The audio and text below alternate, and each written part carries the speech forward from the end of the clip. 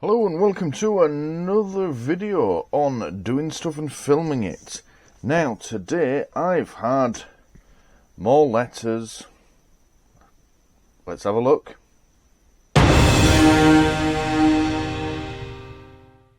Right, so once again I am reading this more or less for the first time. I opened them and skimmed them to cover up my address, which I've done with a sticky label this time, which isn't very sticky, but whatever. So, but yeah, other than that, this is pretty much the first time I've had a real read of this, so let's have a look. Now, it started off with, the legal occupier, my address. This has changed from our last letter where it said something like temporarily on hold in blue. It's now going back to red, visit scheduled, April 2023. Okay, right, okay, let's have a look. So, your address has been scheduled for a visit by an enforcement officer. Now, this sounds familiar, but I have just been checking. We haven't seen this one before. I have double-checked. It's looking familiar, partly because they're like a broken record, but yeah, it's a slightly different one, this one. So, dear sir or madam, that's Colonel to you. I'll be a colonel for this video. Yes, Colonel Stewart. Excellent. Colonel Stewart, can we have a few words, please? You can have two. Fucking you. You did not respond to our last letter within the 10 days we gave you. Well, I kind of did, because I made a video about it. Does that count? Who knows? This means we have had no option but to start an investigation of your address. Hang on a minute. I thought the investigation was already underway, but it was on hold, so have you started a new one now, or have you just restarted? Shouldn't that be restart? Shouldn't that be we have had no option but to restart our investigation of your address? Because the last time it was on hold. Oh, fucking knows. I don't think even they know what's going on.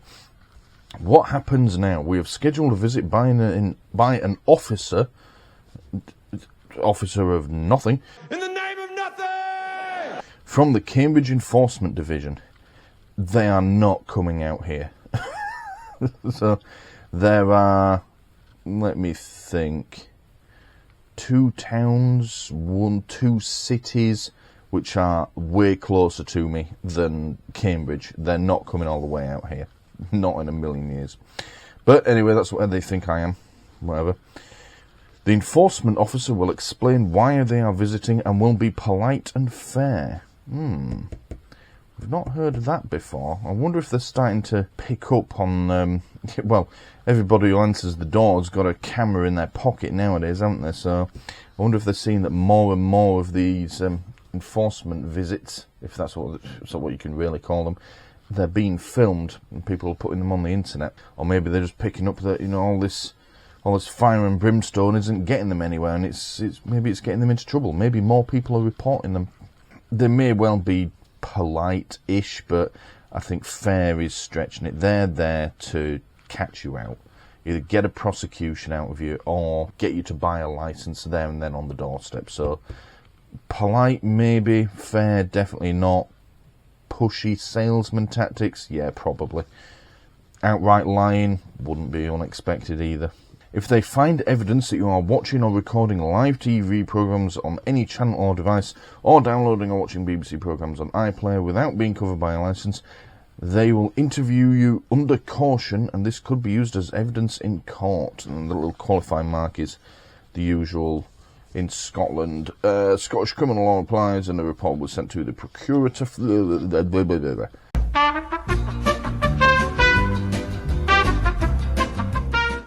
That person who will decide on a prosecution. So, if they find evidence, this has been said time and time and time again, the only evidence they're going to get is from you, so don't talk to them, just shut the door. I'm not condoning breaking the law. If you need a licence, then get one, but even if you're innocent, these people are there to try and trip you up, so best thing to do is just say, no thanks, and just close the door. Don't engage at all with them. That's the only way they're going to get this evidence. Even if you hear stories of like looking through windows and seeing people watching TV, it's still not evidence of you breaking the law, because everybody has frigging Netflix nowadays.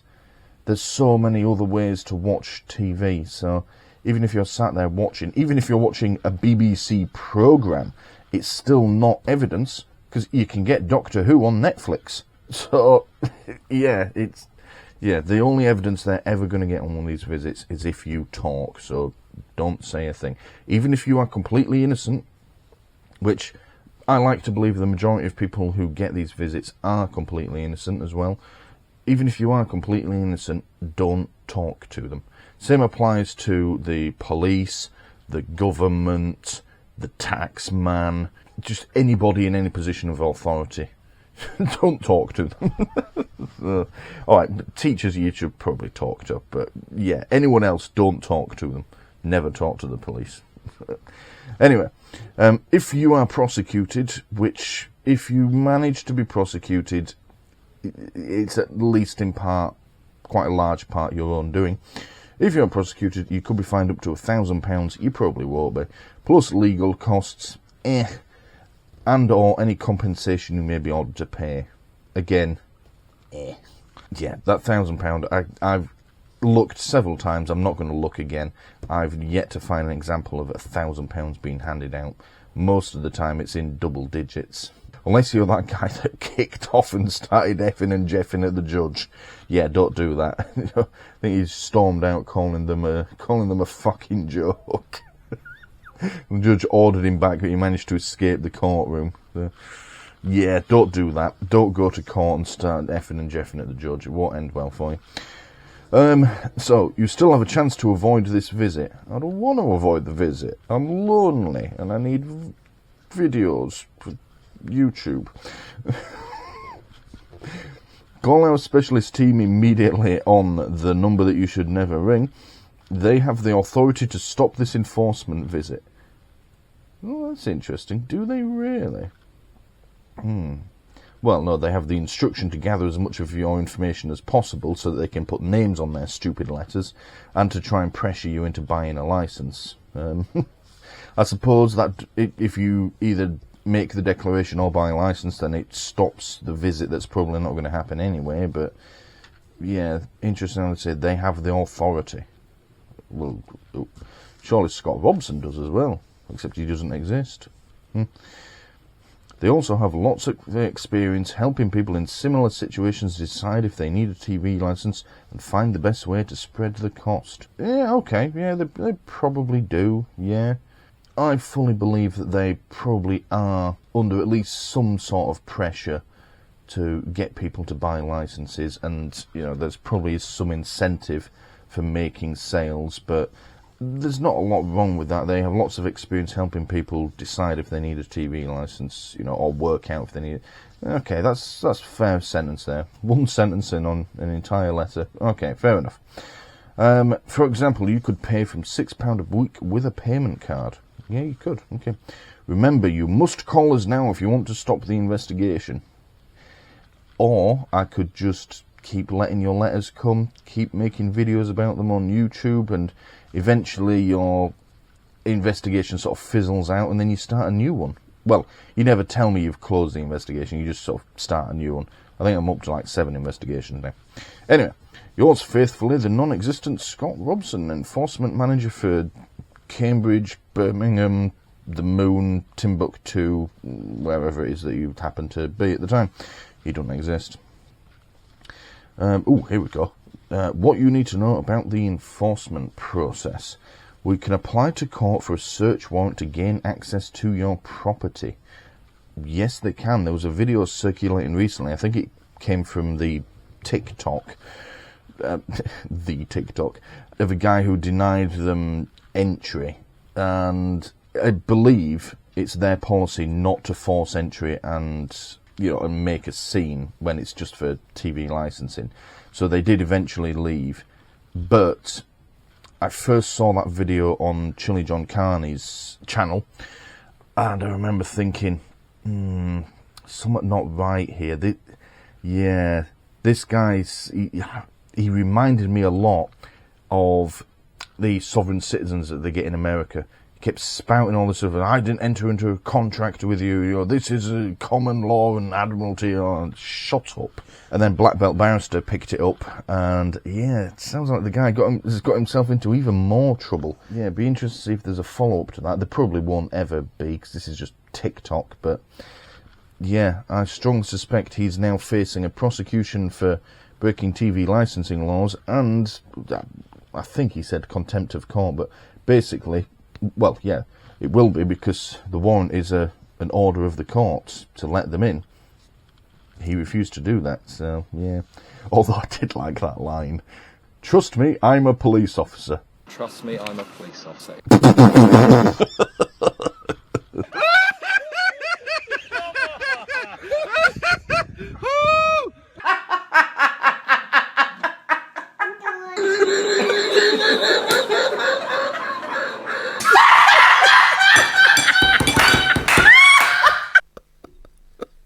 Fucking hell. Oh, trust me, I'm a police officer. Fucking hell.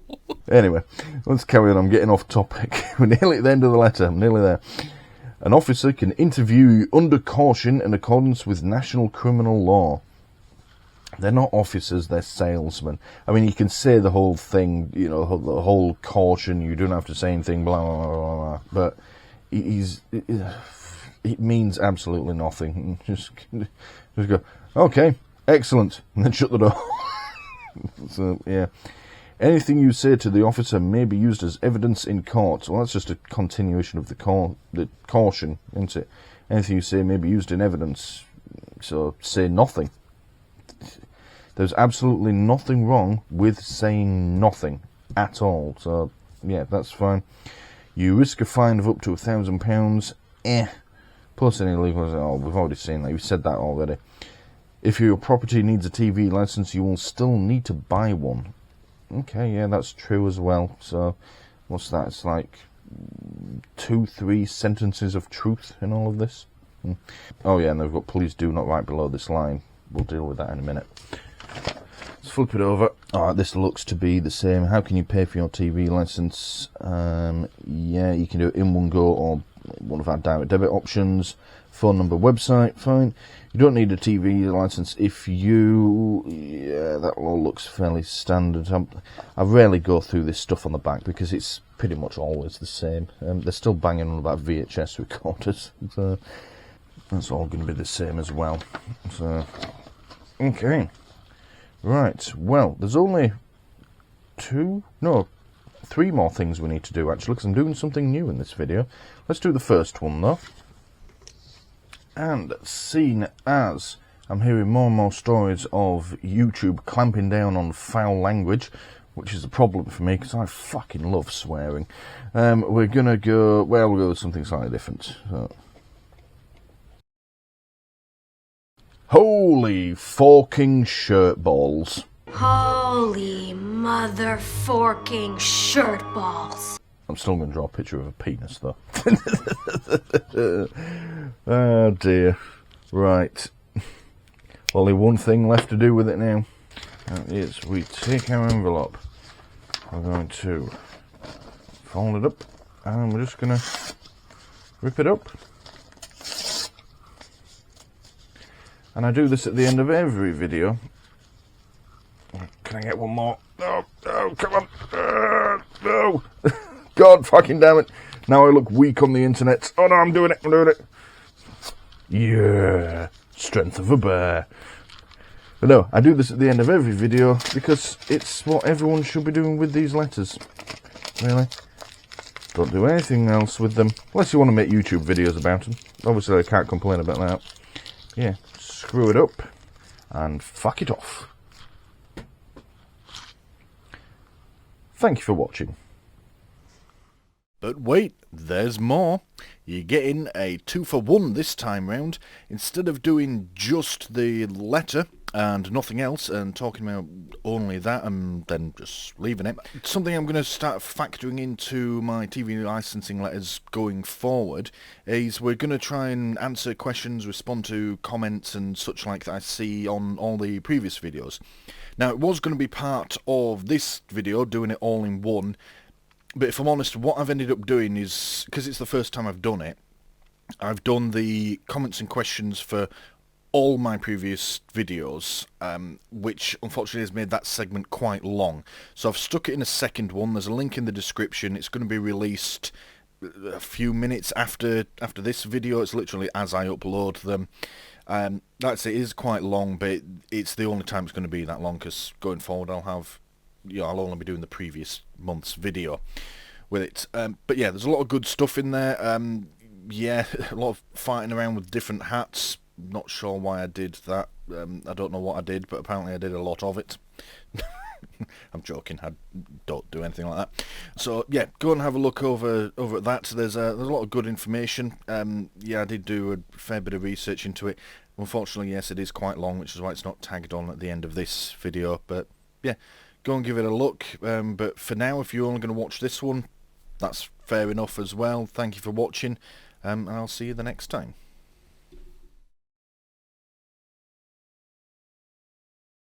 So this is, well, something new that I'm trying for these TV licensing videos, trying to make them a bit more varied than just reading out a letter to my audience.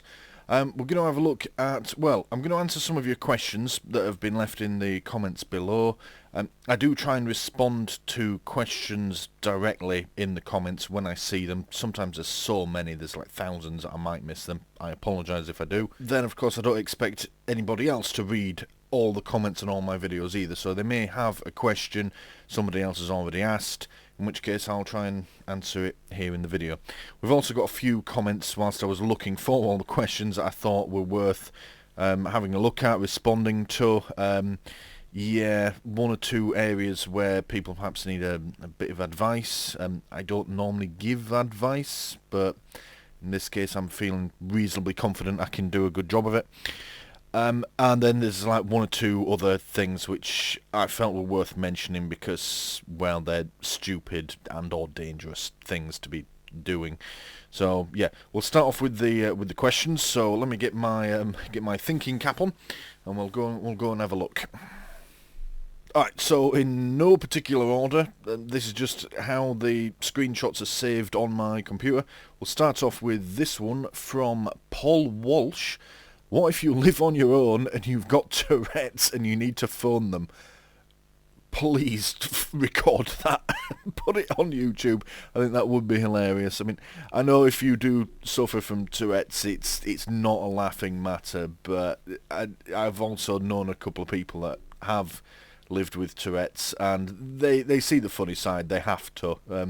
Yeah, and I think they would almost certainly see the funny side of ringing TV licensing and calling the person who answers the phone a wanker every 3 seconds.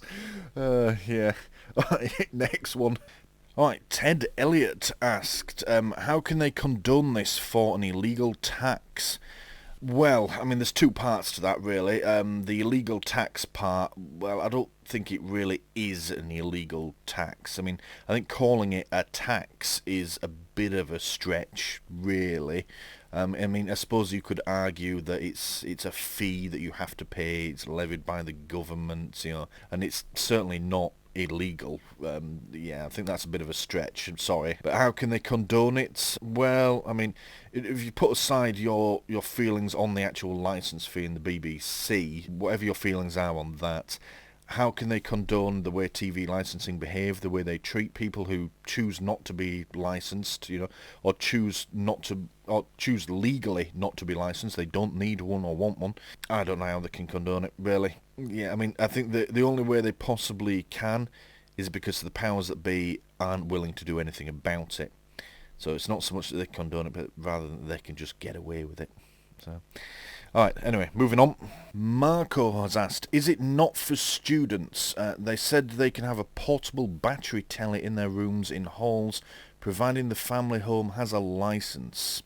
Yes, I don't think that bit is just for students. There is a clause, and again, it seems to be very rarely used nowadays.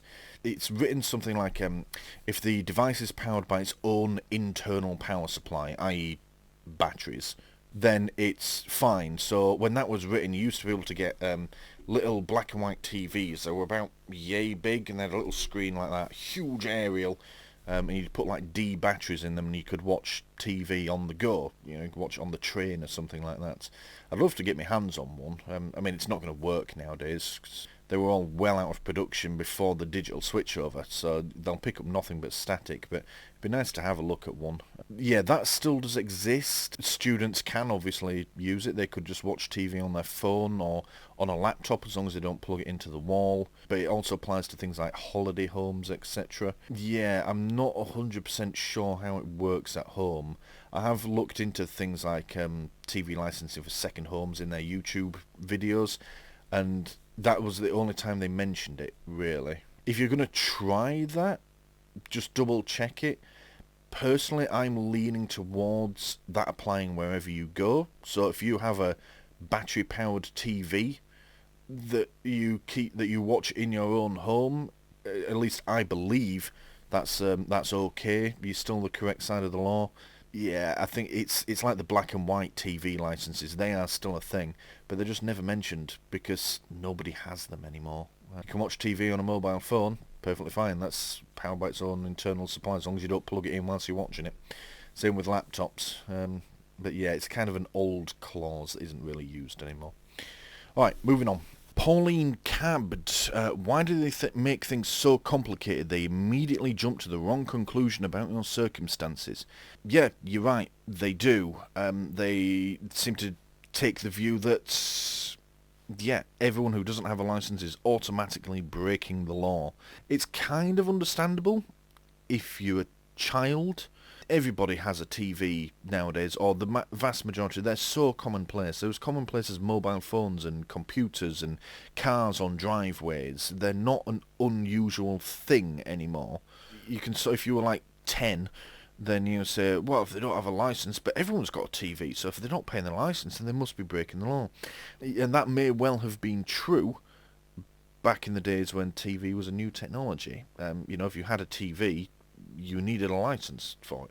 But nowadays, there's so many ways around the TV license, you know, on demand, Netflix, Amazon Prime, etc., etc. So yeah, jumping to the wrong conclusion, yeah, it's a bit stupid now, and let's be honest, they do it because they want to intimidate people, really. Why do they make things so complicated? Same reason, they want you to buy a license. Especially if you get a visit. You know those people, if you engage with them at the door, they're going to do everything they can to make you buy a license. So yeah, I think if you read it and you know the truth and you know what the rules are with it, it's not that complicated at all. But they want you to think it is, so that you'll buy their product. So yeah. Alright, moving on. Wanderlust. If they find evidence, how are they going to get evidence if you don't let them enter your property? Well, exactly. Really. They rely on self-incrimination. It's as simple as that. If you don't let them in, well, you don't even have to let them in. Don't talk to them. Don't even answer the door. You're under no obligation to. And don't think that if they bring the police with them either, that you have to engage with them. You go, who are you? And the police normally talk first. And they go, oh, we're here on behalf of TV licensing. No thanks, shut the door. Yeah. In that situation, the police have just as much power as the TV licensing officers, which is nil. Yeah, that's how they're going to get it if you self-incriminate.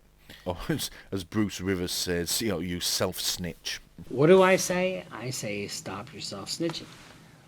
Alright, moving on. Adam asks, so you can't sign into BBC iPlayer to watch? No, is the short answer. Yeah, you can't watch things on BBC iPlayer at any time, live or on demand, if you don't have a TV license. Yeah, and they do make you sign in now, and your account has to have your address on. In theory, they can cross-reference that against unlicensed properties. It's not clear yet if they can or will do that. It should be fairly simple to do. If you sign in, give a postcode or an address that isn't licensed, and you then start watching things on BBC iPlayer, that's some pretty airtight evidence right there, but it's unclear. I haven't heard of any prosecutions like that cropping up yet. So no, you can't watch anything on BBC iPlayer without a license. That is actually pretty clear. Alright, next question. Kereth Makura. Loving the Klingon logo there, mate. The scary orange envelope of doom. Well, doomed to be ridiculed on the internet, yes. Vincent McGaw. I started watching TV via Freeview iPlayer for over a year now. I don't have a physical TV, but has been receiving those red letters. I'm aware they have access to my online viewing history. If I tell them via their website I no longer need a license, am I still obliged to pay it? Well, no. I mean, this turned into a bit of a conversation as well, actually. So you don't have a physical TV. You don't really need a TV to watch TV. You can do it on other devices, laptops, phones, etc. It's a bit of a complicated one. So he said, I tell them by their website I don't no longer need a license. Am I still obliged to pay it? Well, if you tell them no, you don't need one, no, you don't have to pay it. That's the point. You can stop your payments. As for having access to your online viewing history, again, in theory, yes, they do have access to that, and they would know when you were watching it and everything, and possibly even where you were, depending on what information they gather whilst you're connected. But I mean, if you've stopped doing that, which you say, you haven't used Freeview and iPlayer for over a year now, so that's fine. If you've stopped doing that, you no longer need one, cancel it, you don't have to pay it, end of. And he came back and he said, thank you for your comment, so I suppose them having access to my viewing history, they will know that I've used it in the past. Again, yes, they probably do. Whether or not, you see, the BBC probably have that, but whether or not they're passing it on to TV licensing is unclear, because we haven't heard of any convictions or fines or anything being handed out based on iPlayer usage. It only seems to be officer visits, salesman visits, and people self-snitching. But yes, in theory they do have access to that, but it would also be dated, so they would know when as well. So if you were watching it when you had a TV license, that's fine. You now no longer use it, and you no longer have a license. That's fine. So it's only a problem if you keep using it when you don't have a license. There does seem to be some sort of disconnect between those two, then perhaps not sharing information with each other. I mean, I might be wrong. They may be doing it, and maybe they just haven't caught anyone yet.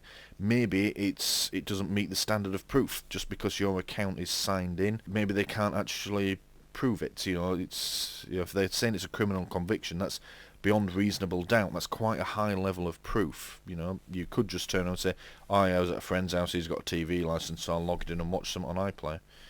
Unless they have location history as well, and they can pin you to your address doing it, that's reasonable doubt. But yeah, as long as you are doing it right, you're not watching anything on iPlayer without a license, don't worry about it. They may or may not have the information, but again, all it's going to do is prove your innocence. So yeah. Anyway, let's carry on. Morag Sullivan. I have a question. Can I watch any program from the past when I paid a previous license? Just interested. Well, there are ways you could do that. If you're implying that because you paid for a license back in 1996 and you now want to watch reruns of The Bill on iPlayer, no, you can't do that. It doesn't work like that, and that's kind of like, I watched something on Netflix last year and I've stopped paying for it now, can I watch it again? No, you can't. But if you did want to watch old things, like last time I checked, the majority of modern Doctor Who was available on Netflix, along with a number of other programs. I think Happy Valley, I haven't seen it, but I'm sure I've seen that pop up on Netflix.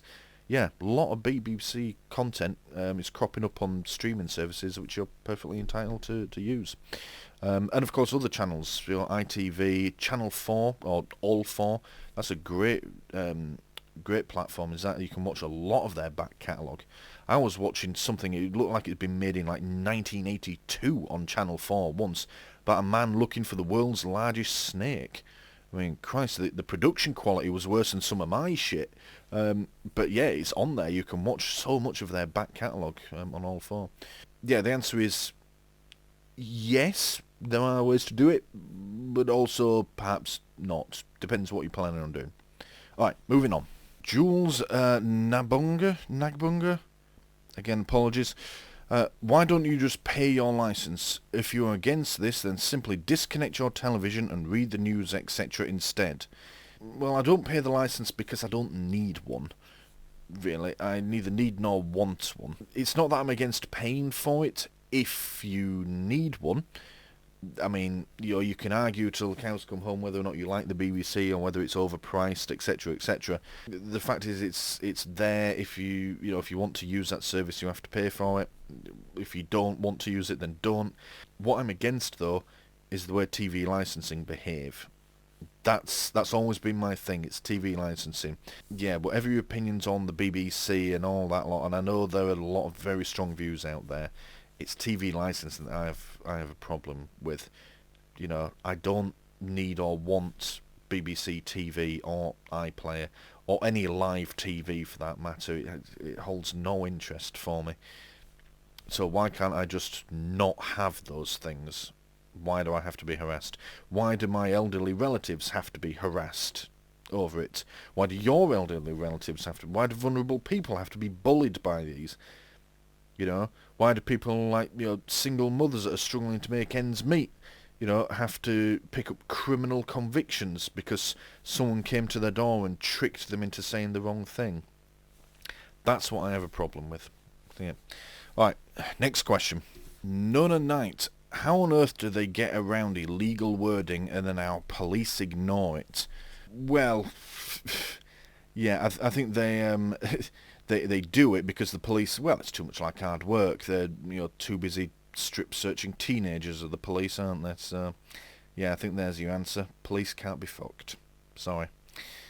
Right, next question. Dak asked, why is it a TV license, not a BBC license?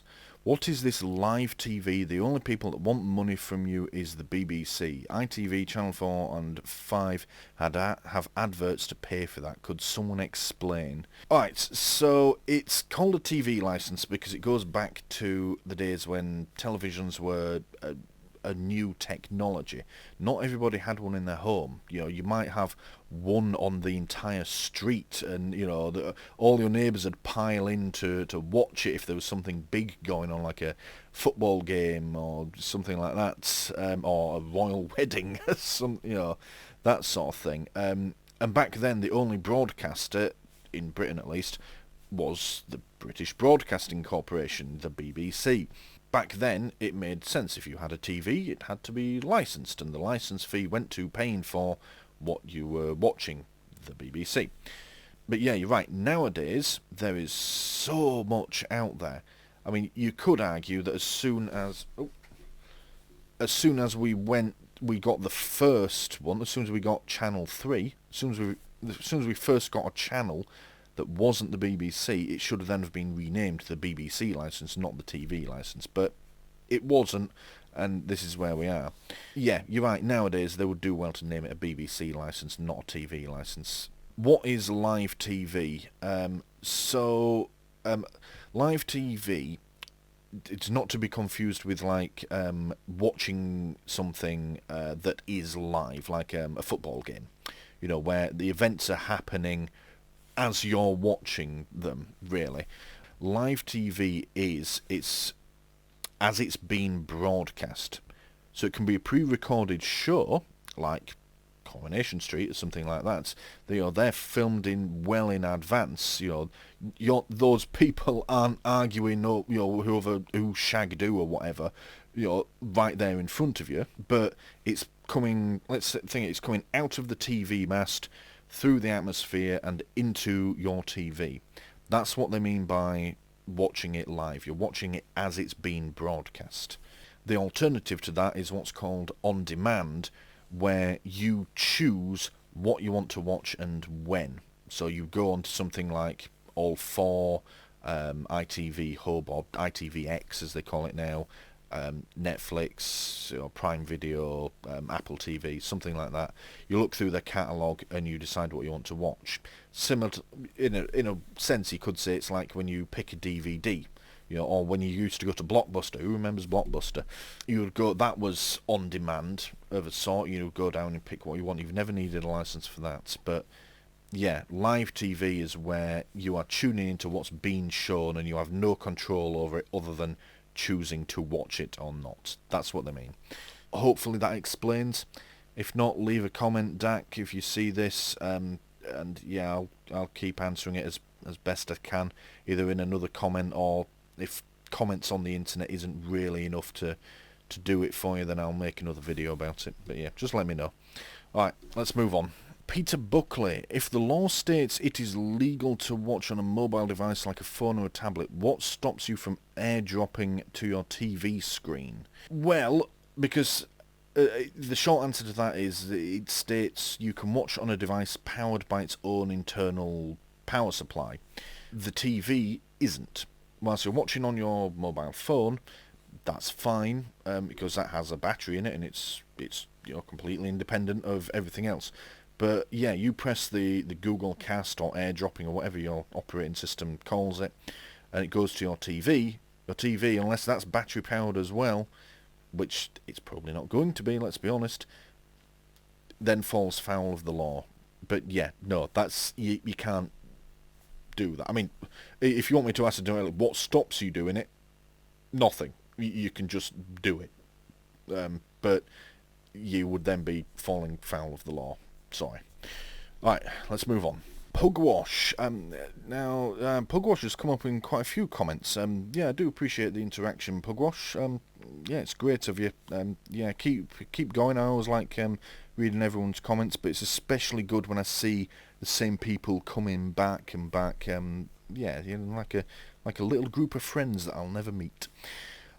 So, I must have missed a couple of videos since the first instance of this letter. Did the police take action and storm TV licensing headquarters based on your complaint in the end? No, they didn't. Unfortunately, I don't think it was the video before this. I think it was letter number 3 that actually made a complaint to the police about. In actual fact, they did sod all. Even though I sent them a scan of the actual letter and pointed them to my video where I went through it and even explained why it's illegal, they turned around and said that there was insufficient evidence to proceed, which it's just a cop-out, really. That's just someone in an office is seeing it and going, oh, I can't be bothered with that. So, oh wait, we've got this letter from British Gas. They want to go beat up some pensioners. Yeah, let's go do that. Yeah, I like beating up pensioners. Yeah, that's that's my headcanon. That's what happened with the police. But yeah, they just said, oh, there was insufficient evidence, even though they had the fucking letter and a full explanation of it. So yeah, unfortunately not. Alright, next question. Maureen asks, I used to work with someone called Maureen. I've been trying to register my details on the BBC website for more than a year, and now I'm 75 and on pension credits. I do not even need a licence, but the site will not accept any info I give. It even says that my postcode does not exist, and the phone number is just an automated message. They made an appointment last year. I waited in like a fool, but no one came. Well, Maureen, you're not a fool. You know, don't think that. You know, you're obviously trying to do the right thing, which is fine, really. Yeah, you don't need or want a license, and you're making the declaration. I've done that twice. I've only stopped doing it because the letters come anyway, and I got sick of repeating myself to them. And I'm under no obligation to let them know. So also I get to make YouTube videos about it. Also, Maureen, I'm just doing the edit now, and I've realised this is the most ridiculous hat I've worn so far. Please don't take that as a reflection on you. It's not. It was just the next hat in the pile of hats for this really long and unnecessary joke, which I'm now beginning to think probably isn't that funny. Sorry. The number being an automated message, try one of the numbers if you really want to ring them that's in the videos I've made, the letters. Surely one of them will work. There's more than one. The automated message may just be, it may be quite lengthy, but you should get through to someone eventually. After all, they do want to talk to you, so they can try and take your money. If you still really cannot get it to work, don't worry about it. There's no action that you must take. You know, if you genuinely are in no need of a license, you're under no obligation to tell them that. Just be prepared for the intimidating letters and be prepared to deal with them. You know, I mean, just put them in the bin. So that's all you have to do. Yeah, don't let them get to you, because that's what they're trying to do. You may get 100 letters and they all go in the bin, and then you get that one that's just worded slightly different and it gets to you. That's what they're doing. It's a numbers game for them. So yeah, just be prepared to, you know, bin the letters. And if you do get a visit, because they do happen, that, you know, not everybody does, then just be prepared to stay calm, shut the door. Yeah, as long as you're confident you can handle these people, then don't worry about telling them. Just get on with your life. Yeah, good support network is the way to deal with that. Talk to family and friends if something about them worries you, or just come here on YouTube. There's a good community. There's a number of forums and such like as well. Yeah, good support network, and good luck in dealing with them. Yeah. All right, let's carry on. That was a bit of a serious one to be wearing a fucking bicycle helmet. Sorry, Maureen. I am taking it seriously. Yeah, sorry. 270 WSM. Yeah. With what is showing through the window, is that not a breach of data protection, as it's saying to the world you aren't licensed? No, it's not. That relates to like personal information and sensitive information. I mean, if someone can send a letter with my name and address on it, then yeah, them just putting investigation opened, or you don't have a TV license or whatever, that's not data protection at all.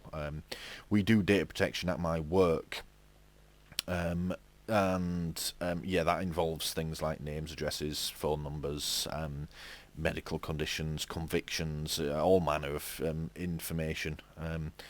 So yeah, TV license, not having a TV license, it's not a thing. It's not a breach of data protection, and yeah, there's nothing to really worry about. There's nothing you can do about it. So yeah. Alright, moving on. Jeff Richardson asks, can you pay monthly in coins at their office or write a cheque monthly? By the way, £6 a week for access to shite. Yeah, Jeff, I believe you can pay by cheque. I'm sure that is an option. I can't remember if that was on one of their letters or on their website, but there is some other stipulation, like you have to send it well in advance so it has a chance to clear. Paying monthly in coins at their office? I mean, in theory, I suppose if you were local to the office, why not have the option to go in and pay for it? You know, have a small reception desk. People want to pay by card or take small amounts of money. But I don't think that's the case. I picture their office being just some faceless office building that's rented on an industrial site or something like that. One of those where you have to be buzzed in by reception, but of course there's nobody on reception to buzz you in when you call. Yeah, I picture it being exactly like a TV licensing headquarters. I used to run deliveries for places, and every now and then I'd go to somewhere like that, and it's a wonder they ever got anything delivered, ever, because you can't get in. There's no letterbox. You ring the bell, nobody answers. You ring the phone number that you've got for, you know, you ring your contact, they don't answer, and you just stood outside like a lemon, and it's just deathly quiet. There's no activity at all. Everybody's just inside the building getting on with their own shite. So eventually you drive off, and then you get a phone call like, why ain't my parcel been delivered? Well, because he didn't come and fucking get it. Alright, moving on. Galby 3000, dear sir or madam, that's Lord actually. Oh, please don't tell me you fell for the established titles scam. No, I didn't. I'm just being a dick. But watch this. Hold on. Okay, Google. Say my name. Your name is Stuart, the almighty uncle of Iris, godfather of Maya, protector of the Pappas and ruler of Bannonfell. That's what Google thinks I'm called. So no, I didn't fall for that. Anywho, Independent Voice said, get correctly licensed. This implies there are a few types of licenses. What are they? Black and white license and colour license? That is actually a thing. Yeah, you can get black and white licenses. I had to look this up because they're never mentioned anymore in their letters or anywhere on their website. It turns out if you want one, you have to phone up and ask for one. And there were some statistics that they used to be really very commonplace, as did black and white TVs. But over time, that has slowly diminished, and there's only a few thousand licenses left. But yeah, if you want a new black and white TV license, you have to ring up and ask for one. Also, I don't... how would you be making a black and white TV work? It just seems a bit pointless now for inferior TV quality, picture quality, because I mean they're all going to be analog, so when the digital switchover happened they all stopped working, so now you're going to have some sort of Freeview box to pick up the digital signal, and then you're plugging that in. I mean, you pull it into the aerial socket, or maybe it has a SCART socket on it, your TV if it was one of the later models, but I'm not entirely sure how those technologies match up. But yeah, you're going to have to put in so much effort into making your black and white TV work that you may as well just have a colour one. So yeah, I imagine a lot of those black and white licenses are people that have just forgotten about it and they just pay it year on year on year, and TV licensing never questions them. They've probably got a colour TV or something like that. So anyway, I'm off topic again. I'm never going to get this fucking video done. Right, let's move on. Pauline Cab asked, how much energy do they waste producing all these colours of envelopes? I think actual energy producing them, probably negligible, really. And they will buy them in bulk, and they're made in bulk. They probably buy them like a few 100,000 at a time, or something like that. So yeah, I think more concerning is the materials. I mean, the dyes going into the different colours of envelope. I know nothing about printing and paper and dyes, so, but I imagine there are some chemicals in them. Whether or not they affect the recycling process, I don't believe so. But there must be, say they go to landfill and end up in the environment. I mean, red dye compared to just plain paper, got to be something there, haven't there? But yeah, rather more concerning is how many trees have been cut down so that TV licensing can send us shite through the post. Yeah, that's more concerning. Yeah, the energy in the dye is probably small fry compared to the raw materials. I mean, I don't know. Have a look into it. Maybe I will one day if I get the chance. Yeah, how much energy? What is the environmental impact of an envelope? Times that by, I don't know, 1 million, something like that. However many they send out. Yeah, it's probably not insignificant. I won't want to pay their envelope and bill. Alright, let's move on. John Thomas has put, can't you just put not this address on the envelope and pop it back in the post? Yes, you can. You absolutely can. You can just write return to sender on the front, or unsolicited mail, or whatever you like, and just pop it back in the post. It's not 100% clear though whether or not it actually makes it back to them. I've heard some people say that they have an arrangement with Royal Mail to just dispose of the letters. Yeah, you can just put them in the bin, or you can make YouTube videos about them. Literally hundreds of comments of people saying, why don't you just do this, or just do this, just put it back in the post, or, or if everybody did this, they'd be swamped with them. Yeah, literally hundreds and hundreds of comments saying that. If you want to do it, but you don't have to. It doesn't really make any difference whether you do it or not. It's entirely up to you. Alright, next question. I'm running out of hats. SJ Park says, I just moved to the UK and decided to be a decent resident and pay, but I still haven't watched BBC after 8 months. Well, SJ, it's probably worth just cancelling it then. Yeah, if you haven't watched... well, let's be clear, you say you haven't watched the BBC, the license, the requirement for a license does apply to other channels as well. So if you're watching ITV, Channel 4, anything as it's being broadcast, you do still need a license. Yeah, if you're not doing that, if you're watching everything on demand, you know, and you're the right side of the law, then just don't pay it. You don't have to. Yeah, but like I said to previous commenters, though, just be prepared for what comes. Unfortunately, yeah, you'll get a lot of criminal letters through the post, maybe even get a visit. Unfortunately, yeah, if they pick up on, I'm assuming you've only just moved to the UK, I'm assuming English is maybe your second language. You just know their face lights up when they recognise that, because they're going to try harder to bully you, because they assume at least that you don't understand the system and the way it works, and they'll try harder to scare you. So just be prepared for that. But yeah, if you if you genuinely don't need a license, you don't watch TV as it's been broadcast, you don't use iPlayer, just get rid of it then. Don't bother paying it. Yeah, and welcome to the UK as well. Yeah, I think you're going to have a good life here. Alright, next question. Paul Roberts asked, I cancel my TV license, do I need a radio license? No, you absolutely do not need a radio license. I've heard rumours that you did need a radio license before TV was invented, but it's not the 1930s anymore. Actually, no, when was TV invented? I don't know. I know the BBC stopped broadcasting TV during the Second World War. They went to radio only for it. But no, you absolutely do not need a radio license. Even if you listen to the BBC radio stations, you do not need a license. I don't even know how they would enforce that either. I mean, a radio license perhaps was enforceable back when radios were massive and you only had them in your home, but now they're in every single car that's out there, and you can get tiny portable ones, little FM radios. Yeah, that would be completely unenforceable, but no, you absolutely do not need a radio license. There's no such thing. Right, moving on. David Spear says, it says if you are blind or visually impaired, you may qualify for a 50% reduction. Either you will or you won't. Who are they to make that decision?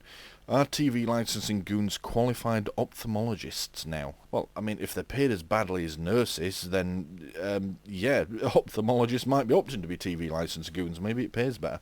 Who knows? But if you are blind or visually impaired, you can qualify for a 50% reduction. I mean, if you're completely blind, I think, yes, you absolutely do. Visually impaired, I honestly don't know. I mean, does it... Maybe it's if you... Yeah, I don't know. Maybe it needs to be a certain degree of sight loss. You know, 10% you could still get a reasonable picture of what's going on the TV. Like 80% you're basically blind. You may as well have the 50% reduction. I honestly don't know. But yeah, if you are completely blind, TV is then basically radio. So, in my opinion, you shouldn't have to pay for the license at all. But whatever. Alright, let's move on. This last one, this isn't really a question, but I've included it anyway. This is from Marco. Easiest way is to threaten them over the phone, saying if anyone calls you will punch them in the fucking face. Right, Marco, I have been ignoring these, but there's been quite a few people like this. Others have been suggesting keeping hammers by the door and all this lot. No. Just don't. It's as simple as that. Violence will get you nowhere except in trouble, really.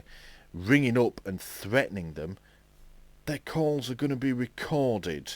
First thing they're going to do is report it. Come on. You know, and if they come to the doors, there was someone here suggested, oh, I'll just step out in front of them with a hammer in my hand. And do what? Murder them? Come off it. You know, all they're going to do is, you know, run away and then immediately phone the police who are going to come along and arrest you.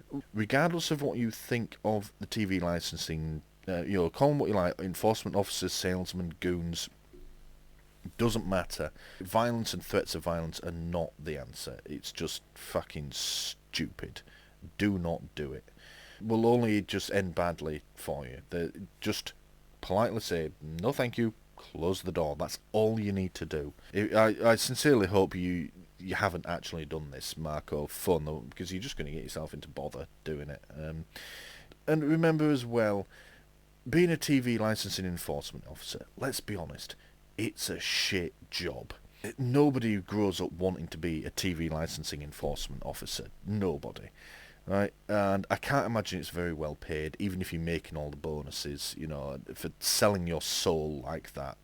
So, people saying they'll give them all manner of abuse and such like, they've already got a shit job. There will be some, obviously, that do enjoy their job, you know, but most will already just be dead inside, really. I imagine their staff turnover is enormous. So, yeah, just don't do it. You don't need to abuse them or yell at them or anything. Just say, no thanks, close the door. It's the best way of protecting yourself. Closing the door, it's probably the 100th time that day that someone's done that to them. So, you know, that's already bad enough. They're already having a shit day the moment they wake up and have to go to work again. So, yeah, don't do it. And certainly don't do things like this. It's just stupid, and it will do nothing except come back to bite you pretty quickly and pretty severely. Right, okay, next few. Well, I've run out of hats, and yeah, I've run out of hats. So, and the next few are quite serious, so we're not going to do any mocking of them. And then we've got a few comments to respond to. So let's go and have a look. Alright, so these next two are quite serious.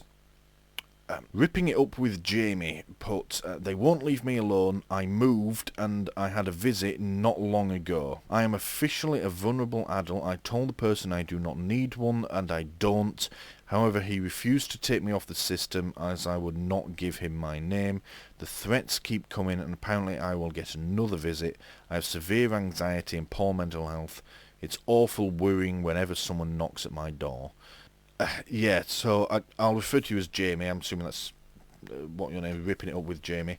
Unfortunately, yeah, you're the sort of person that they prey on. I'm sorry, but yes, that's you are. This is precisely why I reported that other one as a crime. I mean, I was thinking of my elderly grandmother at the time. It seems like it's having just the same effect on yourself. Unfortunately, that's what they do, and unfortunately they do get away with it. Best I can advise to you is a video doorbell. Sounds like it would be great for you. I know they're not cheap. I mean, you hear like your Ring ones. I know they're quite expensive, but I'm certain there's alternatives to them that are cheaper. Or even just an old-fashioned intercom system. I used to live in a block of flats that had an intercom system that would have done the job just as well. And yeah, that way you can stay safely behind a locked door. You know, you keep your door locked at all times. You know, you can be in another room. You don't even have to answer the door until you've worked out who's there. Yeah, that will work brilliantly for you. The video ones, if you can obviously afford to get a video doorbell, you don't even have to talk. You can look at them on your phone. My mum and dad have one. My mum's phone seems to beep whenever there's a cat or a fly farts near it or something. So you can just look on her phone and it shows the video of whoever's at the door. So if you look, you don't know who they are, or they've got a lanyard around their neck with TV licensing on it, you just go, nope, don't answer it. You don't even have to talk through you can then talk through the camera. Say the postman's there, and you can just say, oh yeah, sorry, do you mind leaving it on the doorstep and whatever. Yeah, if you look and you see someone you don't want to talk to, don't talk. And then unless you actually go to the door or you're making some sort of noise, they've got no way of knowing that you're in there. So from their point of view, it's an empty house and they'll just turn around and walk off. So yeah, that's the best thing I can recommend to you. Keep your doors locked, and yeah, just don't answer the door for anyone, you know, that you don't want to.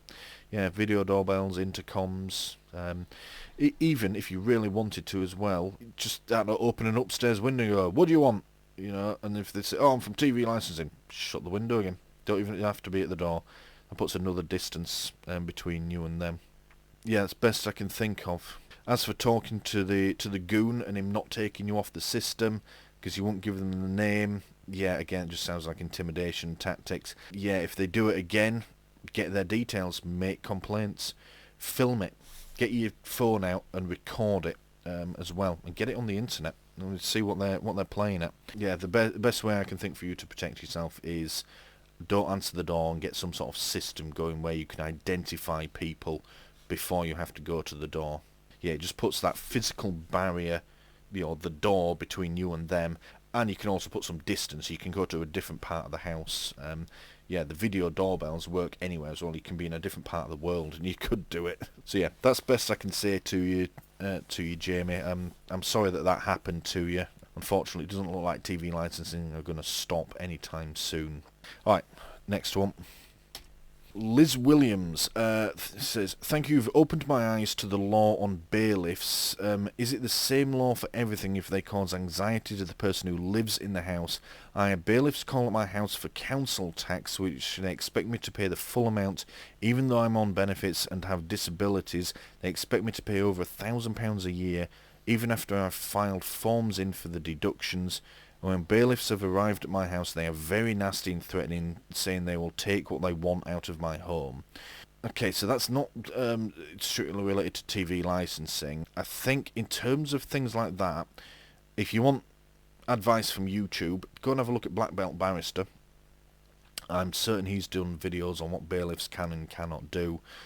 Beyond that, get independent advice. You can get it for free. Some solicitors out there, I think it's called Legal Aid or something like that, or they will do initial consultations free of charge. If you don't want to go down that route, Citizens Advice is another one. There's a number of different debt charities which will have plenty of experience dealing with these. Yeah, in terms of them actually coming to your house, same as what I said to rip it up with Jamie. Video doorbells are great. You could look, see who it is, see it's bailiffs, just ignore it, or just tell them to piss off. Keep your doors locked. It's rare that bailiffs, as far as I know anyway, have a power to force their way in for things like debts. That's normally for things like evictions and such like. They can force them into business premises, but homes are a different matter. Once they're in, once you've opened the door and they've managed to barge their way in, then the law is on their side. You're going to have real trouble getting them out. But yeah, if that door stays closed and locked, it pretty much takes away all their power. Even if you then start talking to them through the door, it seems unlikely they're going to start battering it down to get to you, so you just tell them to piss off. Anything outside the house, like cars and such, like if they are there to seize goods, and they then become fair game. But yeah, anything inside the house, that door is your best protection as well. Yeah, if you're on benefits and have disabilities, if you have a Motability vehicle as well, they can't touch that because it doesn't belong to you. And if they do, they've basically stolen it. Motability will not be too happy with that. Yeah, I used to work in the motor trade and I was Motability accredited, and yeah, Motability they're great. They they really do work hard to protect their customers and do the best job for them. Yeah, and if someone takes one of their cars away, they're not going to be too happy about it. So yeah, don't worry about that. But yeah, that door is always going to be your best protection, really, against those sorts of people. And if they do start kicking off, phone the police. Just say there's some men trying to break into my house. I don't know who they are. I've told them to go away, but they're currently trying to beat my door down. I'm vulnerable. I'm disabled. I think they're going to hurt me. They may turn up and say, well, we just need to keep the peace. And go, well, keeping the peace involves stopping them breaking my fucking door down. But whatever you do, don't then open the door for the police. Keep the door shut and locked and talk to them through the letterbox or through the window or whatever. Don't open the door to the police because they're fucking useless. What they'll do is let the fucking bailiffs in, and then not even the police can remove the bailiffs. They'll let them in like a frigging bad smell. Keep your doors shut and locked, and yeah, where possible, don't even engage with them. It's the best way of dealing with them. But yeah, and get independent advice as well. Get onto some debt charities or Citizens Advice and get help with that.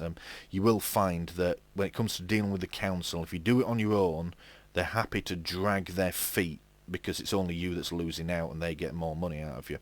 But as soon as someone professional's involved, they perk up, because then they know that somebody else knows the system just as well as they do, and they can get it done. Alright, let's move on. That's the two serious things. This is going to be a long ass video. Right, so these are just these are just comments that I thought I'd just respond to. They're not really questions or anything like that, or advice, but yeah, just ones I thought I'd comment on. Here we go. Bad Ninja 1971. Imagine if Sky behaved like this if you cancelled your subscription. Watchdog would be all over it. Yeah, they probably would, and the irony is, I think Watchdog is a BBC programme as well. The thing is, Sky can't behave like that because they don't have the police protecting them.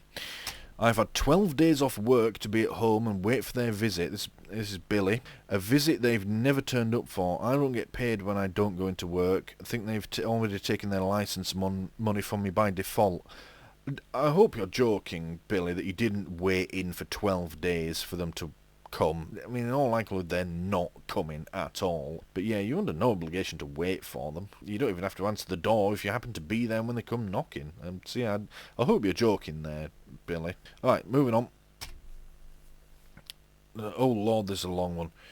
John F _UK, John with a 0. Okay.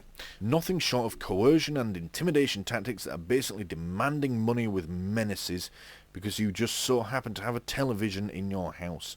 They seem to think this somehow entitles them to put the frighteners on people who feel they don't need or indeed want to pay for a service that doesn't provide what they expect from a once world-renowned broadcaster. Long gone are the days when owning a television meant it was a prerequisite to have a license for it. With broadband streaming services available on smart TVs, there's really no need to watch live television anymore. Something the BBC and Capita really don't like. No, they probably don't. As it effectively stops them from getting as much money as they were once guaranteed to get. So they're using these scare tactics to try and force people into getting a license anyway, even if they don't necessarily need one.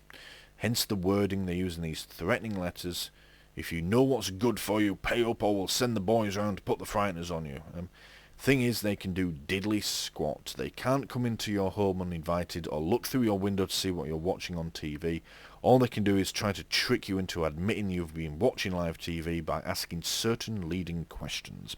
Best way to deal with them is to not deal with them at all. Have no contact whatsoever. If you do happen to open the door to them, just say you're not interested and close the door. They have no recourse. They'll just find someone else to harass instead. And the Brummy puts it, yeah, very well said, 100% agree. Yeah, spot on there. Yeah, that pretty much sums up all of my TV licensing content.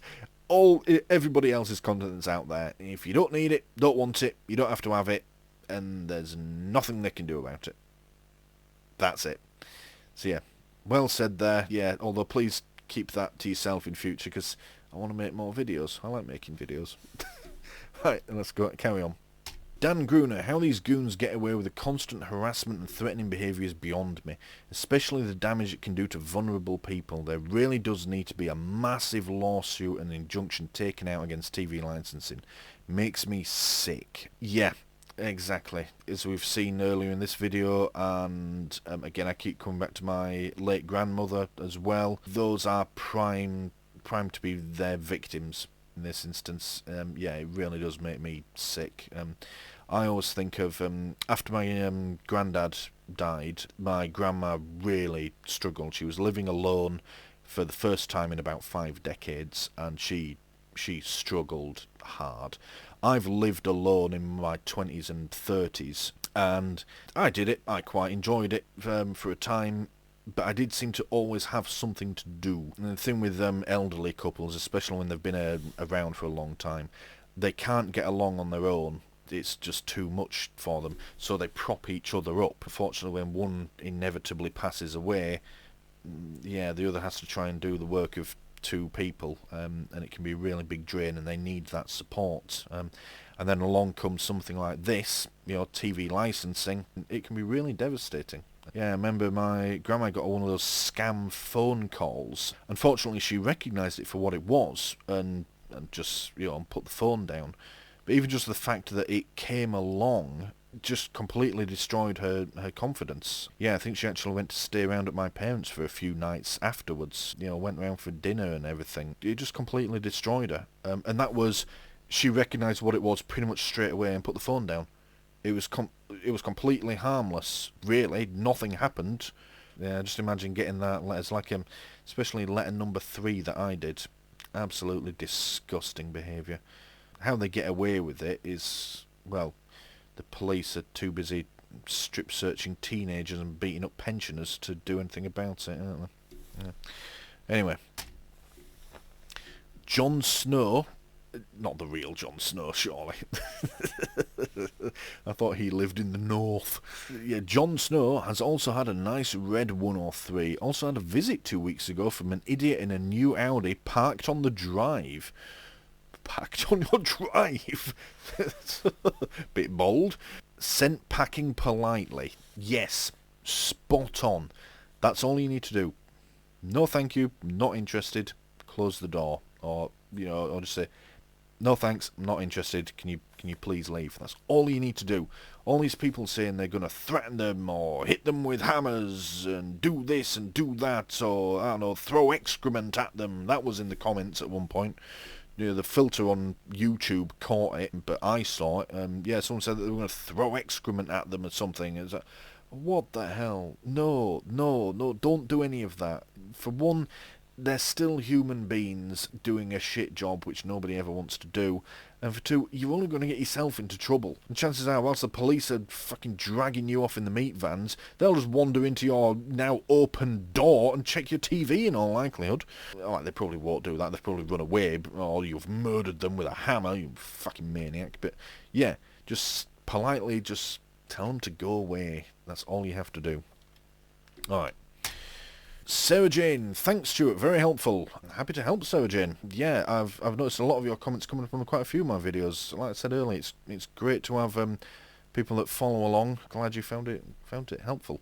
Actually, I'm going to carry on doing them as long as people care to carry on watching them. So yeah, thanks for that. Keith Robinson, thank you so much for being so sympathetic to the situation. Elderly people need this harassment like they need a hole in the head. Terrorising people is a criminal offence.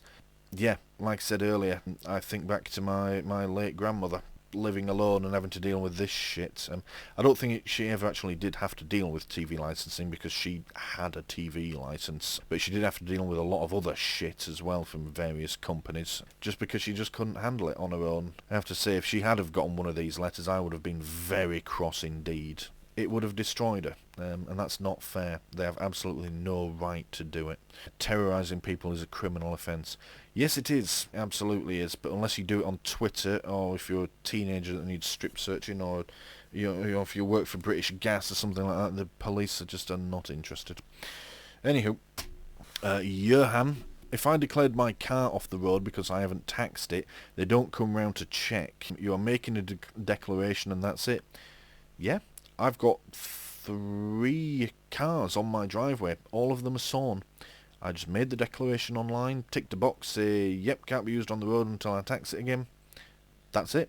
I've heard not a peep out of the DVLA. One of them has been there several years now. It's one of my project cars. There's a whole playlist on it as well. If you want to go watch me working on it, I do make other content besides TV licensing stuff. But yeah, I don't have to do anything with it. Why your TV license can't be like that? I don't know, but yeah. Jeff Bensley, Scott Robson must have an address in every town, city and county across the country. Well, Jeff, Scott Robson is everybody, and he is nobody. Scott Robson is everywhere, and he is nowhere. He could be watching you anytime, anywhere, and when you least expect it, he will strike you down with all the fury of a man that doesn't exist. Matt Kirk, loving the reference to the ex-wife, hilarious. I don't remember what I said, but if you've recently moved, I haven't, please move your old TV licence to your new address. I didn't have one at my old address either. Or did I? No, I think I did, actually. Yes, my ex-wife had one. Anyway, slag that she was. Utter bitch. Yes, the ex-wife. Yeah, what a bitch. Dennis Imber, that letter is used to threaten your parents and older relatives, which can cause medical conditions, etc. They are criminals. And, there's my reply. I agree, but sadly our hopeless police force seem too busy strip-searching teenagers and policing Twitter to do anything about it. That is the world we live in. John Doe, you should do a wheel of destruction with choices of ways to destroy these letters. I did reply to this saying I was going to do it, and then I apologise, I completely forgot. We're going to have to wait till the next letter now, but yeah, it's suggested blender, I've got a blender, fire, compost, lawnmower, feed to a goat, kitty litter tray. Well, I don't have a goat or a cat. I do have a dog. Well, I have 3 dogs. They probably won't be interested. It doesn't taste of all. Yeah, I've got a lawnmower. I could compost it, I suppose. Fire, everyone loves a bit of fire. Yeah, I occasionally do some shooting content. We could maybe feed a TV license letter into that. How many pellets do I need to cut in half? There's something like that. But yeah, I'll try and remember that for next time. We'll come up with a wheel of destruction. That'd be a great addition. Alan Race, this did tickle me, my imagination. We need the private home address of the BBC Director General so we can return all these letters to him. Hopefully he would get sacks full every day. 42 likes for it as well. You know, I have this image in my head of him using a snow shovel to dig the car out. All these bloody TV licence letters piled on top of it. And then the postman pulls up and just happily empties another sack onto his driveway. Oh dear, I amuse myself somewhat sometimes, but yeah, that would be great. Yeah, unfortunately some of the people would probably try and go around and throw excrement at him or attack him with hammers, so we're never going to get his address, but that would be great if he just all of a sudden started getting thousands of letters a day from TV licensing. Something might get done about it then. But yeah, maybe address it to his office at BBC, Broadcasting House or something like that, for attention of Director General, and just thousands of letters get piled on top of his secretary or something. That would be pretty funny. Alright. District Driver, yeah, who's a subscriber as well. Yeah, that's what that little symbol means. Thank you for subscribing, District Driver. Oh yeah, this is a story. Just to remind you, never ever speak to the goons. My daughter did, unfortunately. Signed a new pay fortnightly agreement, but missed one payment, and this morning received a court summons. To be fair, she does need a TV licence, but she only missed one payment, and they're wanting to take her to court. Anyway, I had to buy a full year licence to settle out of court. These goons are very dangerous.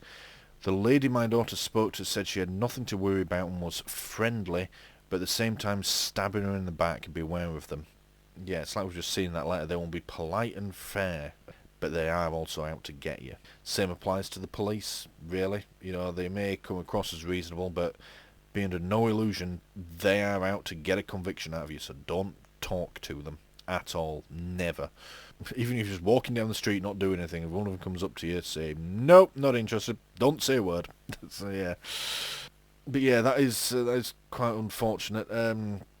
Yeah, I mean, if you've seen this District Driver, yeah, please elaborate in the comments. So, I mean, you signed up for a pay fortnightly agreement, missed one payment, and then received a court summons. Yeah, I mean, was there something else to that as well? Because I mean, it could then be argued, oh, she just stopped the payments because she didn't have a TV anymore. You could turn around to court and say that unless they have evidence to the contrary, or maybe they just took the fact that it sounds like she's had 2 visits.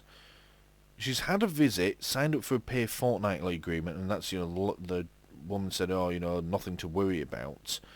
And then she's missed a payment and then had another visit? And that's where they've got the evidence to take her to court for? Or did she have one, missed a payment, the licence had been cancelled, then she's got one? Or did she not realise that the licence had stopped, the direct debit had stopped, and that's when she got the visit? Yeah, I need to elaborate there, but yeah, you're right. Never ever speak to them. Anyone who comes to your door with in a uniform or some sort of ID around their neck, be extremely suspicious, because it's never anything good. Unless it's the postman bringing you your eBay packages. Then it's good.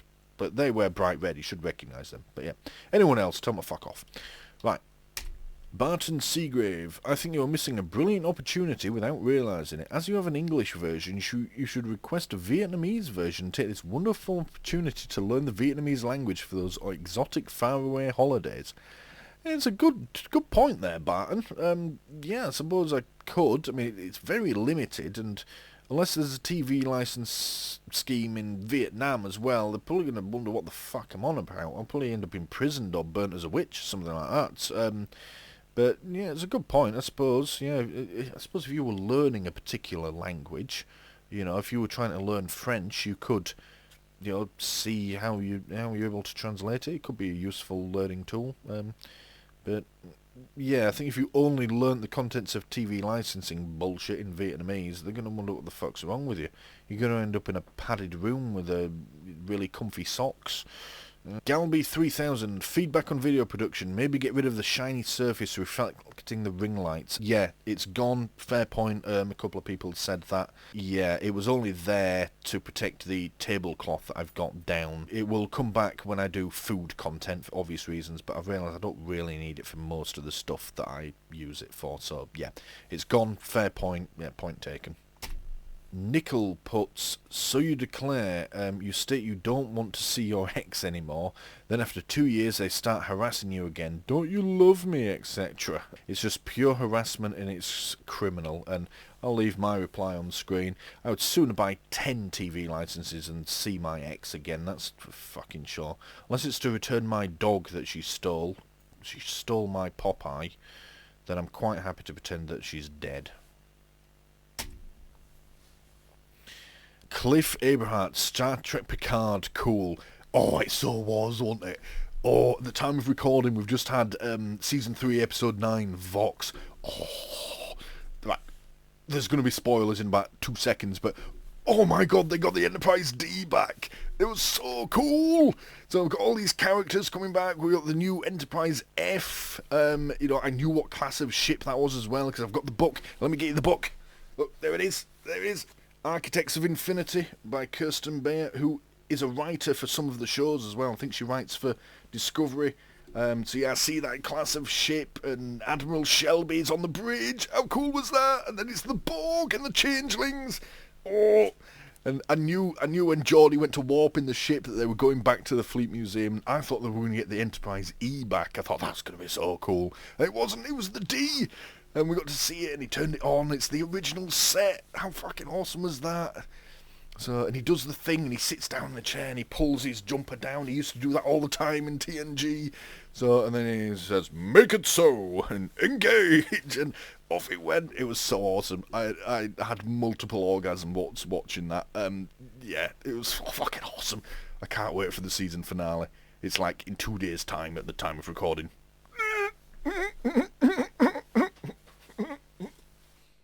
But wait, there's more. Freaking out.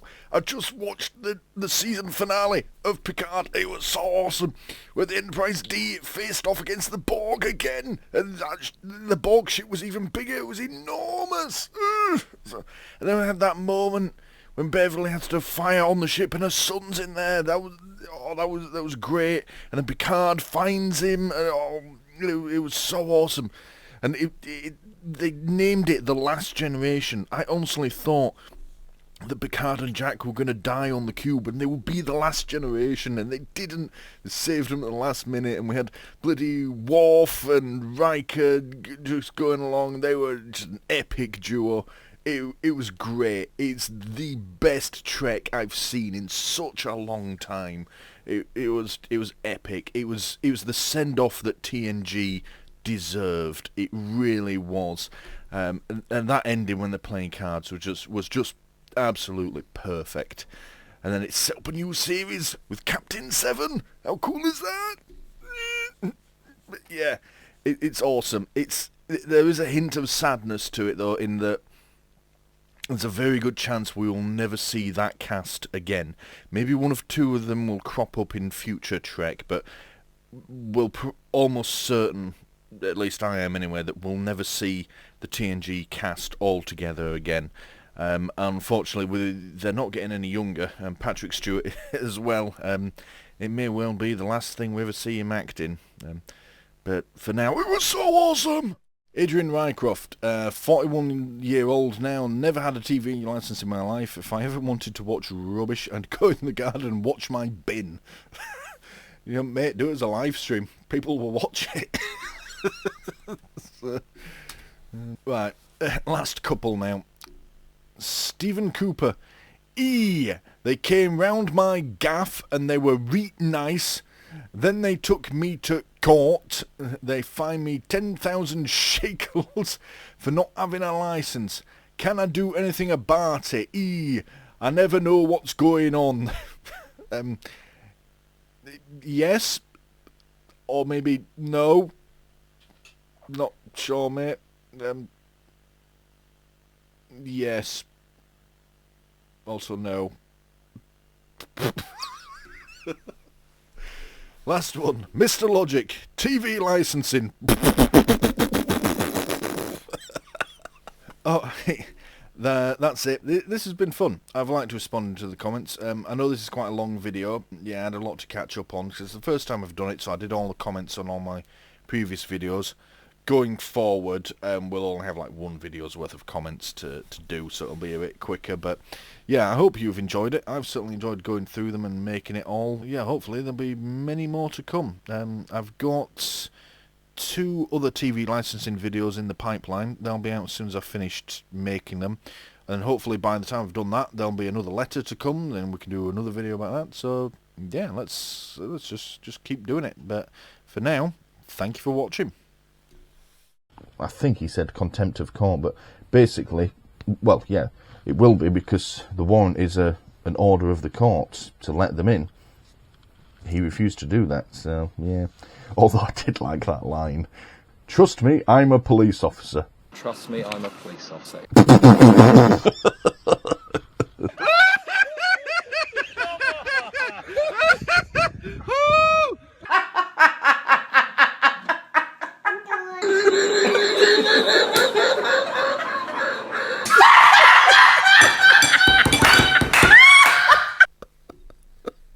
Fucking hell. Oh, trust me, I'm a police officer. Fucking hell. Anyway, let's carry on. I'm getting off topic. We're nearly at the end of the letter. I'm nearly there. This is your daily Chuck Norris fact. Chuck Norris once sold eBay to eBay on eBay. This concludes your daily Chuck Norris fact.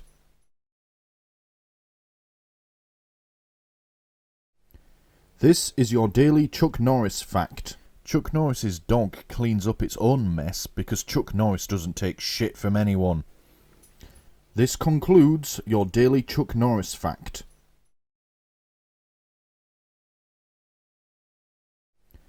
This is your daily Chuck Norris fact. Specsavers should have gone to Chuck Norris. This concludes your daily Chuck Norris fact.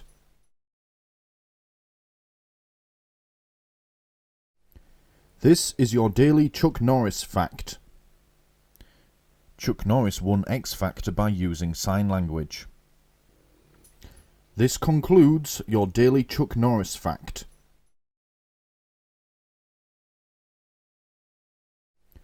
This is your daily Chuck Norris fact. If you flip China over, it says, made by Chuck Norris. This concludes your daily Chuck Norris fact.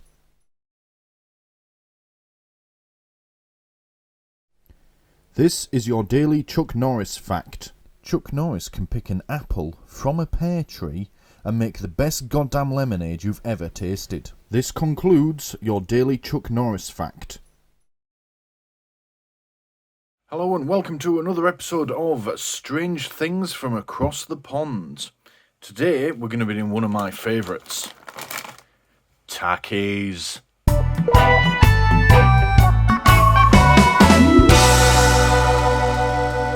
Okay, so these are, as you can see and as I just said, Tackies, or specifically Tackies Fuego, or Fuego. New look, same intensity. Now these I have only ever been able to find once in the UK, and it was a few days ago.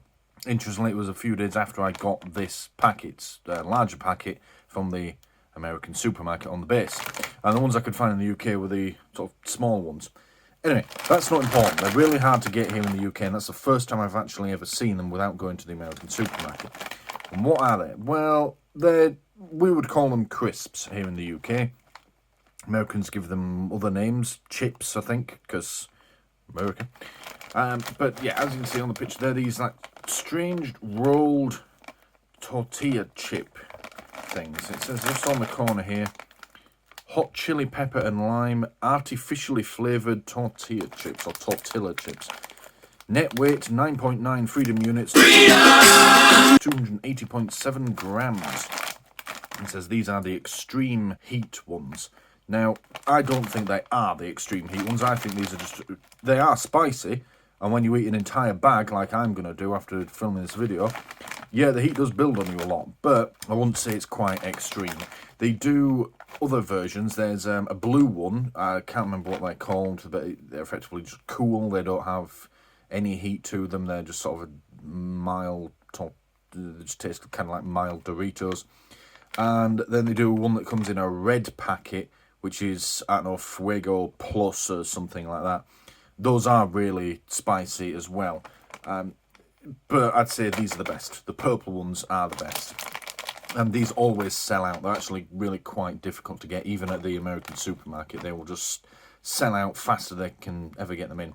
So clearly everyone else thinks that they're the best as well. So, quick look at the labelling before we get tucked in. Oh, look, there's the ones that I was just telling you about. Yeah, look, there's the red ones and the blue ones. What are they called?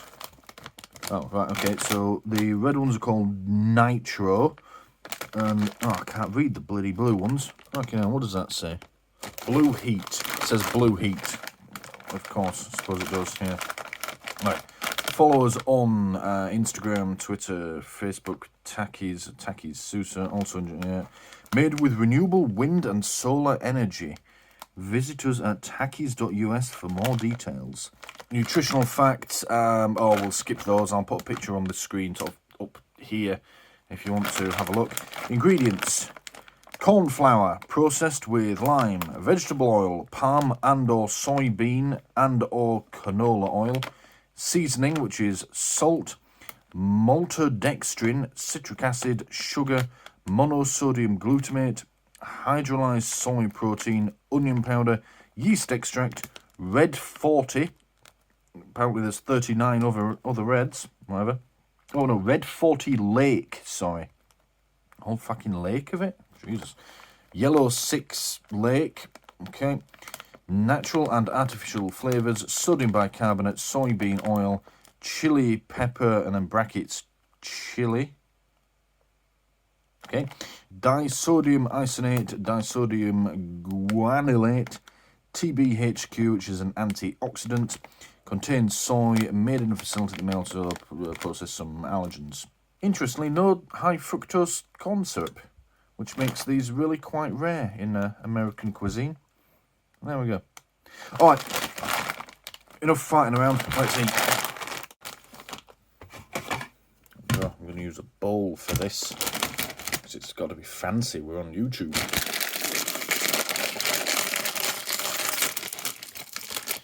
Normally they just go direct into my face. Oh, look at that. That is one complaint. How fucking empty that bag is. I mean, there is a sizable portion in here. I mean, look, it's the size of my hand, so there's still quite a bit in there. They're quite dense because they're only small. But still, that packaging is way bigger than it actually needs to be. I mean, it's there, so it's a little under 50% full. I mean, either fill it to the top, guys, or just make it smaller, you twats. Well, whatever. I know there are reasons why crisp manufacturers leave a bit of air in it. It's for helping to keep it fresh, but that seems like a bit much. All right. There we go. Look at that. I suppose the first thing that's going to strike you is just how red these are. I mean, if I remember to turn on my little studio lights here, which I should have done earlier, but I'm a fucking idiot. Yeah, now you can see just how red these are. I'll have a look at one up close, and yeah, as you can see, they look like tortilla chips. They're yeah, except they're rolled up thin into these like little tubes.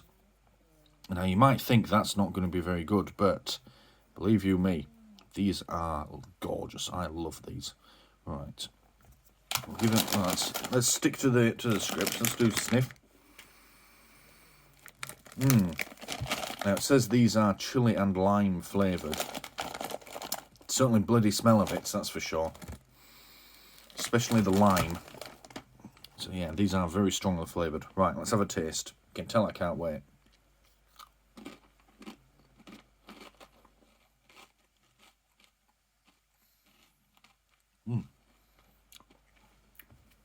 Yep, just like I remember. So, first thing that hits you is the lime. It's strong. It's not overwhelming. Like if you ate a raw piece of lime, that's horrible. I don't know why you would do that. But it is certainly a strong lime flavour that comes through on these, but it is nice. And then, just about in the time it takes you to chew one and swallow it, the heat comes through. And it's a very back of the throat heat with these.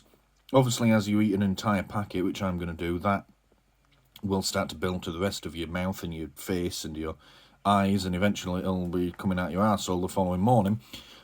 But initially, if you're just eating in reasonable portions, like I'm not doing, yeah, it is a bit of a back of the throat heat, but it's nice. So we'll just have another one. Yeah. Same again. Strong lime flavour to begin with, and then a few seconds later, just about the length of time it takes for you to chew the thing and then swallow it, you get the heat come through. And it does build quickly. I've only eaten two, and yeah, there's a strong spice sensation in my gob right now. So, and they are very crunchy. I don't know if it's coming across on the camera, on the audio. I'll do one a bit closer to the microphone in a minute, but yeah, they taste very fresh. You know, when crisps start to get a bit old, they go a bit soft, they lose some of their crunch. No, these are spot on, exactly what you would expect. If anything, I would say they taste fresher than most Doritos that I buy out there in the from the UK. Now, that may just be the way they're made or processed, the way they're cooked. They're all like rolled up, but they're very nice. Let's see if I can get the crunch on camera.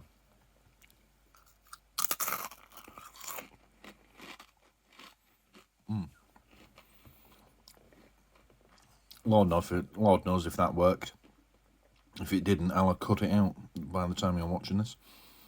But yeah, it's hard to describe as well, but the way they're rolled up, it just makes them so much nicer to eat. They're easier to get in your gob, and it's almost like there's flavour in these tubes. And yeah, they are really strong. Relatively simple to describe. I mean, they're crisps, there's no cooking involved. You can see them. The redness of them is pretty extreme. The other two flavours that I mentioned, the blue and the red ones, they do a similar sort of thing. They look the same, but they're not quite as strong as these purple ones, colour-wise. So, yeah. But you can also see, just look at my fingers. I've eaten, 4 of these now? I mean, yeah, I've been handling them a bit more than normal, but the redness really comes across on your fingers. What's great, though, and some people might find this a bit gross, but fuck you. You let it build up on your fingers because you're just eating them and eating them because they're so moreish. You are going to be eating loads of these.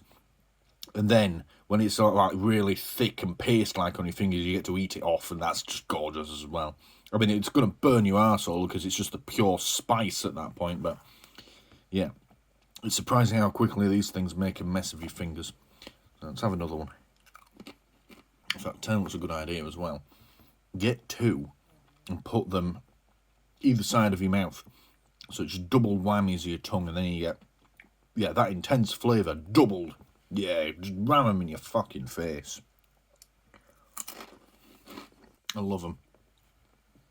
And one thing, and it's very evident just then as I put 2 of them in, because they're so crunchy, I think because of the shape of them, as you chew them up, they turn into a powder, almost like a dust in your mouth. And with all that really strong flavour in there, these are really flavourful. I mean, you eat crisps and you chew them up, and you just crunch them up into bits and swallow them, and they're gone. And these, yeah, I think it must be the way they're rolled up. You're just crunching the whole lot together, and just your teeth are just mushing it down into dust pretty much straight away.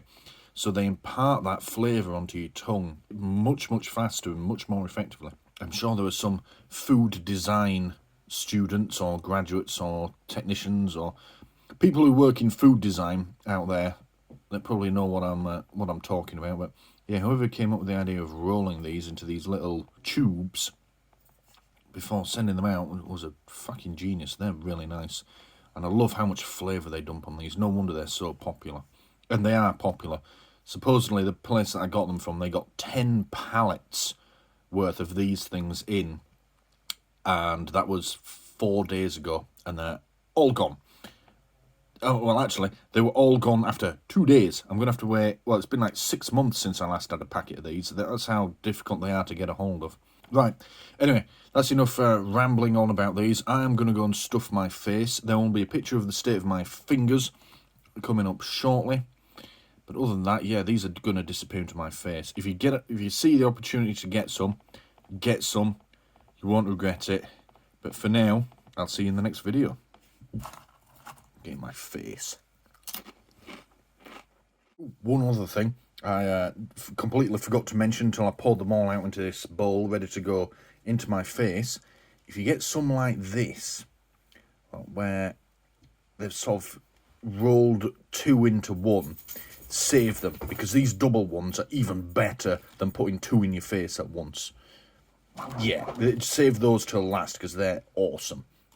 They're just, I wish all tackies came like that. It'd be the only way that they could improve on these.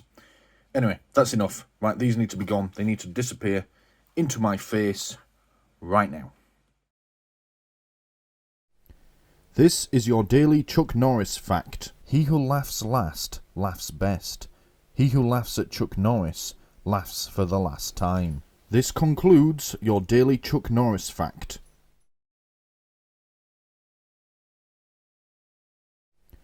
This is your daily Chuck Norris fact. Chuck Norris can have his cake and eat it too. This concludes your daily Chuck Norris fact.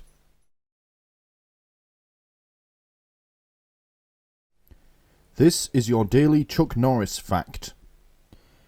Chuck Norris doesn't need to kill time. Time just runs away. This concludes your daily Chuck Norris fact.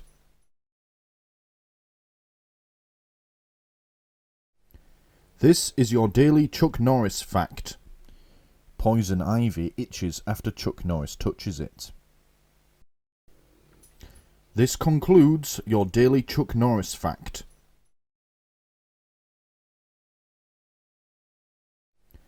This is your daily Chuck Norris fact. Chuck Norris once had sex with a dinosaur. Godzilla was the outcome. This concludes your daily Chuck Norris fact. Hello and welcome to another biking video on doing stuff and filming it. Now before we get into this video where I'm going to be working on the bike brake light, just a quick note that this whole series has turned into a bit of a saga. I was hoping to make videos about biking, each one nicely self-contained. Unfortunately my motorbike had other ideas, and really each video seems to set up the next video. It seems as soon as I fix one thing, something else goes wrong. At the time of recording this voiceover, for example, the thing has developed a little bit of a fuel leak. And also the headlights stopped working. Yeah. So, anyway, what I recommend you do is, rather than just jumping straight into this video, go back and watch my other ones. I'd say go at least 2 videos back from what we're on now, but go back to the start if you like. It's quite an interesting story, at least I think it is. I certainly had a lot of fun making it. And that way, you're all caught up on the story of my life and king since I got it. So yeah, go back, have a look, see what you think, or if you like, just dive straight in with this video if that's what you came here for. Either way, it's fine by me, really. So yeah, hope you enjoyed this, and I'll see you in the next one. Okay, well, quick lights check. Thought I may as well just do this now that it's dark, because, well, what better time to check your lights than in the middle of the night? So we've got, let's try, side light, looking lovely. Backlight is on as well. Right, let's try headlight, lovely, lovely. Flashy, flashy. That's working as well. Back one, still on. Alright then, and we shall try. Indicators working well. Are the back ones? They are. And so is my indicator light, not my number plate light rather. Alright. And lastly, brake lights. So, with the front brake. Lovely, lovely. And with the back brake. Oh. What on earth?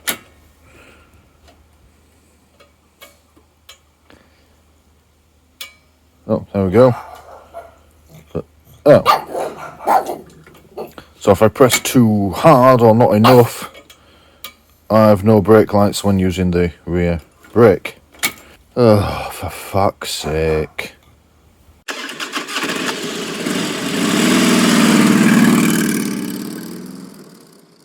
Right, let's get on with this then.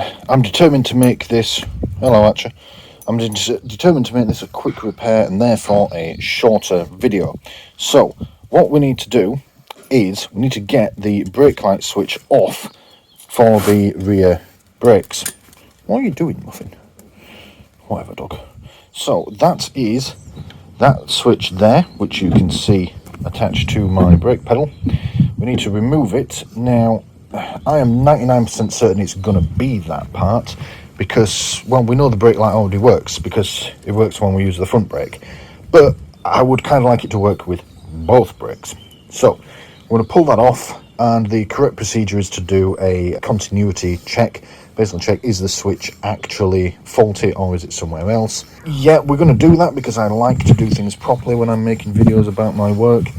But I will say now, I am 99% sure it's going to be that switch. It can't really be anything else, because the brake light circuit must be okay because it's working on the other brake. So, yeah, we'll do it properly, but I'll be honest, I've already ordered the switch for it. So, let's get that pulled off, and let's go and test it. And then, if and when it shows that it's faulty, we're going to put a new one on. Yeah, this needs to be a quick repair because I've got a ride out coming on Saturday. It's Tuesday now, so yeah, this needs to go well because I want to go out on this ride out. Stuart doing the edit here, and yeah, how foolish of me, how naive of me to think it would be that simple.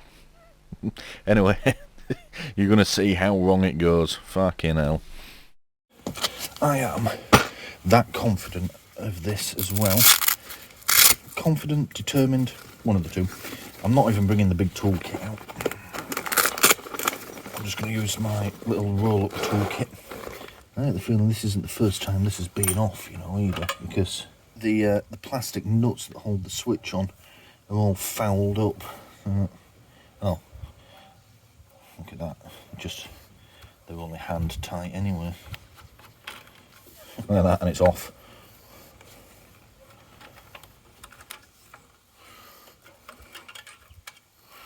What I should have done is taken a picture of how the switch was positioned and adjusted prior to removing it.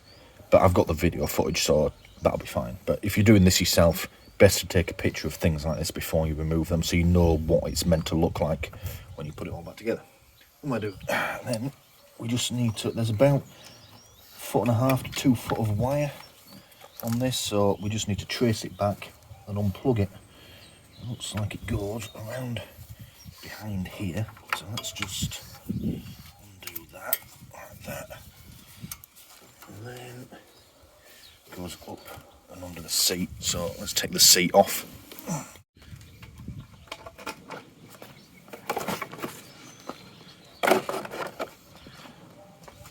Keep tracing, so it goes under there. There it is, simple as that. Yeah. If you can see, that is, it literally just goes down the side of the frame here, comes out the bottom, goes in there. So when we put it back together, that's literally all we have to do is thread it through and probably thread it up from the bottom. As long as we keep it away from the exhaust and anything else hot, job's a good one. So let's take this off. Out you come. There we are. That's it, it's off. Right, we'll go and test this quickly, and then we'll put the new one on. Alright, so I've come upstairs to the study, or the recording studio as I sometimes call it, partly because we're starting to lose the light outside, so it's not ideal for filming. The camera does have a good low light setting on it, but it's also getting really freaking cold really quickly out there, so yeah, given how easy this was to remove, I'm pretty confident I'm going to be able to finish this on time. So there's no rush, we can do this bit indoors. So, what we need to do here, just because we're following the correct procedure, is test this fuse. The way to do that is, there is a dedicated tool for it, called a continuity tester. And that literally, as the name suggests, tests the continuity of an electrical circuit.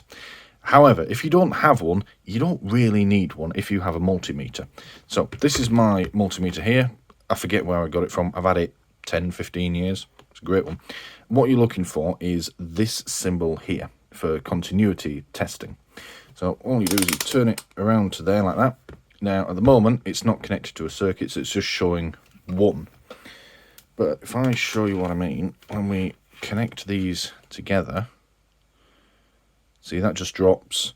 Any reading below 1 is great, but yeah, flat 0 or 0.01. So that's showing we have a circuit, a continuous circuit, because all I'm doing is taking the probes and touching them together. I'll do it again. Like that. Excellent. If your multimeter doesn't have this symbol on it, it's not a problem. What you do is you turn it to the lowest setting on the resistance scale, shown by this symbol here, the ohms symbol. So you just turn it all the way to the lowest one. You can see it's doing pretty much the same thing. You touch them together, and it's going to show you the resistance. So we're at 0.3 ohms across these wires. Again, I'm not really interested in the resistance unless it comes back to some sort of weird figure. Just the fact that it's able to detect a circuit. So if you have a continuity meter, which I imagine some professionals probably do, fine. If not, you don't really need one. You can just do it with a multimeter, which is what we're going to do here. So what we're going to do is, have a look at that. We'll basically just connect the probes to there, and then we're going to actuate the switch. I mean, look at that. It's supposed to move in and out smoothly as well. And yeah, and see what difference that makes to the continuity. This was a little concerning as well. I thought that it chafed or chewed, but looking inside, the wiring is okay on it. It's just that this plastic outer shell has sort of degraded slightly where it's been bent. But yeah, I thought for a second that it might just be a wiring repair, but no. I'm still pretty sure this is going to need a switch. Right, so let's put these probes in here.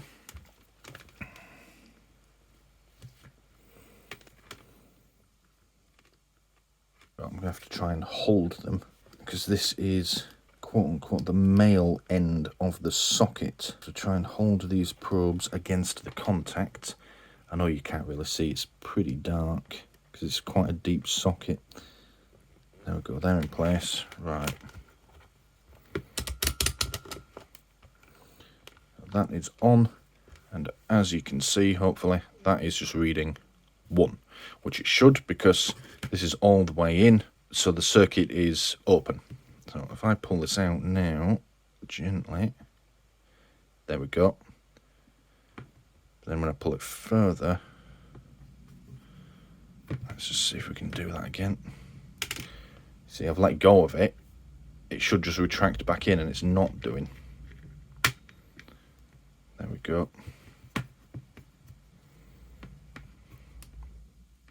There, it's doing what it did on the bike now. That is, pull it all the way out, as in, say I'm braking hard, like that, and it closes the circuit. Release a little bit of pressure, and when it comes back, yeah, this should be, I pull it out, I'll do it one-handed, but I'll try and show you. The resistance should drop to nearly zero, or the continuity rather. But as you can see, it's all over the place, and yeah, and it's sticking as well. So as well as the brake light not coming on when I want it to, even when it does come on, it may not then go back out when I come off the brakes. So that pretty much confirms what I already sort of knew. This is knackered. It's not doing its job right. Now, were this an expensive part, I might be inclined to try and clean it up, lubricate it off, and see if that improves the performance of it. But if I'm honest, you can get these for less than £10, and it's just not worth the risk with it being my brake lights. This is a safety critical component, so yeah. Also, this is sealed, so there doesn't seem to be any way of getting it off. I could maybe pull that rubber bit off, but yeah, it's sealed. There's no serviceable parts. It's done with. Just for the sake of it, though, what I will do is we'll test the new one and see how well that performs. So let's put these in here again. I'm trying to keep my hands out of the way and all the wiring out of the way, but I'm not doing a very good job. Right, they're in place. So if we then pull this out, oh, come on, it makes no difference whatsoever. Typical. Let's make sure I've got these on right.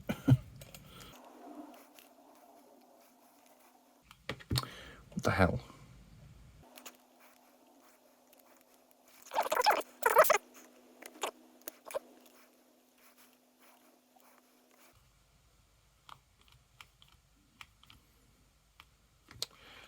Ah, that's not good.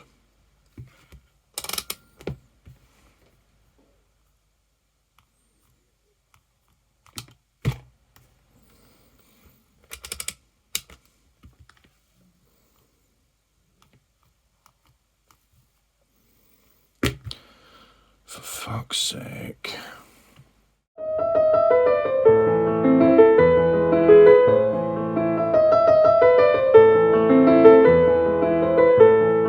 Alright, okay, seems to be working now. I think it was maybe just me not holding the prongs in place properly.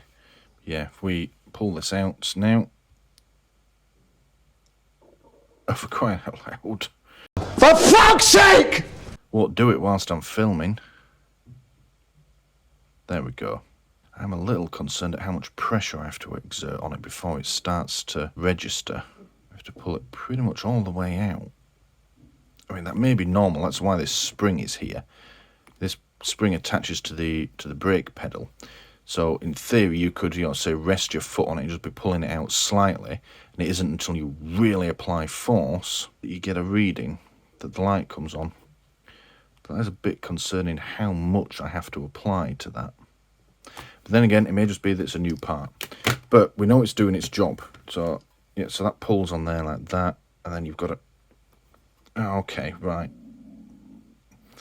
So to start stretching out that spring, I've got to apply quite a bit of pulling force to it, which is how much I was having to do to make the switch work. So, okay, that may be normal. And it may explain why this one wasn't working, because you need barely any force to make this one do anything. So, right, panic over. I thought I had a faulty part there. Right, let's go down. Oh, it's a bit dark to be going out now. We'll do it tomorrow. But yeah, let's go down and get this fitted to the bike, and hopefully I can go on my ride out. That's all I want to do. I just want to ride the fucking bike.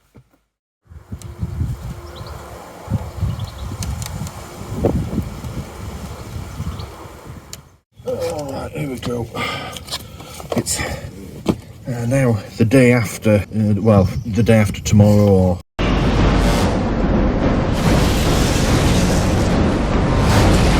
yeah, 2 days later. Started on Tuesday, it's now Thursday. Anywho, so I'll take this off and I'll slot that through there, like that. And on the old one, that one was screwed most of the way out, like that. I'm doing this from memory. I had a quick skim of the footage, the position that the switch was in before I took it out. I will fine tune the adjustment later, but I just want to test that it's working first. Hook that on there, like that.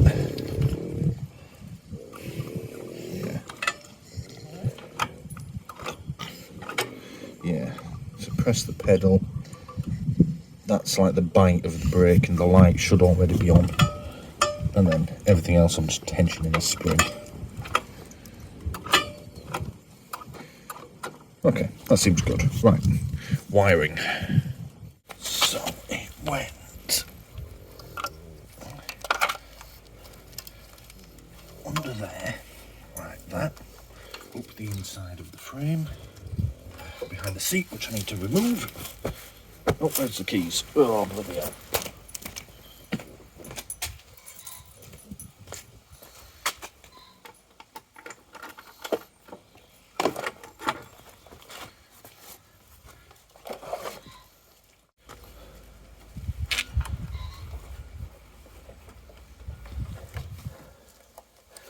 Right, and then plug it in.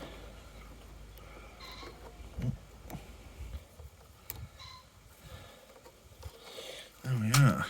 Right, let's give it a test. Please work. For the love of God, just work.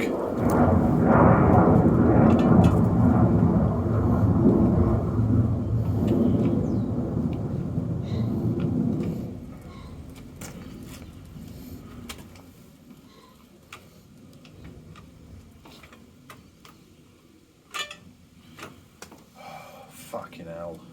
For fuck's sake!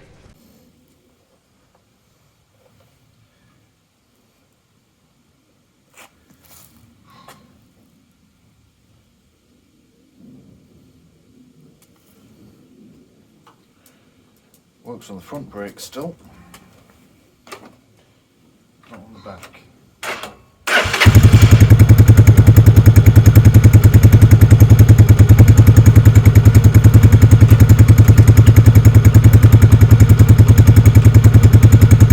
Nope, still no brake lights on the rear. Right, so that is plugged in. You know the brake light works. It works on the front brake perfectly well. I think we may have a faulty switch on our hands, because it did seem a bit weird that I had to pull it so hard when I was bench testing it. But we'll just check this wiring here first. Right, what I'm going to do is get my little wiring testing rig. I call it a rig, it's just 2 wires, and test the circuit from there. If I just put power straight through it.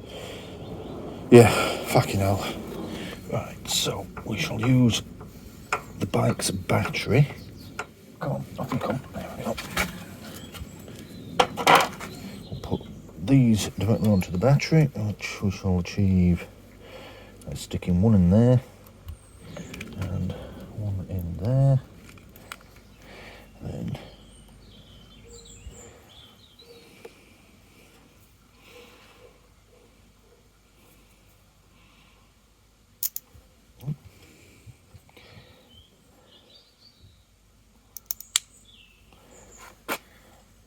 okay, that's interesting.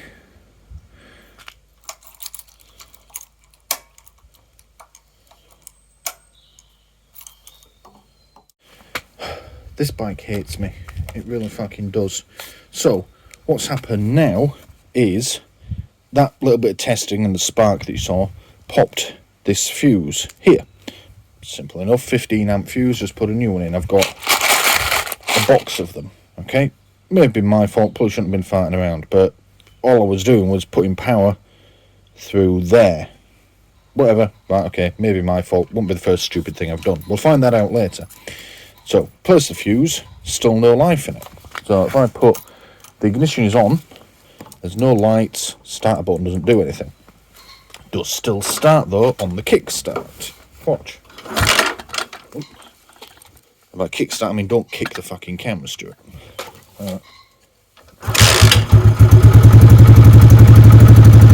Starts first time.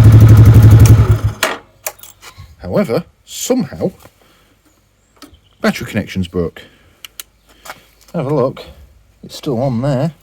It's rusted the fuck off. So now I've got to fix that. I can't go on a frigging ride out with my battery not connected. And it's getting dark on a Thursday night, and I'm working all day Friday, and I've got to be there for 8 o'clock on Saturday morning. This bike hates me. Had a thought whilst I was looking for a thing to fix this. I wonder if this is the cause of our issues. Because when you kickstart the bike with the battery off, everything electrical on it starts working again, and all your lights, indicators, everything, except the back brake light. Or rather, the brake light on the back brake. Using the front brake, it still works. Now, that could just be that the switch is faulty. I'm still leaning towards that. But there's two ways of wiring vehicle electrics. One is, as you would expect, you have positive and negative. So you run one wire down through your component, bulb, whatever is back there, and then you have a negative one that goes back to your electrical system, ultimately back to negative terminal on the battery. That seems to be the way that just about everything on this bike is wired up. If you saw my indicator video, when I put the new indicators on, they came with one wire and were designed to earth through the body, and I had to add a second wire because that's how this bike is wired. It's possible that the brake light for the back brake earths back through the body, through the frame, because that's the second way of wiring things up. Rather than having two wires for everything, what you do is you run your single positive wire to your component, and then you simply earth it to the bodywork, and the electricity goes through the body back to your battery that way, and your battery will have just an earth strap on it. Now, that's great for if your vehicle has loads of electronics on it, like modern cars, so you basically halve the amount of wiring that you have, because you could have miles of wires, literally miles of wiring on a modern car. But this is a bike, and a very simple one, and so far I haven't seen any evidence of that style of wiring. Come on, off you go. Oh. Okay, we're not going to get this off, are we? I'm going to need me sockets. Now, it is possible that the front brake is wired up with the two-wire system, and the back brake circuit is wired up with the one-wire system. It would be very strange if you were going to change it. I would expect the front one to be wired up that way because it's further away. But then again, it's Chinese manufactured, and we all know that these things don't always make sense. That's not coming off, that's corroded on. I need to get me sockets out to try and get that off.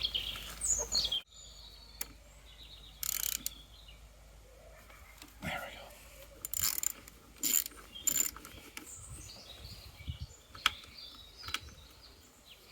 we go. Yeah, that's just corroded to shit and broke off. No doubt someone else's handiwork that I'm now fixing. The frustrating part is, I guess I'm under time pressure here.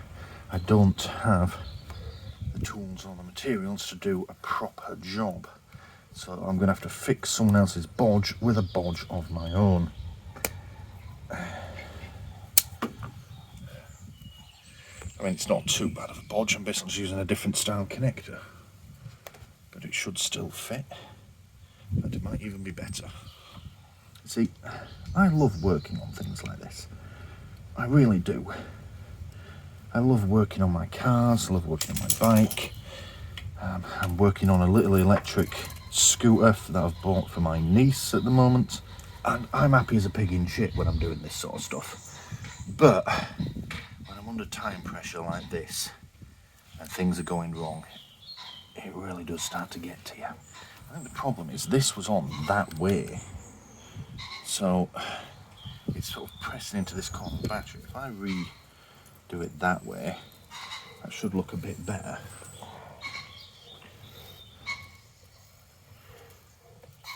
That bird noise that you can hear, believe it or not, is a pigeon. I don't know why the pigeon makes that noise, but it does.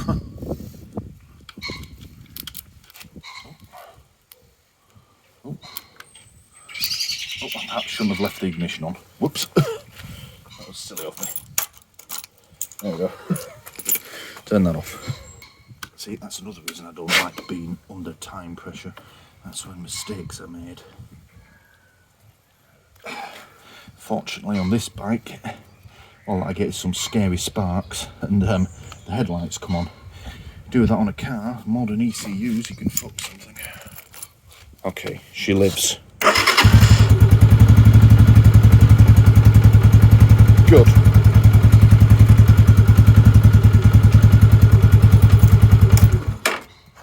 But still no brake lights. That's headlights. Front brake works okay. Back brake, nothing. Oh wait, fucking hell. Plug it in, Stuart, you dick.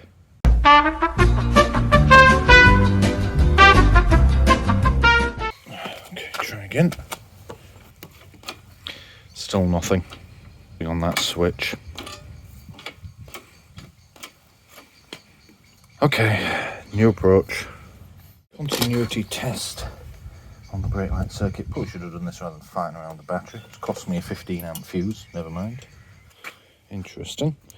So, prongs are in there and we're showing, yeah, no continuity. Full resistance. Press the front brake pedal, brake lever on there. We start to get a reading.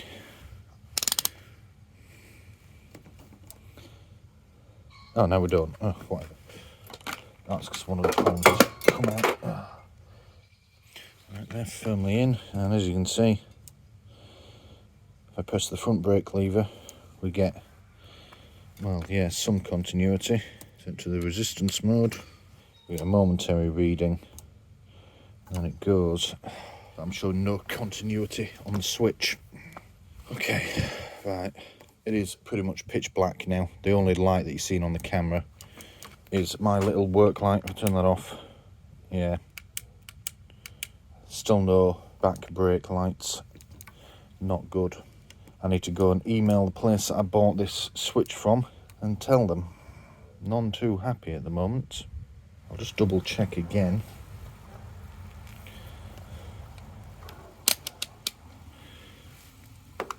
No continuity on the new brake switch. May not be going this ride out after all. Then. Fucking hell. Hello there, Stuart doing the edit here. So I just wanted to come in here and talk about what you've just watched for about the last 10 minutes of this video. I won't be long and then we'll get back into it. Now, in the end, there's a bit of a story here. I did go on the ride out in the end, and it was great. We went all the way up to Hunstanton, big group of us, a lot of fun, you know, big road bikes parked up by the coast. Yeah, it was a great day out. Granted, my brake light wasn't working on the rear brake, but I talked with them. There were a lot of other bikers there, all of them much more experienced than me, and they said, just use your front brake, Stuart, don't worry about it. So, you're going to be in a big group, and so, yeah, don't worry about it. So, alright, so I went. Yeah, I wouldn't have made that trip on my own, but peer pressure, so, yeah, I went. Anyway, the reason I wanted to talk about this was there's a bit of a story of what happened on that ride out, and that's relevant to this. Now, you'll notice a number of things went wrong in the bit that you've just watched. So, we had the fuse blowing, we had the sparks on the battery. I was then trying to test it, and I'd forgotten to plug the switch in. Plug it in, Stuart, you dick. And then I dropped some of my equipment. I dropped my multimeter. One of the prongs has come out. Yeah, all of them little things on their own, but they all come down to one thing, and that was that I was rushing the work. And the reason I was rushing it was because I wanted to get it fixed to go on the ride out the next day. So I was trying to get it done. I'd put myself under pressure. I was under no obligation to go, but I'd put this pressure on myself, and I had to get it done there and then that night. And the problem with rushing it is that's when mistakes happen. So, yeah, we blew the fuse. Alright, not a big deal, but it could have been worse. We had the battery sparking out, and that's because I'd left the ignition switch on, or I'd left the key in the ignition with the bike turned on. Now, on this bike, the ignition barrel, the ignition switch, is a battery isolator, so as long as the bike is turned off, you're perfectly safe to work on the battery, and nothing will happen, it's isolated. I didn't do that though, and I ended up getting sparks, and whilst again it didn't cause any problems with this bike, if it had been a more modern bike or a more sophisticated one with more electrical components, like, you know, a couple of control units on it, could have been much worse. Shorting out those sorts of components, they don't respond too well to it. 10 years in the motor trade has taught me that. And then we had the bits, which again, nothing happened, but, you know, I'm trying to get the brake light to it, and I haven't plugged it in. rookie mistake. But again, I'd put myself under pressure. Yeah, mistakes were being made as a result. And then, of course, dropping the equipment. I'm normally very careful with my equipment. That multimeter that I dropped, I've had for like 15 years, maybe more. Again, I was rushing and not being careful. And that's the moral of the story, really. You rush, you make mistakes, and it can lead to disaster. What happened on the ride out was another example of putting myself under pressure and rushing. So we all met up in one location, as we always do. Everyone has a bit of a chat, and the way it works is we call him the road captain, basically the guy that knows the route. He goes at the front of the group, everybody follows him, we follow the leader.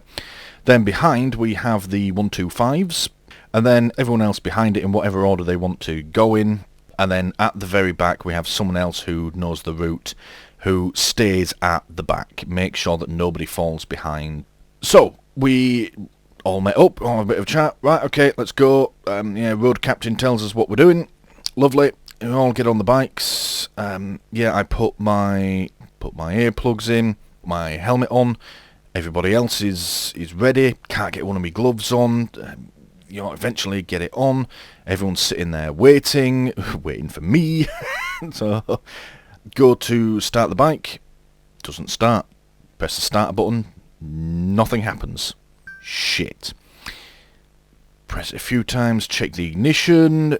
Yep, the ignition is on, but I'm not seeing any life in it. Try it again. Still nothing. My first thought, given what's happened the night before, is that the battery terminal that I repaired, that's come loose. Now, the prudent course of action would have been to check that and then see what I can do about it. I didn't do that, though, because I'd put myself under time pressure, I was rushing things, and mistakes were made. I went straight to the kickstart. Now, I'm straddling the bike at the time. I don't have either the centre stand or the kickstand down because I'm trying to start it, I'm trying to go. So give it a kickstart once, nothing happens. Try it again, nothing happens. Do it a third time, slip, lose my balance, fall over, bike lands on top of me, and I take out the bike next to me, and she falls over as well. 2 motorbikes down, me pinned underneath it.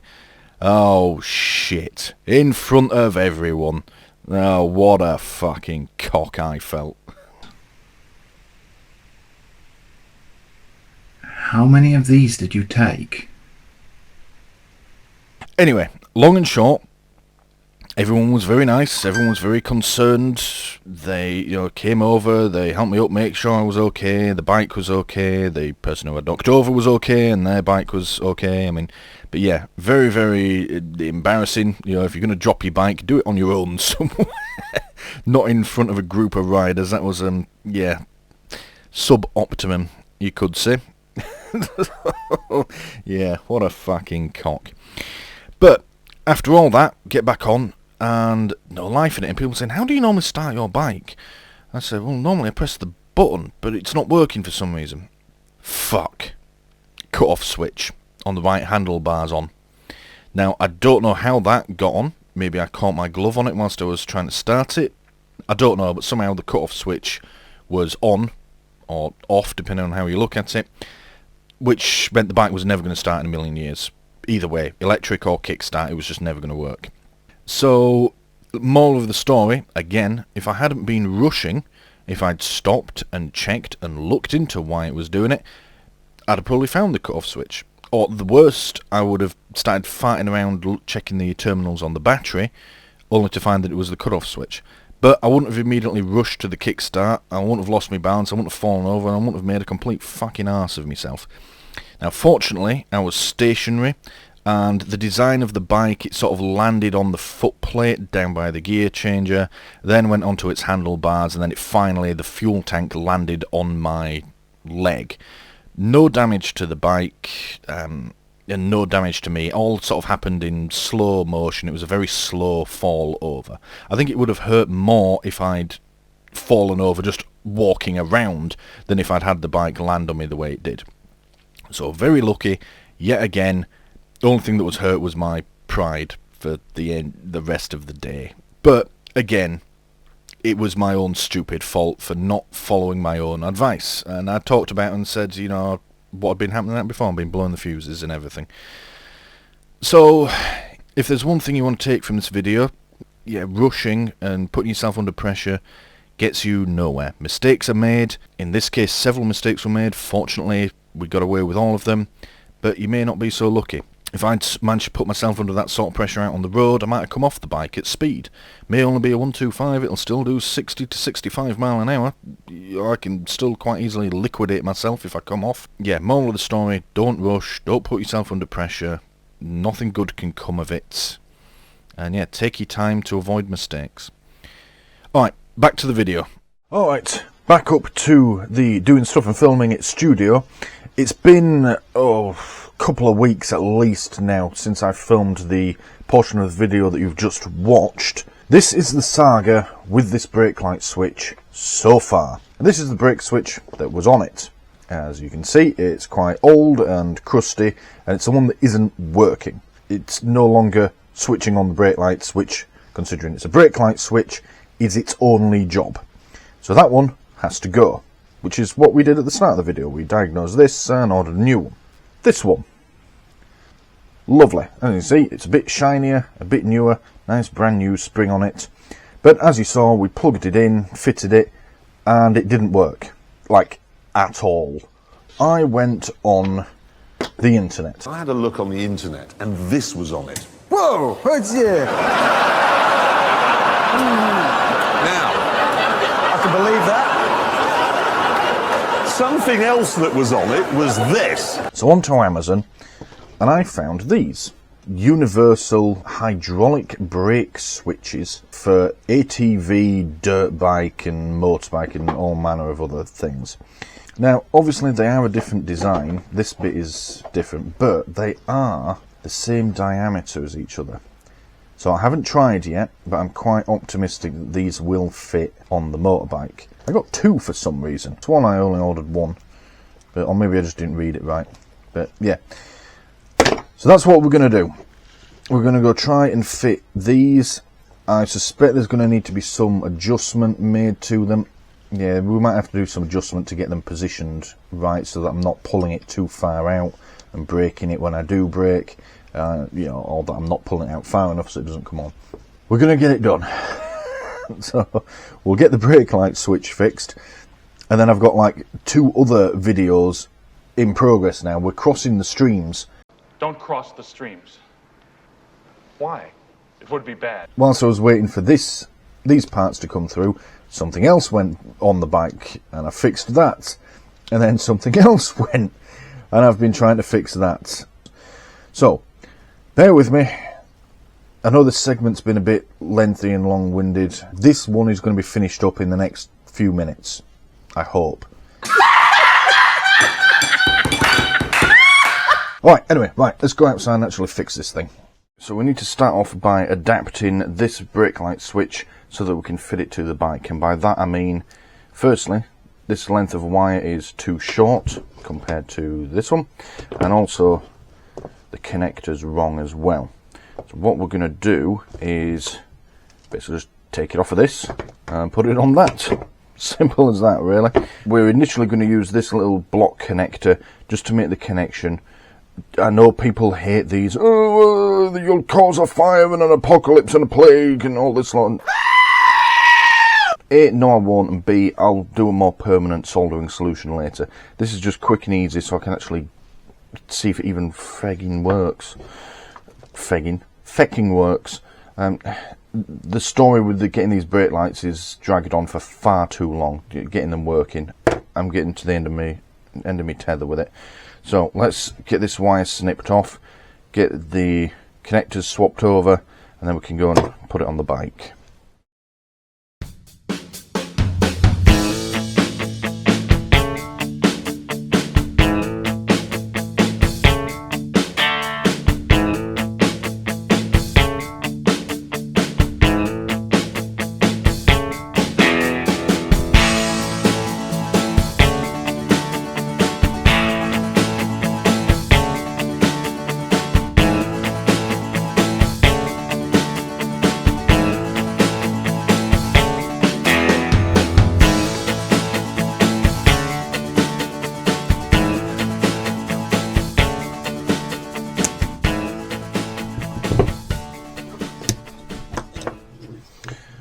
There we go. Let's go try it on the bike.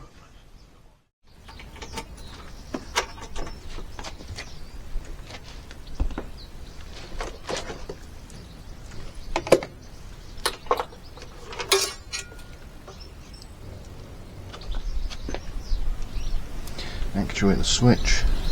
For fuck's sake!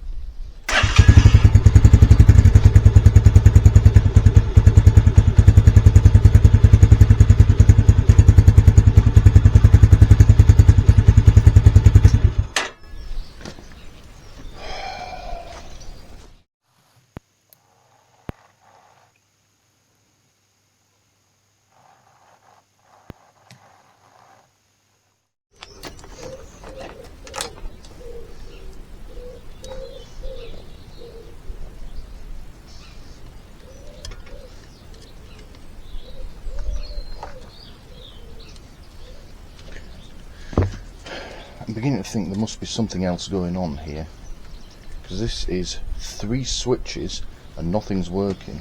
Even just taking the switch out of it and just touching the wires together, I still can't. Oh, hang on a minute. It came on briefly then. So what's going on here then?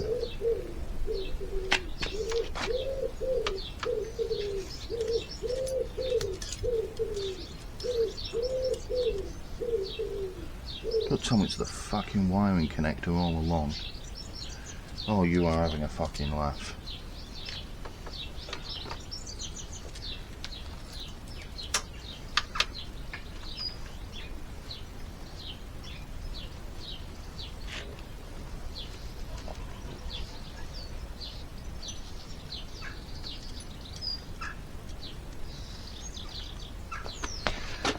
Right, let me show you.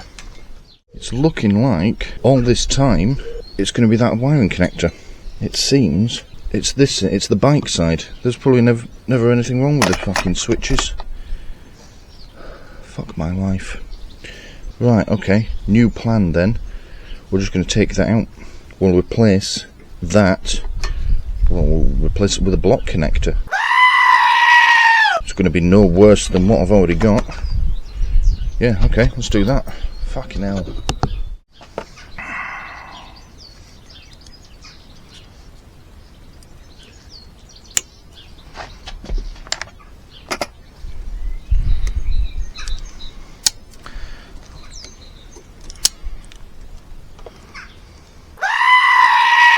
And again, before people start screaming into the internet, this connector I'm using now is no worse than the connector that I had.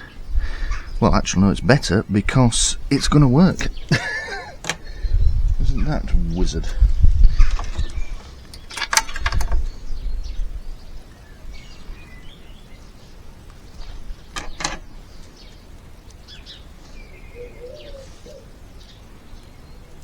I may not even have to use these aftermarket switches, but I'm just going to do it for now, just to test them.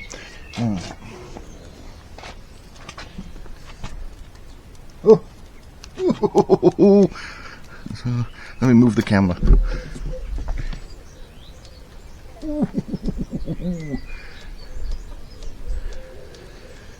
Right, let me go find one of the OEM brake light switches and see if they work.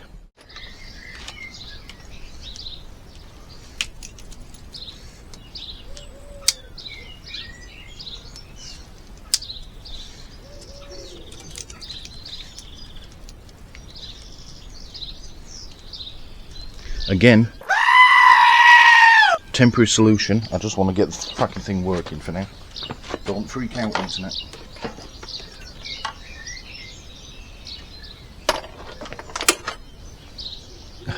Yeah.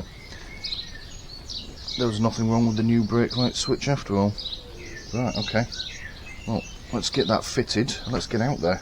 Well, there's other stuff I need to do on the bike. That's subject to another video though, but I now have working brake lights. Look at that.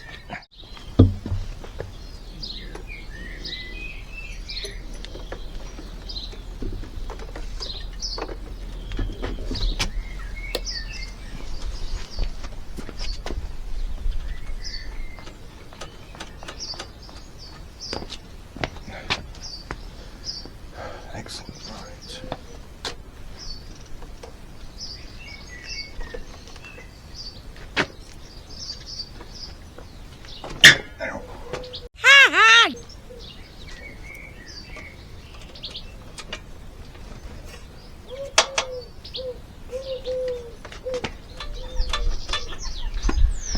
There we go, route the wiring correctly.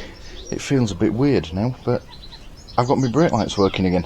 It's been that frigging long, and then it turned out the solution was so fucking simple. Which is a bit frustrating, but also somewhat satisfying that now it's done. So yeah, we'll wrap that up. I have a number of other repairs and things I need to do to the bike today. For one, now that the brake lights are working, it's probably a good idea that the brakes work. But that's the subject of a different video. So we'll close this one off. Thank you for watching. I'll see you in the next one. Behold the awesome power of a working brake light.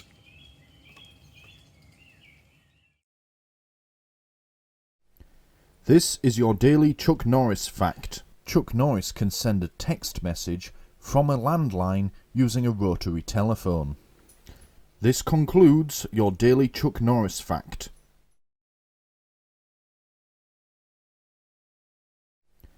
This is your daily Chuck Norris fact. God didn't work on Sunday because Chuck Norris told him to stop making so much noise on his day off.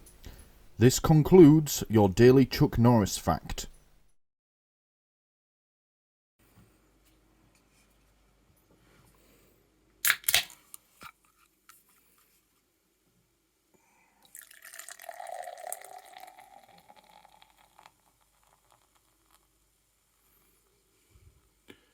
Oh, that's a bit too much foam. I've fucked that up. Oh, dear me. Anyway, cheers. This is your daily Chuck Norris fact. It is impossible to win any game against Chuck Norris. Chuck Norris doesn't play games. This concludes your daily Chuck Norris fact.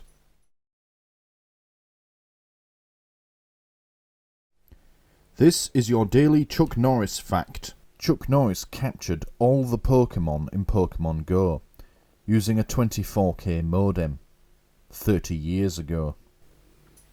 This concludes your daily Chuck Norris fact.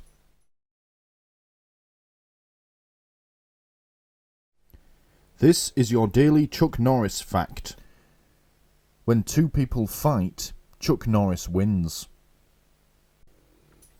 This concludes your daily Chuck Norris fact.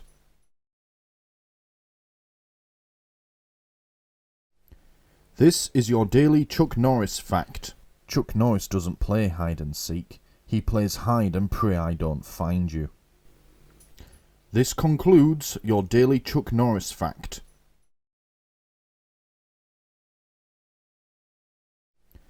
This is your daily Chuck Norris fact. What the Bible doesn't say is that Mary had twins when Jesus was born. The second child was Chuck Norris. This concludes your daily Chuck Norris fact.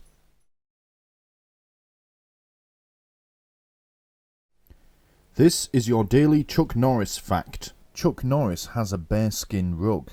It's not dead, it's just too afraid to move. This concludes your daily Chuck Norris fact.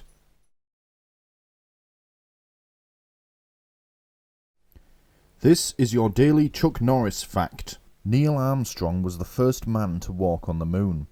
Chuck Norris was the first man to walk on the sun. This concludes your daily Chuck Norris fact.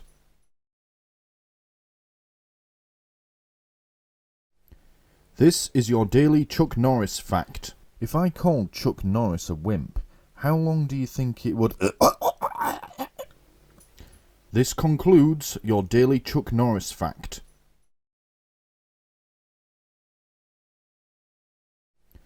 This is your daily Chuck Norris fact. Chuck Norris can use mayonnaise as a musical instrument. This concludes your daily Chuck Norris fact.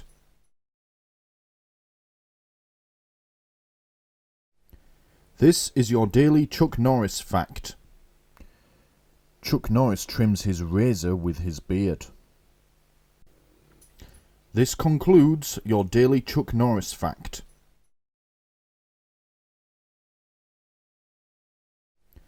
This is your daily Chuck Norris fact. If you look Medusa in the eyes, you turn to stone. If you look Chuck Norris in the eyes, you never even existed. This concludes your daily Chuck Norris fact.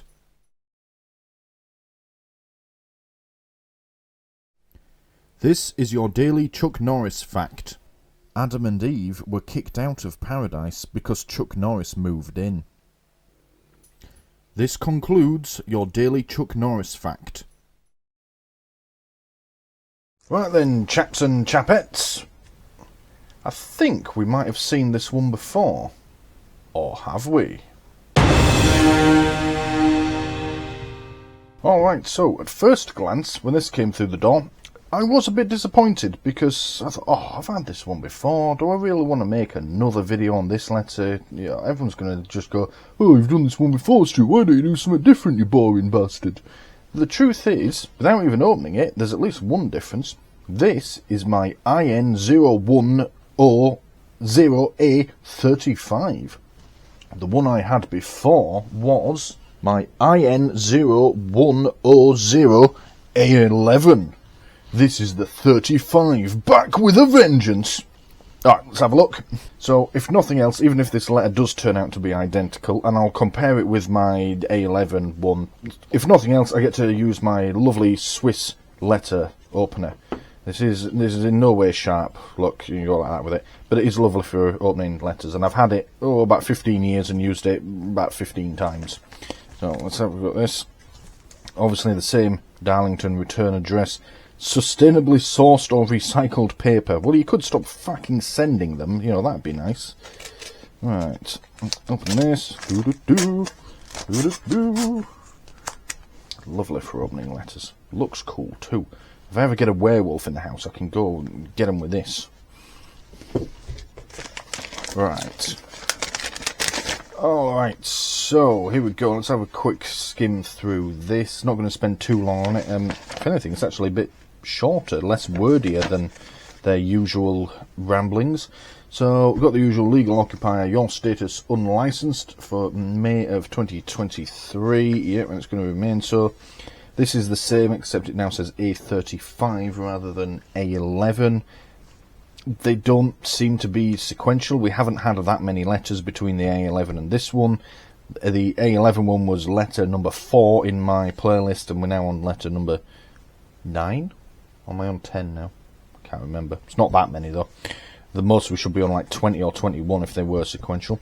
So, here we go. Dear legal occupier. So, your IN0100A35, and that is an O for Oscar, then a 0. I don't know why, but yeah.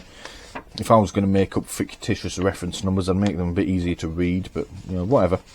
Your whatever has been issued against your address. We use it to target unlicensed homes like yours that require a visit from our TV licensing enforcement officers.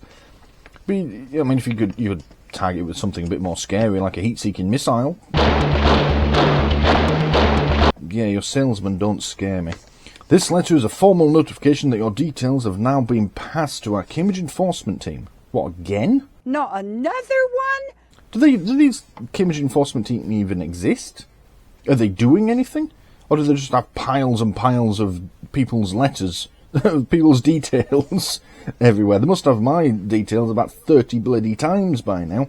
Someone from Darlington head office, ever goes and visits Cambridge enforcement team, are just going to find 5 blokes just laughing to themselves and drinking tea and not doing anything, probably. Okay, and you could be visited at any time, day or evening, weekdays or weekends. So sit and shake in terror, because that's what we want you to do. We need to check you are not breaking the law. No, you don't. That's just daft. It really is just daft. You don't need to check them not breaking the law. That's like me just walking into just anyone or going knocking on a random stranger's door and go, hello, are you breaking any laws? They're just going to shut the door in my face. So this is exactly what's going to happen if you come here. It is a criminal offence to watch or record live TV programmes on any channel or device, or download or watch BBC programmes on iPlayer without being covered by a TV licence. I'm 100% sure they only have BBC programmes on iPlayer because it's BBC iPlayer, but what if I found a programme on there that wasn't the BBC? Is that a loophole? It's one you can't exploit because it's stupid, but you could face prosecution in Scotland. Scottish criminal law applies, and financial penalties. If If enforcement officers find evidence of illegal TV viewing, which they're only going to get if you talk to them, so shut your gob, shut the door. You could be interviewed under caution. I mean, I could be interviewed under your mum, it's not going to make any difference. In accordance with national criminal law, which could lead to prosecution. Yep, but again, only if you talk. The maximum penalty is a criminal conviction. Yeah, it is a criminal conviction, although I doubt many many places really care.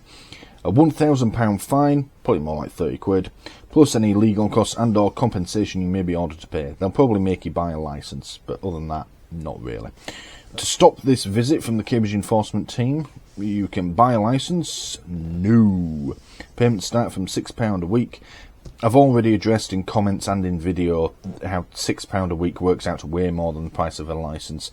It does, but then it also doesn't, because they have a weird way of making you pay 6 months in advance initially, and then it calms down.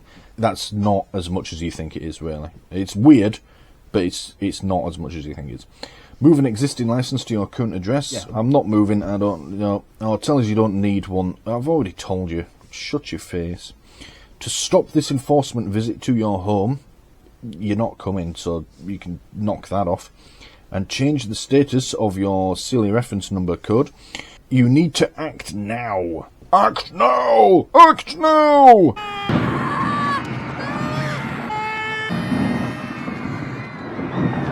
No.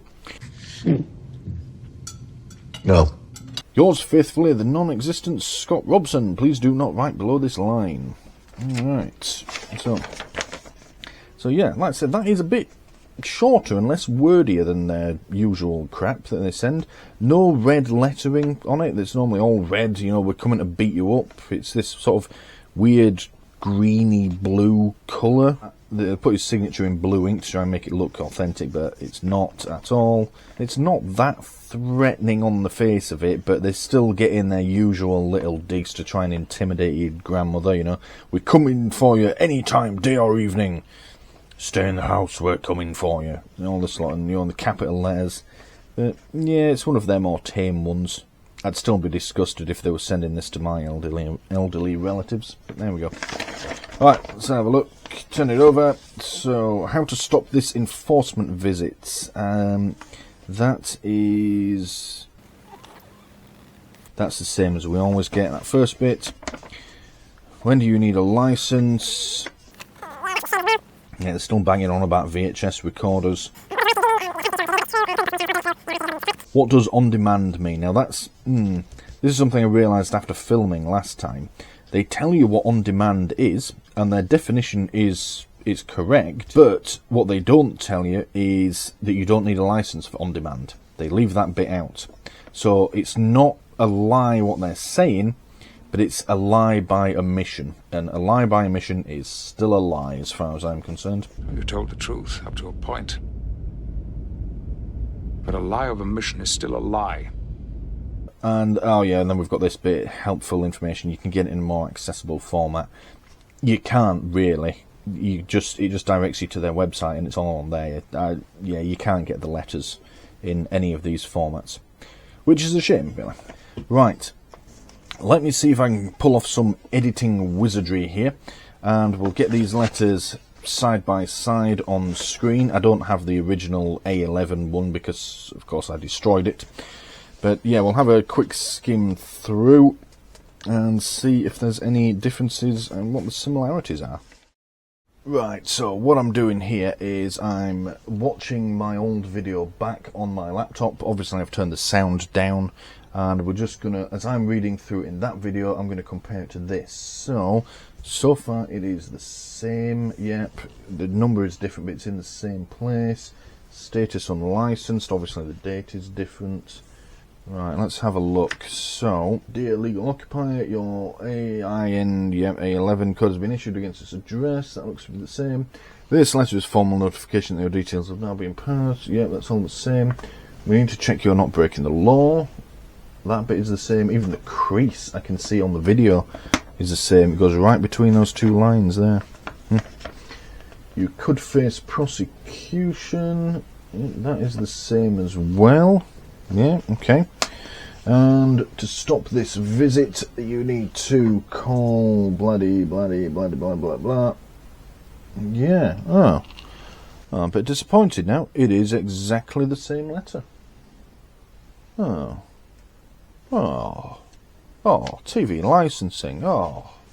Alright, let's skip along a bit. Right, so let's just look at the back of the letter. I suspect that's going to be the same as well. Let's find a spot where my hand isn't in the way, shall we? There we go, that should do.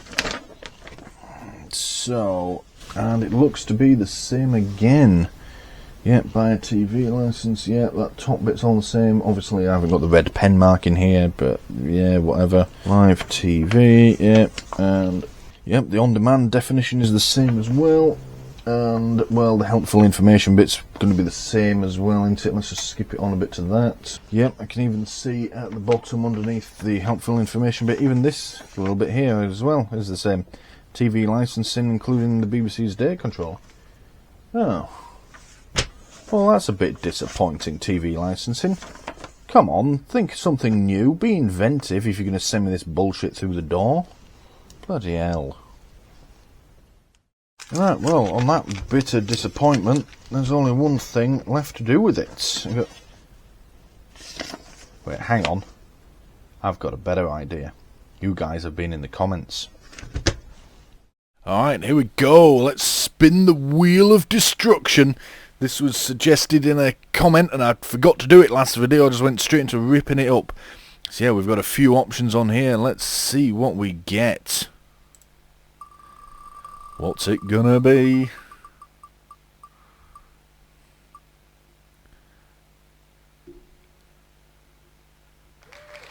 Oh. Oh, that's boring though. I don't want to do that. Fine, well, okay, the wheel has spoken. Better luck next time. Actually, nah, fuck that. Right, yeah, remove. Let's do another one. Spin the wheel. What have we got? What's it gonna be?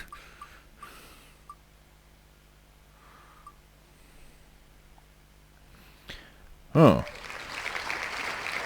Feed to the dogs. Okay, not sure how well this is going to go, but let's give it a try. Do you want a TV licensing letter? Do you? Go on then. Here you go. Yeah. Oh, dear me. Go on, take it. Eat it. Food. Go on. Go on. Go on, take it. Go on, have it.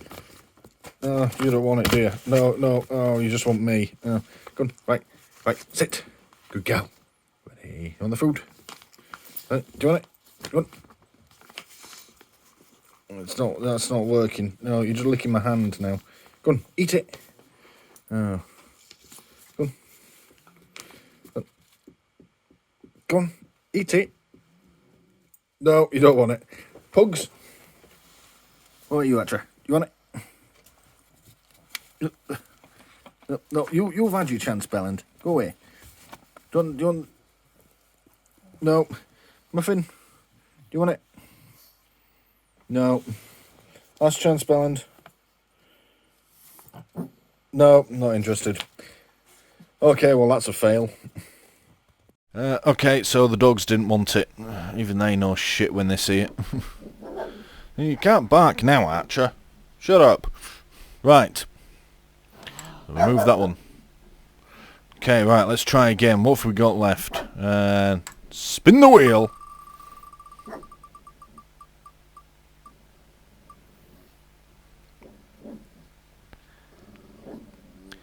That's better.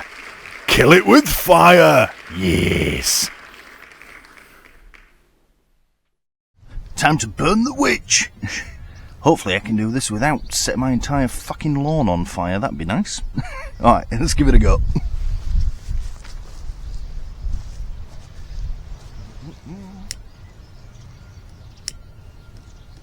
Yo.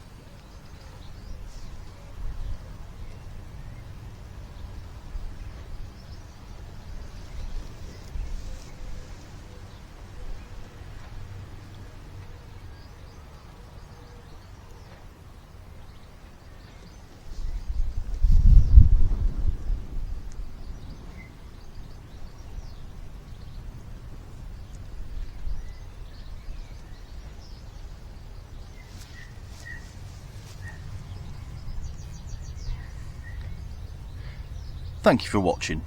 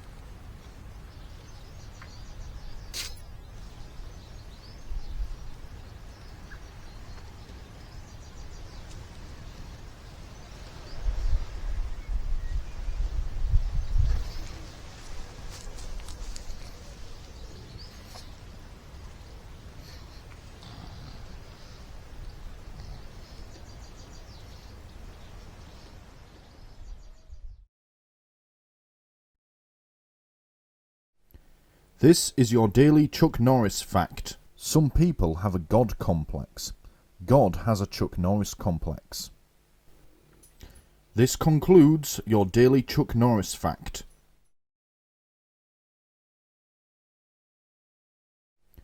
This is your daily Chuck Norris fact. When Chuck Norris goes hiking, the bears look out for him. This concludes your daily Chuck Norris fact.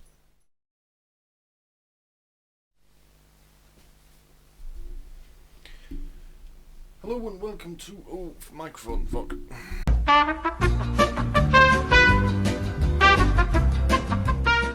Hello and welcome to another TV licensing video on doing stuff and filming it. This is the part 2 of letter number 9. Well, yeah, screw it, yeah, we'll call it video number 9. It's not actually video number 9. Oh, I don't know. This is part 2 of the letter number 9. This is the bit where I go through your comments. Hopefully this one will be a bit shorter than the last video I did. For one, I'm not going to be messing around with the various hats. That was a lot of effort and I don't think that many people found it all that funny. Yeah. I had a good laugh making it though. But yeah, let me know if you found the hats funny. Yeah, I'm always happy for feedback. Also, I'm only going to be doing comments that were made since my last comments video, so there should be far fewer of them.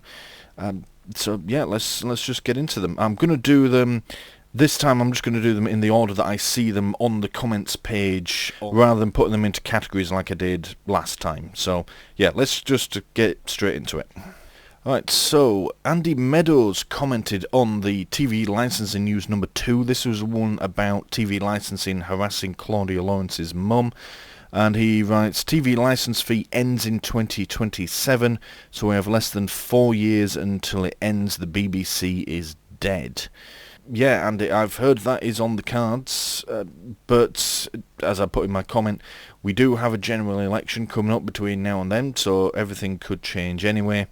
Whether or not scrapping the licence fee in its current format will actually shut down the entirety of the BBC, I doubt it. I think the BBC's here to stay, but I think within the next few years, the next, say 5 to 10 years, we're going to see a huge transformation. I think the TV licence fee, as it is at the moment, it's almost closer to a tax now than it is an actual fee for it. I think that's going to be changed and the BBC may end up going subscription only. But I might be wrong, it might carry on for another 50 bloody years, who knows. But yeah, anyway. But yeah, I've heard that as well, but until it actually happens, yeah, I'm not going to believe it. Alright, next up we have Dave Venables. He's commenting on TV licensing number 1, man thrown out of court in row over TV licence fine.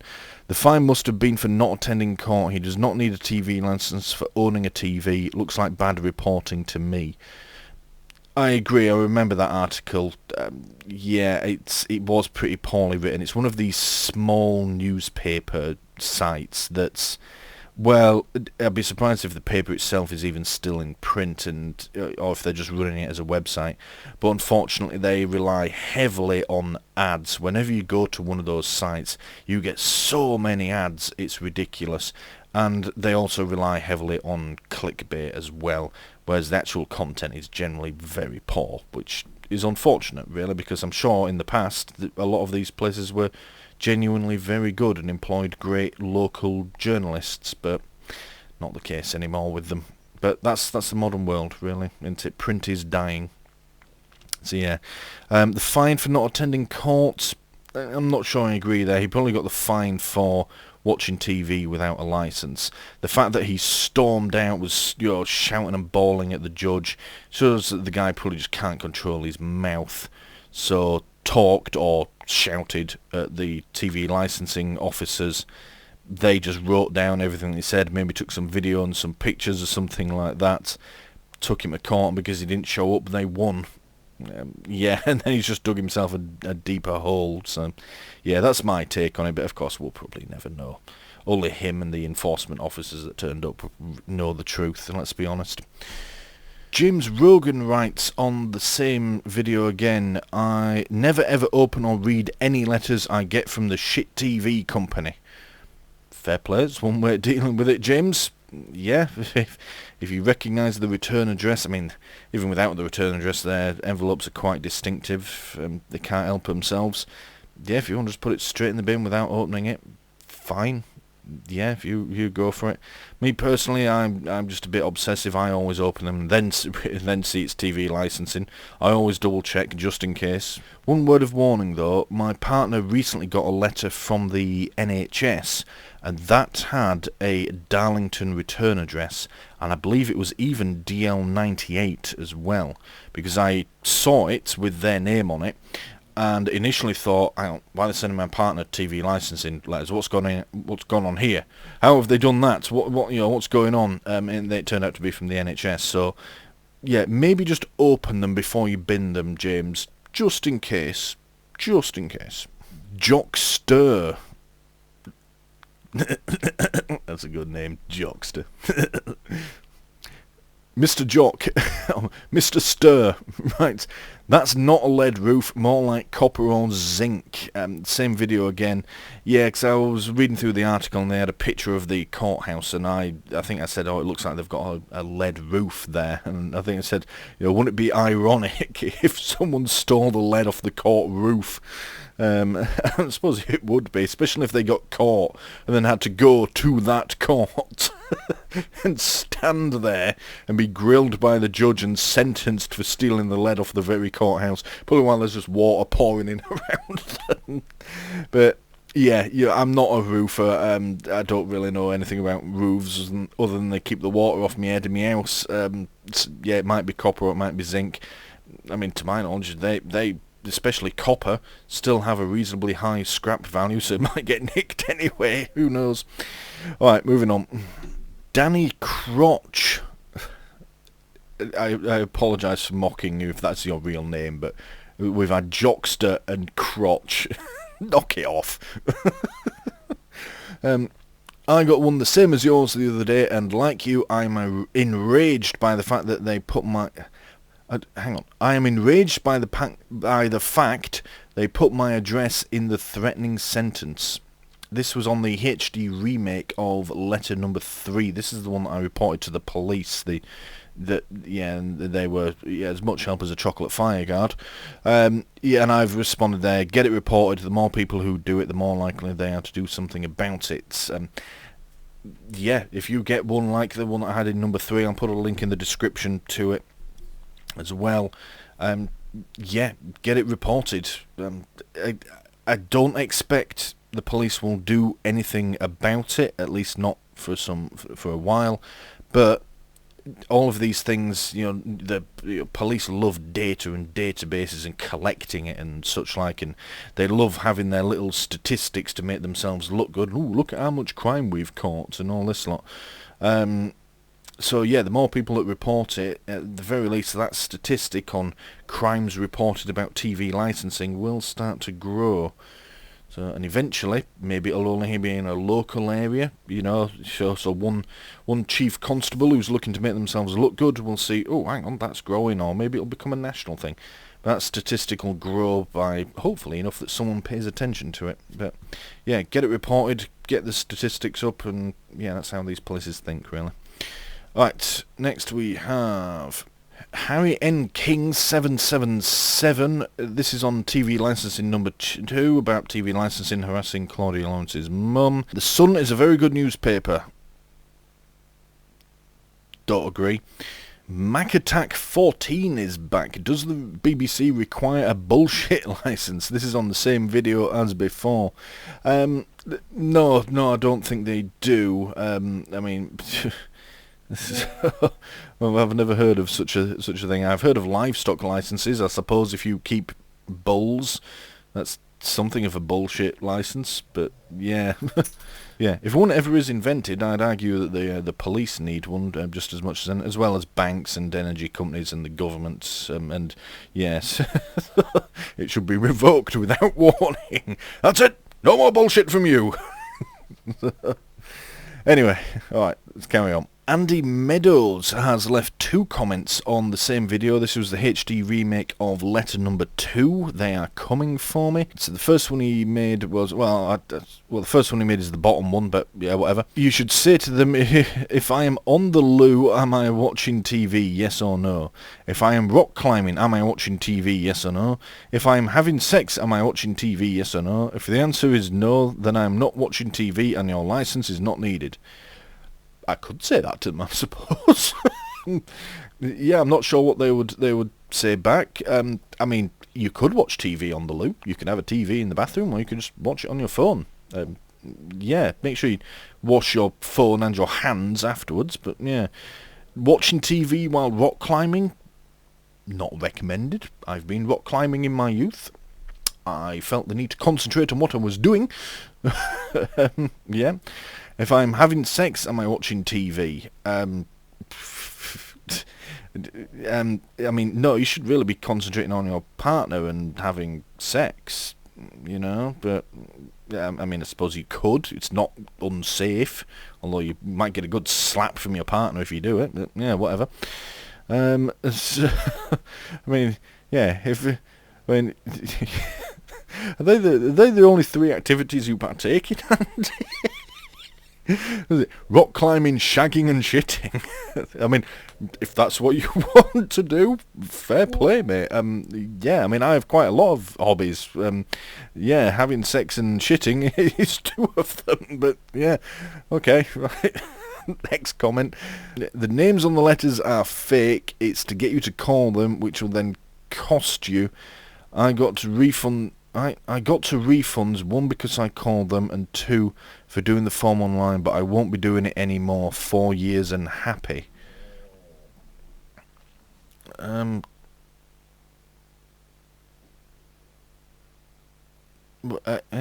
What? Oh, right, I think I see what you mean. The names on the letters are fake. Yeah, I think we've all established that Scott Robson isn't a real person. Yeah, and it's to get you to call them. Yeah, the letters do make you want to ring them, or they want you to ring them. 'Cause, yeah, once they get you on the phone, they can start ramping up the high pressure sales techniques, which no doubt they're trained in doing with you. I think what he means there is he got 2 refunds, not he got to the refund like that was a destination. Yeah, it makes sense now. Yeah, 2 refunds. 1, so you rang them, got a refund, and then you did the form online and got another refund. I mean, that's their cock up. Doubt you did both of them at the exact same time. Even if you did, they probably weren't processed at the exact same time, so whoever did the second refund for you should have noticed. But they'd probably allege that you'd committed fraud there. But, you know, whatever, chances are they're not going to bloody notice or care, are they? It's their own cock up, but yeah, at least I think that's what you mean. But anyway, thanks for commenting, and thanks for following. You get this little red thing at the side of you, Andy. Yeah, thanks for following, and hopefully you're enjoying my content going forward. Right, Susie has written, I've actually seen quite a few comments from you, Susie.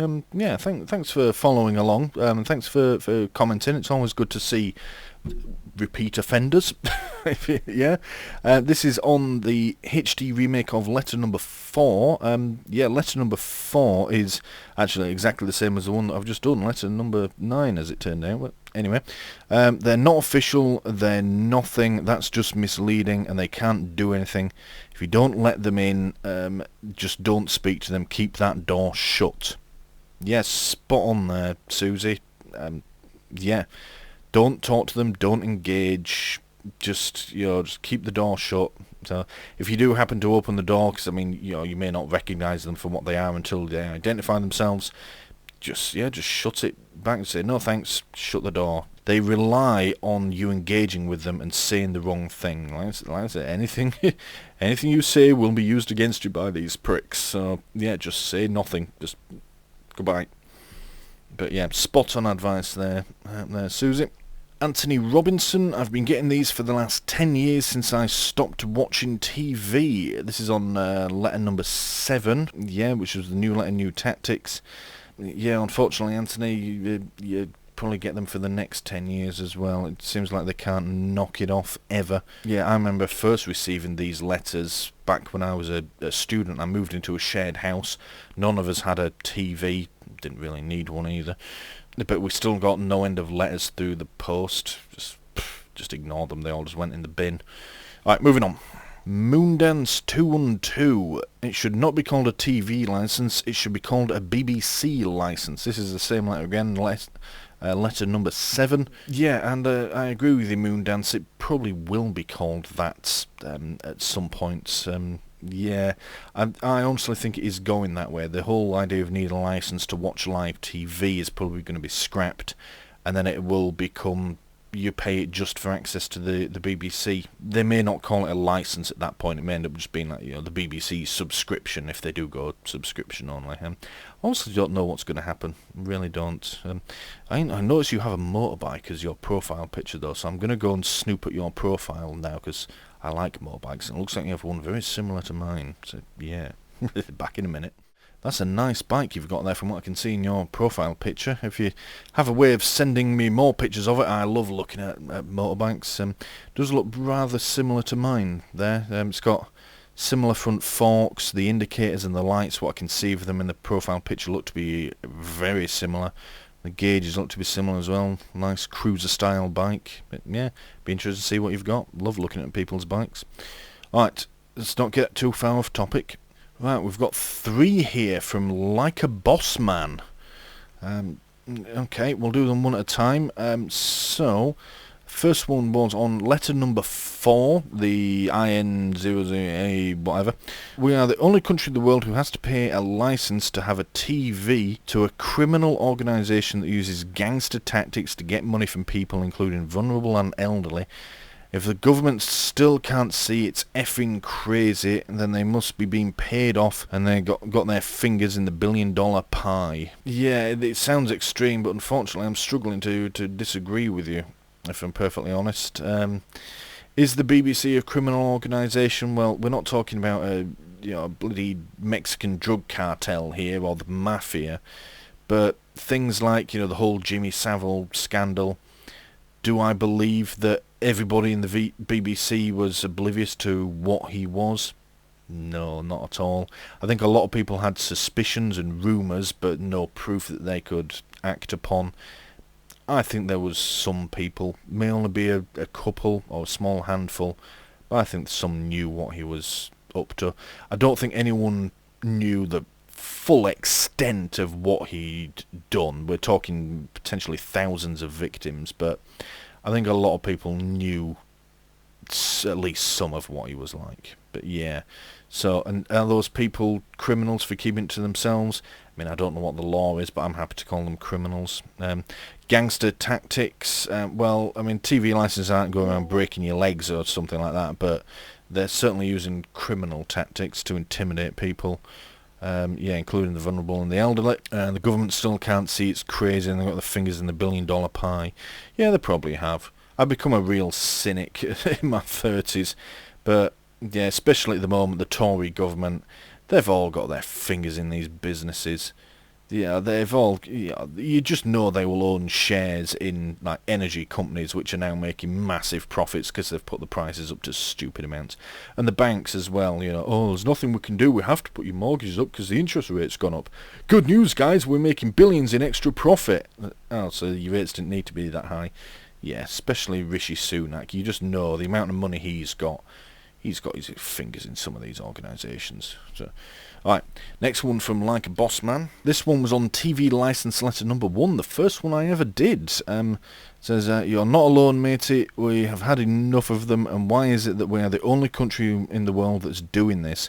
Other countries can't believe that the UK has to pay a licence to have a TV. They think it's insane, and I think they're right. I think I mentioned in another video, or I might have cut it out actually because I was rambling. There is another country I found that has one, Bangladesh. Yeah, and they have lots of channels, and you need a licence over there just to own a television on there. They're a bit stricter with it. But again, completely different country, different set of rules, different culture, so not really any comparison. But yeah, we're not the only country in the world that has a TV licence. But you're right, in the modern day it is pretty insane that it's carrying on. I think its days are numbered. Alright, next one.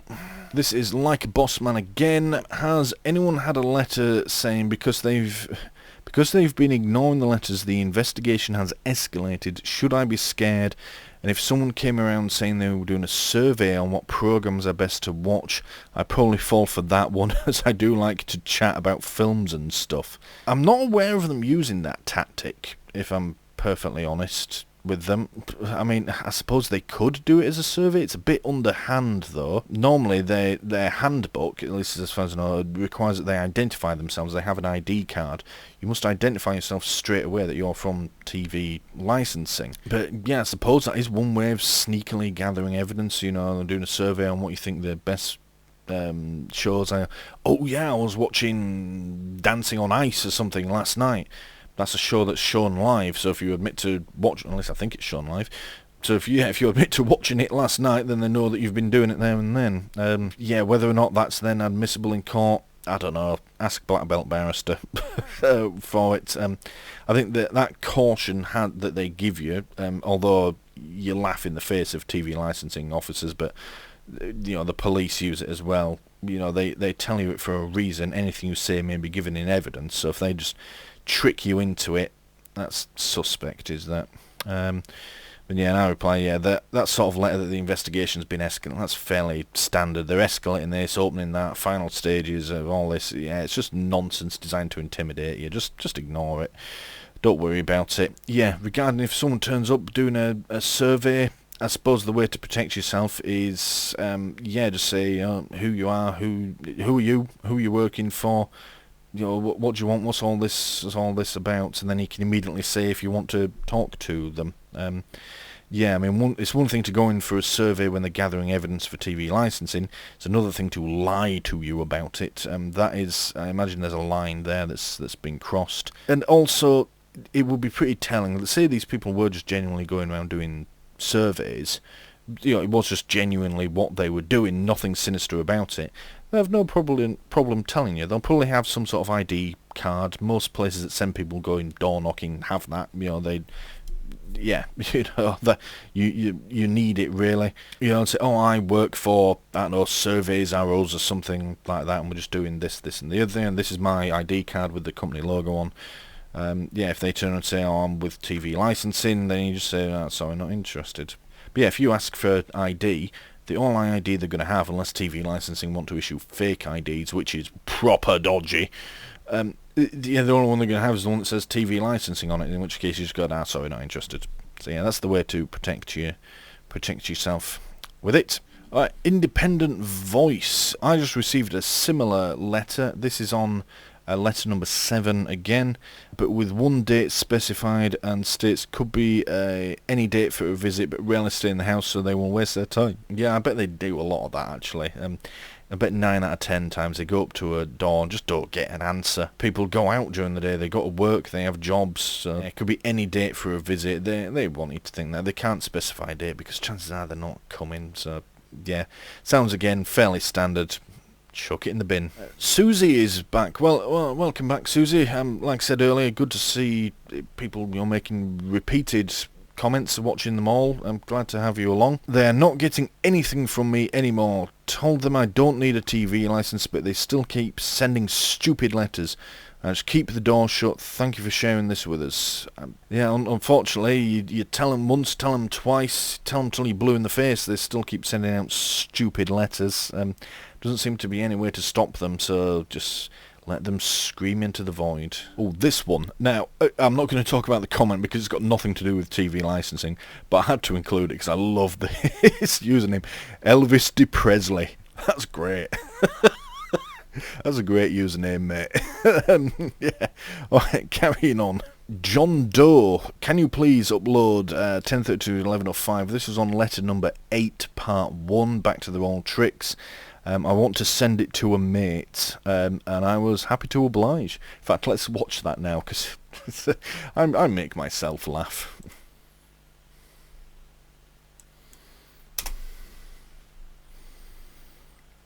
Trust me, I'm a police officer.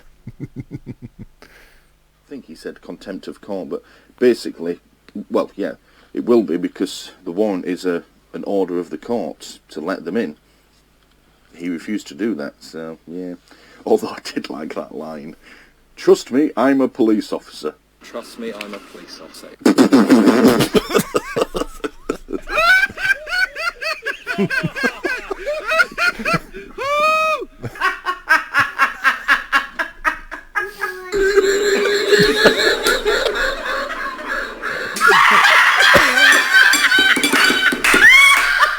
Oh, fucking hell. Fucking hell. Oh, trust me, I'm a police officer. Fucking hell. Anyway, let's carry on. I'm getting off topic. We're nearly at the end of the letter. I'm nearly there. I'm off topic again. I'm nowhere near the end of the comments. Oh dear. Oh dear me. Oh dear. There's probably something seriously wrong with me. Including the church. Doing now. And so I don't want to watch Daryl books. There's probably something seriously wrong with me laughing at myself like that, but oh dear. Alright, let's move on. Davaro Smith. I apologise if I accidentally call you Davros. Yeah, big Doctor Who fan. So, this is on letter number 8, part 1. Yeah, I stopped opening my threatograms. I just throw them unopened in the bucket. The latest one was in a red envelope 4 months after Christmas. A bit late for a Christmas card. Well, Davros... sorry... Well, Davaro, yeah, with all the postal strikes, it could well have been a Christmas card.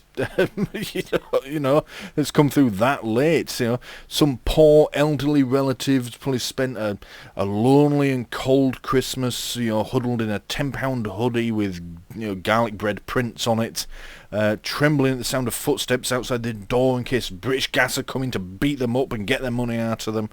You know, they reach out to you in a desperate attempt to end the loneliness. You know, just think of that you know, poor elderly person. They're just desperate for some human contact. They reach out to you, and you just threw them in the bucket. You horrible git. So I'm joking. That's probably not what it was. It probably was a letter from TV licensing. Unless you have relatives. Do you have elderly relatives in Darlington?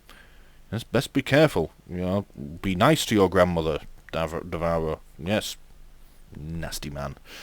Next up, Andy Meadows is back again. 2 comments on the same video. To be fair, I do that sometimes. I'll leave a comment and then later I'll have another thought, leave another comment. Yeah, I think I did it like 4 or 5 times on one video at once. So yeah, we've got my mum has not had a TV for 10 years. She's license free, full stop. Both of these are on TV license letter number 8, part 2. Happy for your mum. Yeah, I do. Hopefully she's not getting the threatening letters, or if she is, hopefully she's not been affected by them in the way that TV licensing want her to be. But keep an eye on her just in case. And yeah, next one. I feel left out. I've had 1 letter in 4 years. I was hoping for more to line my cat tray with. Well, maybe send them your own letter. You know, as you've not written any nonsense letters to me, I have no option but to proceed with the final stage of my investigation. If it is found you are depriving me of cat litter material, you may be interviewed under caution that I've made up. Give it a try. Send a letter to them, see what they say. Could be funny. Tony Tasker on TV license letter number 8, part 1. Anything you say may be used in a court of law. Please, Mr. TV license man, stop hitting me. Yeah, write that down. So, or better yet, if you're filming the interaction, as you should, just like throw yourself on the ground and start rolling around screaming, "No, no, no TV license, man!" You'll probably find he leaves the property very quickly. Yeah, yeah, go for it, mate. It'd be funny. Alright, next up, Blue Moon. This is on TV, letter number 8, part 2. Haven't paid the TV tax for about 14 years, and I watch live TV. Well, Mr. Moon, yeah, I don't advocate for criminal behaviour. I'm not so naive as to think it doesn't happen. I know there probably are people out, well, there are people out there that watch TV when they don't have a licence against the law, and I don't advocate for breaking the law. I'm also not an advocate for putting your crimes in writing on the internet. I mean, I'm not going to stop you if you want to go for it. I'll leave that comment there, but you may want to reconsider that, mate. That's not ideal. Christopher Fitzgerald. I had a red one a few weeks ago, not the first I've had over the last year or two. I'm keeping them for when or if one of their people knock on my door so I can return them to that person with an invitation to partake in sex and travel, i.e. fuck off. Oh dear, I've never heard it called that. An invitation to partake in sex and travel. I'm sorry, sir. It means fuck off. That's a good one, is that? I might try that the next time someone pisses me off. Are you really keeping them? Because chances are, mate, they're not coming. Just get them in the bin. Right, we've got a 2-in-1 from Bri McIlroy. Both of these on letter number 7. What I don't understand is that some people think that just because a TV licence goon is nice and polite and maybe in a suit and tie, that it makes him a nice con man rather than a scruffy, rude one. Completely misses the point that they are still trying to con you. And in fact, the polite ones are the worst, as they are sneaky, smarmy, false people. Yet people are so thick that they think they're okay, even though they're out to scam, but they're polite. For fuck's sake, wake up, you dummies. Yeah, they probably are. I've heard there was a story in another comment that I think I covered in a previous video. Yeah, very polite lady came to the door of a chap's daughter. Was very reassuring. Don't worry, we'll get you back on track. Blah blah blah. She was paying monthly or something and had missed her payment by a short time, and obviously that then bumps you to the top of the list for a visit, because they're almost certain that you're going to be watching TV, so they can go and catch you out. But yeah, it was very nice, and the young lady who was the victim obviously talked, but was put at ease. Don't worry about it, we'll sort you out. And then ended up being taken to court, and it ended up costing her a lot more money, or rather cost her dad a lot more money, because she couldn't afford what TV licensing were doing to her. So yeah, even if they are well dressed and polite, just shut the door. Be under no illusion they are dangerous. Alright, and second one was, I've already had one of these letters, and it's the usual desperate begging or threatening letter in which nothing come of it. It's just a change of strategy some muppet at the BBC or Capita thinks if it's changed slightly, and hopefully some people will fall for it. The BBC is so desperate now, with thousands cancelling their licence, they're trying different methods. Just bin the letter, it's complete bullshit from a very desperate BBC. You're right, I remember number 7. It was a change of tactics. It was definitely different. They were playing on the current cost of living crisis that's caused by the government. They were leaning on it. Was a different letter. I admit some people probably got it before me, so there were elements of it though that were just the same sort of scene. It's just threatening people. They were. Well, it goes back to the first comment. They were trying to be nice. Oh yeah, we understand, but we're still out to get you. So yeah. All right, let's carry on. This video's already long enough. I always do this. Unreal 1206. As someone who's been licensed free since 2017 and not watched or recorded live TV or used iPlayer since that same year, I have seen that same letter you featured in your videos several times over the past 6 years. This was on number 7, the change of tactics. So you can't have seen that one because the cost of living crisis that it was responding to or referring to, that letter, is a relatively new thing, but you've probably seen elements of it several times, because, let's be honest, they're all just boiled down to the same character, these, but I found the best way to deal with these letters is to recognise the sender address on the back of the envelope, as you did in this video, yep. Then right in the front, unwanted, unsolicited, junk and spam mail, return to sender. Pop it in the local post boxes. You never even have to read these letters again and be satisfied that the BBC is having to deal with disposing of the spam letter at their own cost. And be honest, mate, I don't agree that's the best way of disposing with them. Just rip them up and put them in the bin. I have a post box relatively close to me, but I still have to, well, it's probably about a 15-minute walk. I tend to just drive there when I've used it, but I can only count on one hand the number of times I've actually used it in the 5 years that I've lived here. I think it's more like 7 now. Yeah, it still takes effort to go to the post box. Just put it in your bin. It's far less effort. And also, the letters, well, they're not going back to the BBC. They're going back to TV licensing, assuming they're even going back. I don't think they are. I've heard rumours, and they make sense as well. They make perfect sense that TV licensing have an agreement with Royal Mail to just dispose of the letters rather than bring them back. Won't surprise me at all. The amount that they send out, so yeah, it's probably easier for TV licensing and easier for Royal Mail to just bin them and not bother delivering them, because all you're actually doing there is costing Royal Mail money. TV licensing aren't paying for it, so yeah, it's not the best way of dealing with them, mate. So I just chuck them in the bin. That's the best way of dealing with them. Or have a wheel of destruction like I do. Tarmac Demon, who doesn't generally comment on my TV licensing content, but does a lot of my other stuff. Yeah, glad to have you on board, Tarmac Demon. Yeah, thank you for following and commenting and everything that you do. This is responding to one of my community posts. I posted a picture of the letter just after it arrived. I always try and do that just to let people know there's a TV licensing video coming soon. But you seem to be getting a lot of threats. Have you upset somebody? Not to my knowledge. I haven't. I try and just be nice to everyone. And hopefully I've upset TV licensing. That would be quite funny. I don't honestly think they're aware of me. They don't even know my name. They think my name is Mr. Occupier. But yeah, I'm certainly not trying to upset anyone. But yeah. Alright, moving on. Bree McIlroy back again. This is a bit of a long comment. This is on letter number 4. BBC licensed thugs have had things their way for decades, but the BBC is now a dinosaur and seems to think they can still play their game, but people are getting wise, like how the TV vans were just loaded with computers with wires leading nowhere. Now we are getting wise to their threatening letters, which are worded in such a way to frighten some people, but people are now just binning these futile letters from a desperate TV corporation. It's having around 70,000 people cancel their TV license every month, and all because they are too arrogant to operate the way other TV stations do to earn their money. So yeah, I agree. The BBC, yeah, I think if it's going to carry on the way it is doing, it's becoming a dinosaur very quickly. I think it still has the opportunity and the potential to change and be better than it is.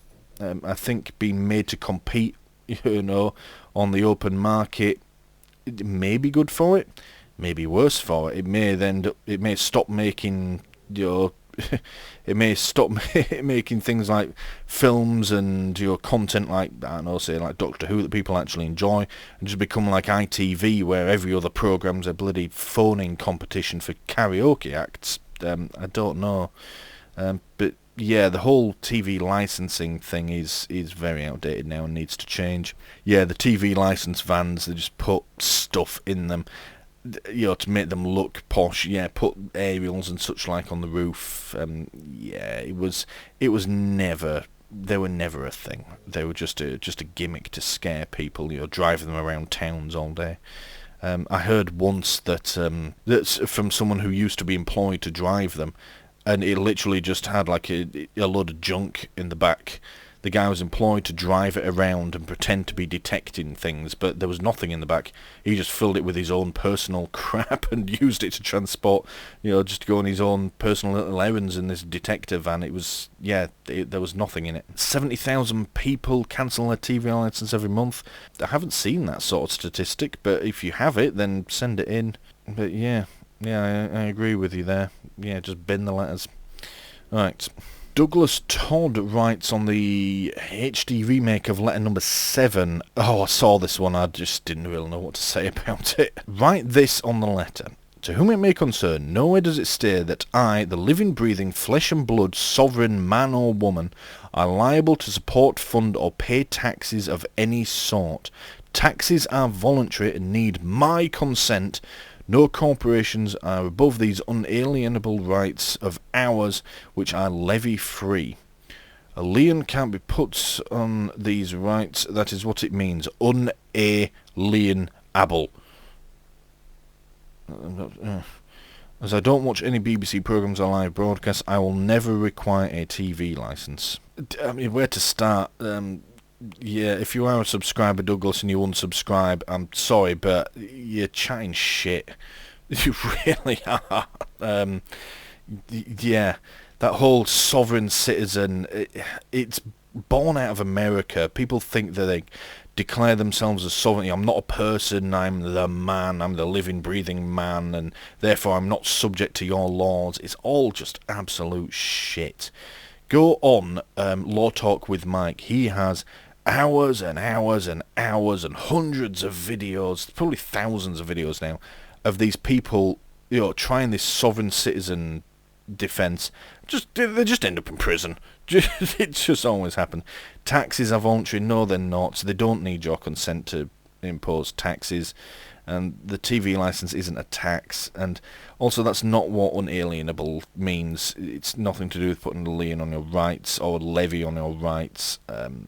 Yeah, the only bit that made any sense was the last bit. As I don't watch any BBC programmes or live broadcasts, I will never require a TV licence. Yeah, that's about the only bit there you said that actually is true and makes any sense. The rest of it, mate, you're just chatting complete shit. Sorry, but you are. Alright, moving on. ADW00000, who is a public subscriber. I wishing could give you million. Thank you very much, ADW. I mean, whether you mean £1 million or 1 million subscribers, either way, yeah, thank you very much. If you think I deserve it, yeah, it's good to see positive comments about what I do sometimes. But yeah, thank you very much. Oh Lord, how do I pronounce that? Balthasar Boma. Excellent name there, mate. I apologise if I'm saying it right, but that's a good, strong name there. Are the police paid by the BBC? No, but they have been known to act like they do. Yeah, they do sometimes accompany TV licensing officers with them. There was that one recently that went on TikTok where I do believe TV licensing had a warrant. In that case, I agree, it probably was appropriate for at least one officer to be present for that, because that, you know, could turn quite...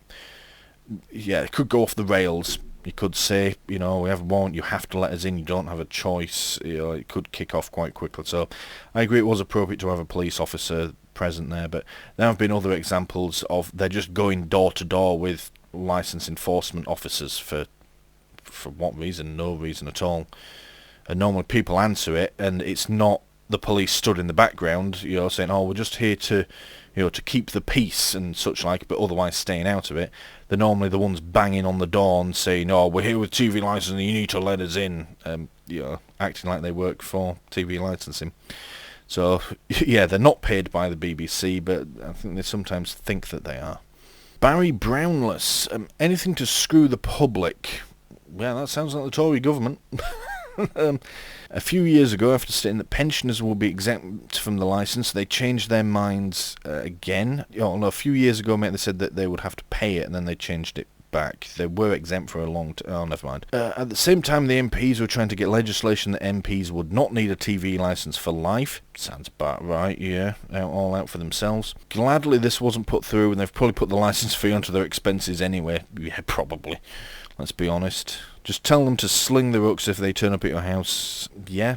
Or you just don't say anything. You just say no thank you and close the door. You don't have to do anything more than that. Oh, you fucked it, Barry. It's an act of Parliament, not the law, when they state you're breaking it. They're the same thing, mate. That Parliament passes laws. An act of Parliament is law. That's how it works. Go on over to Black Belt Bioster, he'll explain it to you. Right, last two, very recent these. The time of recording, I've just released letter number 9. Yep, District Driver, who's a public subscriber. Thank you very much, District Driver. You've just broke the age-old myth that shit doesn't burn. I didn't know. I don't know of any such myth about shit not burning. I've never tried to burn shit. I generally just flush it, but yeah, I suppose I just have. Yeah, maybe, yeah, maybe give me a call. Some production company. Give me a call, BBC. Let's relaunch Mythbusters. I'll do it. just don't go on YouTube. No, don't go on my YouTube channel. You don't need to see that. No, I'll take the job, BBC. Alright, and then George N1. I'm pleased to inform you I got my A36 today, and it is identical. Is it possible they are doing these reference numbers by county or something? That's a good point, actually, George, there. Yeah, mine was the A35, was it? Yeah, mine was the A35. So, either you're one letter ahead of me, or maybe they are by county. I don't know what county you're in, George, so maybe. But then I'm sure my last one was 31, which then makes me think that they are sequential. Yeah, I'm wondering if maybe those numbers are sequential, possibly, if they even mean anything. Honestly, I don't think they do. Yeah, A36. There was someone actually put a comment, ages and ages ago now, I'm not going to look for it, who had, I think, the A35 at the time I was getting the A31. So, whilst the content of the letter is identical, maybe there is a sequence still to them. Who knows? Personally, I won't worry about it. I think they're just chatting shit. The reference numbers are shit, so yeah, who cares? Just put it in the bin, mate. But yeah. Alright, any more? Let's refresh quickly. Alright, so none at time of recording. So, that was... Alright, so yeah, that has been your comments since the release of my last comments video. Whilst I was editing together the letter video that came out short time ago, I did originally say that I was going to add on the comment section to the end of it. I decided when I was editing together, you know what, that's at a nice length, we'll put that out.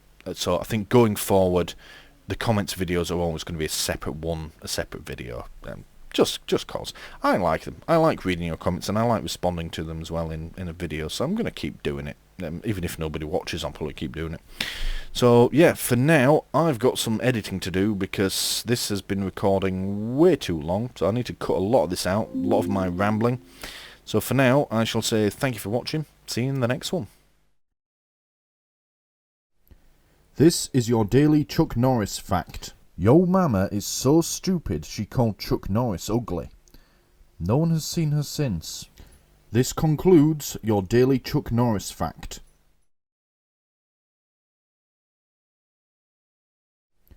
This is your daily Chuck Norris fact. The original formula for Viagra included essence of Chuck Norris. It was abandoned after clinical trials during which erections lasted for 6 weeks and every woman within a 50-mile radius ended up pregnant. This concludes your daily Chuck Norris fact.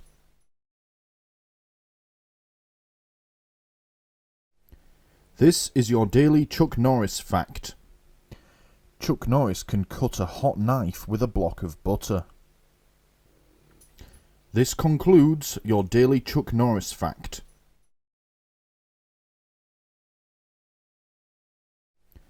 This is your daily Chuck Norris fact. Chuck Norris gives the sun a tan. This concludes your daily Chuck Norris fact.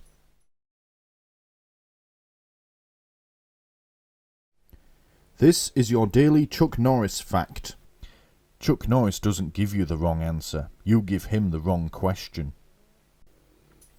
This concludes your daily Chuck Norris fact.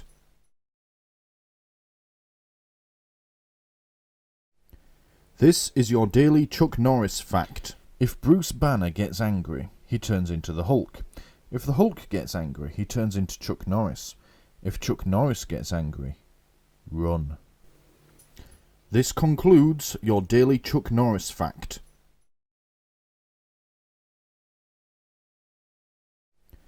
This is your daily Chuck Norris fact. Chuck Norris doesn't mind putting all his eggs in one basket. This concludes your daily Chuck Norris fact. Hello and welcome to another TV licensing video on doing stuff and filming it. Now, bit of a shorter one today, at least it should be shorter unless I get sidetracked. If I'm honest, anything could happen. Now, a while back, I had a comment made on one of my videos. I think it was 3 or 4 TV licensing videos ago, so I don't know, probably 3 or 4 months back. A viewer had said that they received a letter from TV licensing, and it was made up to look like one of those sorry you weren't in cards that you get from Royal Mail. You know when you have a parcel or a letter due to be delivered and they need a signature, they put a little red card through your door. That, to my knowledge, they don't really do that so much anymore. They abandoned most of the signature thing when COVID came along, so they didn't want people interacting, so they just put it through your door and take a picture of it nowadays. Anyway, at least that's what they normally do with it. Anyway, getting sidetracked. Yeah, saying he'd received a letter from TV licensing made to look like one of those cards, about the same size and shape. Now, I asked him to send it in if he still had it. Said he tried, but for whatever reason the email address on my channel wasn't working. I don't really know what went wrong, but yeah, he gave up sending it to me and never got it. I finally found a picture of this particular letter on the internet. So what we're going to do is I'm going to have a look through that now. I've managed to get some reasonably high resolution pictures of it. Can't remember where I got them from. It's been sitting in my to-do list as this particular video for a while now, and I've finally gotten time to do it by taking a week off work. So, yeah, let's go and have a look at it, and yeah, just do what we normally do with them. Right, so start off. This is, obviously the person has scribbled out their name, address, and looks like the QR codes that come with it as well. Fair play. I notice up here that they have scribbled out the postcode for the return address, the Darlington one. I mean, we all know it, but yeah, okay, fine. So this is what it looks like, and you can tell, I'll zoom it in a touch, so it's, there we go. And you can see what they're going for. It does look a lot like one of those little cards. I'll try and put one alongside as I'm doing this in the edit. But yeah, one of those little cards, you've missed a parcel or whatever, you know, that sort of thing. But it's not when you look closer. For one of those, the little cards it put through are just little bits of card.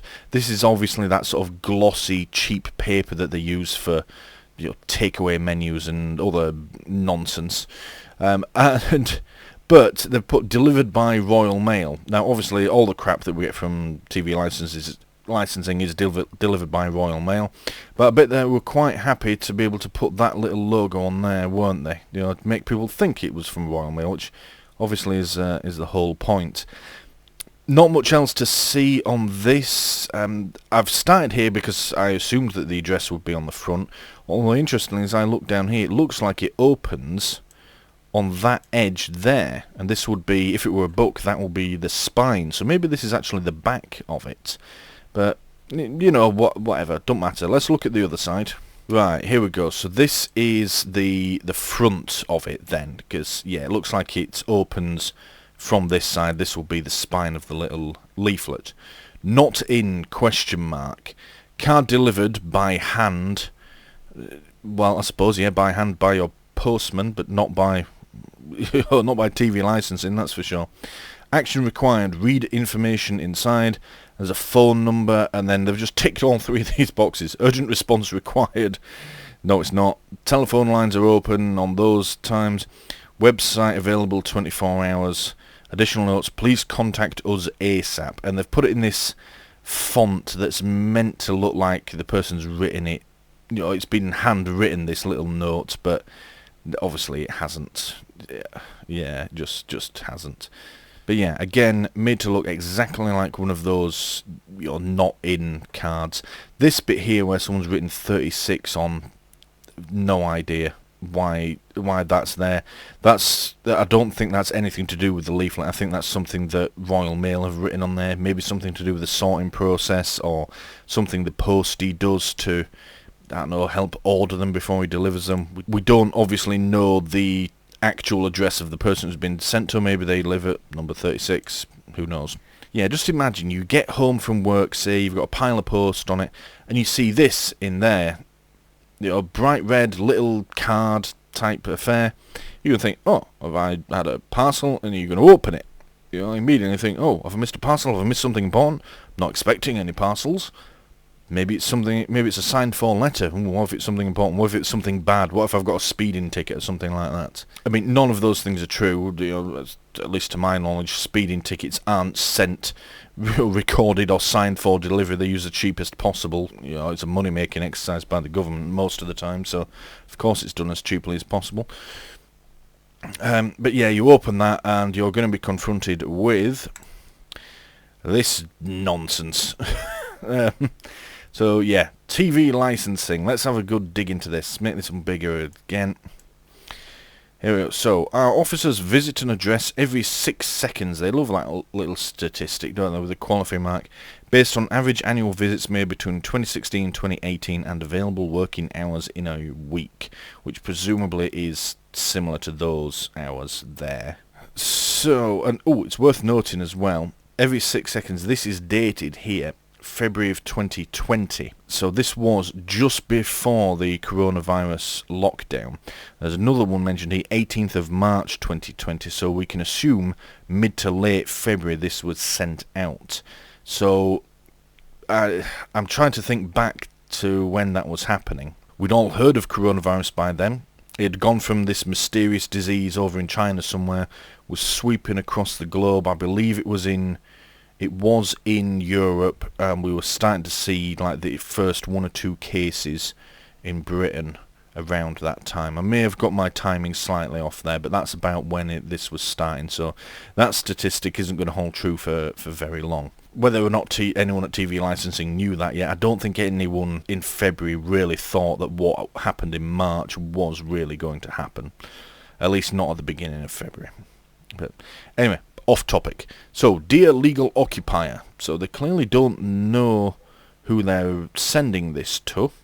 Or maybe they do, but these are just printed in bulk and then have an address stuck on the back. But yeah, dear legal occupier. As there is no record of a license at this address, your home has been authorized for a visit by our TV license enforcement officers. They could drop by at any time, daytime or evening, weekdays or weekends. We've actually just seen that in the last letter that I did. You know, they could drop by at any time, you know, so be on edge because they're coming for you. They love to put that in. Don't risk a fine of up to £1,000. Yeah, they like to put that in as well. Of course, they're never going to mention what most of the fines generally are, which is about, well, under £100, normally a lot less.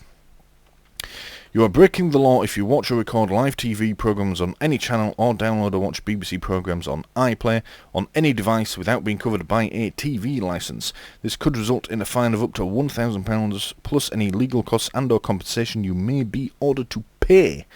That's their usual gumph. Of course, it's not that old, this letter. You know, iPlayer was obviously a thing, had been for quite some time, as had the law requiring to have a licence if you used iPlayer. Yeah, that's the usual thing. Yeah, if we don't hear from you, they love doing this as well. If we don't hear from you by the 18th of March 2020, we will escalate our investigation. Yeah. Yeah, they love putting dates on things, and they like to put you under some sort of time pressure.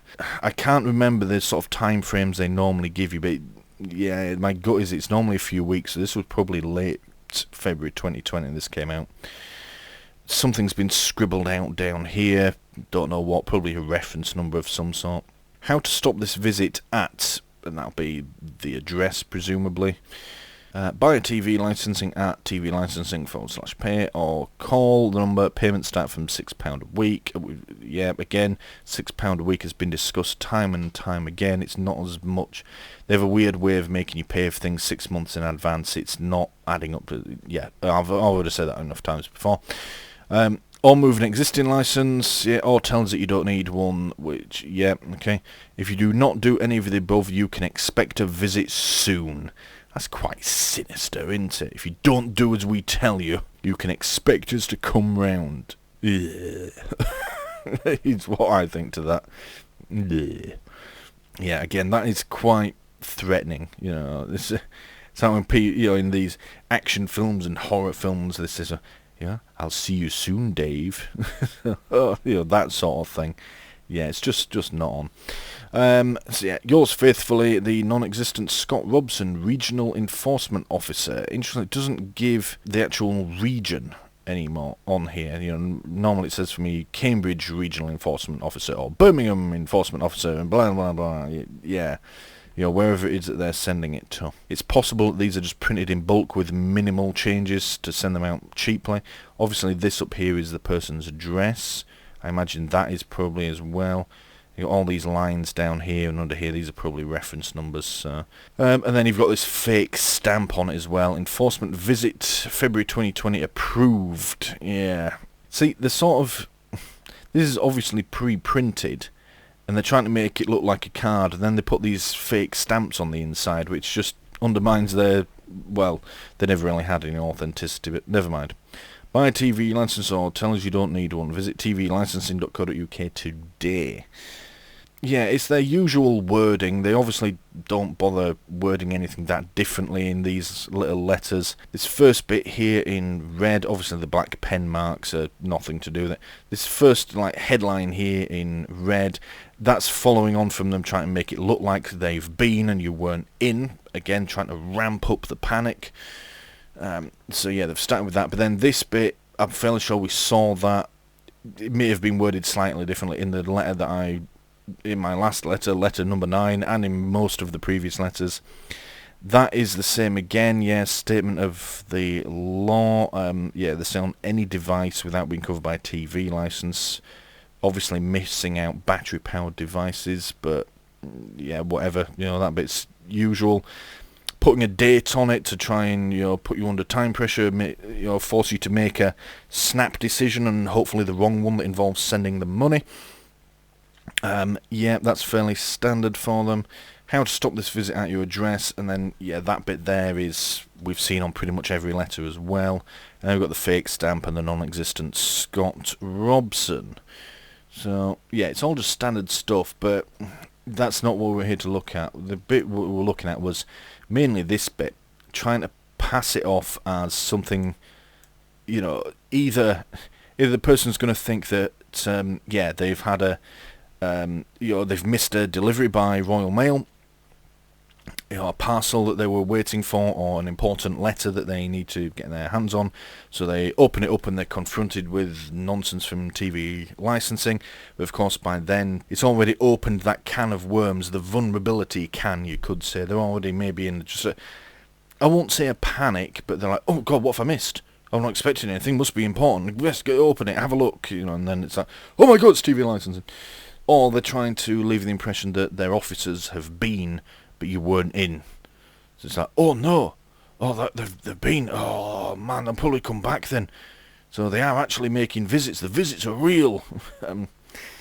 Yeah, again, don't be fooled by it. It's just the same bollocks that we always get from this organisation. It's interesting though that I've not had one, which is a bit disappointing. I've never seen these before in the flesh. Let's say this is the first time I've been able to find pictures of one of them. Yeah, I feel a bit disappointed. Be nice if I could get one of these for real. Well, the bit that's funny though is they've sent this out February 2020. Coronavirus really stole their thunder here. They said, oh, if we don't hear from you, the boys are coming around on the 18th of March. I'm 99% certain we were in lockdown by then, so there were no visits. So that just fucking killed that right off. All they could do then was send stupid letters to people.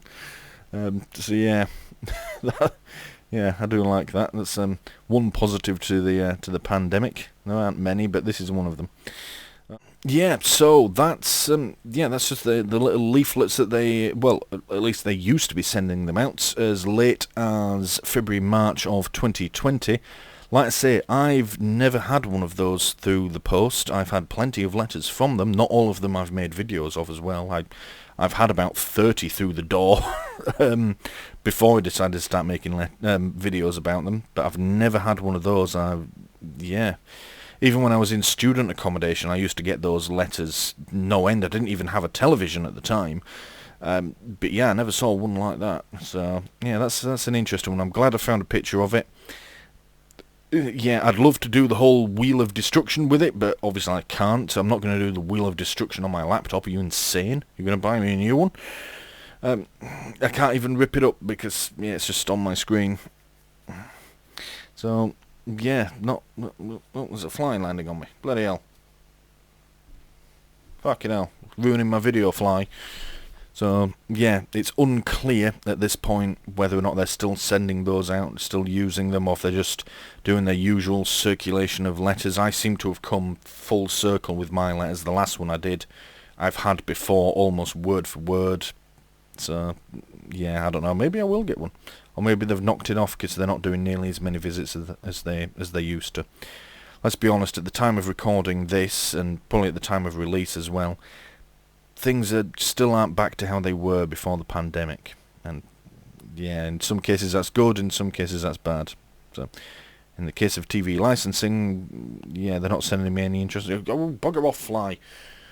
They're not sending me any interesting stuff to make content about. Never mind. Alright, but yeah, if you do get one though, treat it same as you do every other TV licensing letter. Rip it up, throw it in the bin. Or make a Wheel of Destruction. That's always fun as well. Last one got killed by fire because the dogs wouldn't eat it. Yeah, so I've got death by motorbike and all sorts lined up for my next load of letters. So yeah, watch this space. Alright, that's it. Thank you for watching. See you in the next one. This is your daily Chuck Norris fact. Chuck Norris once faced death. Death got scared and ran away. This concludes your daily Chuck Norris fact.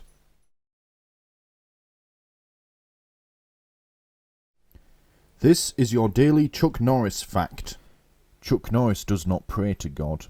God prays to Chuck Norris. This concludes your daily Chuck Norris fact.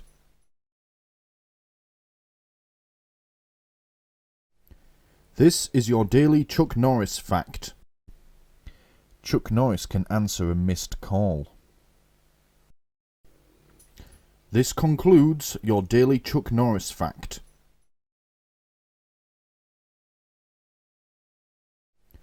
This is your daily Chuck Norris fact. I'm not saying that I am Chuck Norris, but nobody has ever seen the two of us together.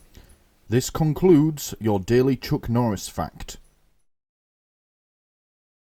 Welcome back to Strange Things from Across the Pond.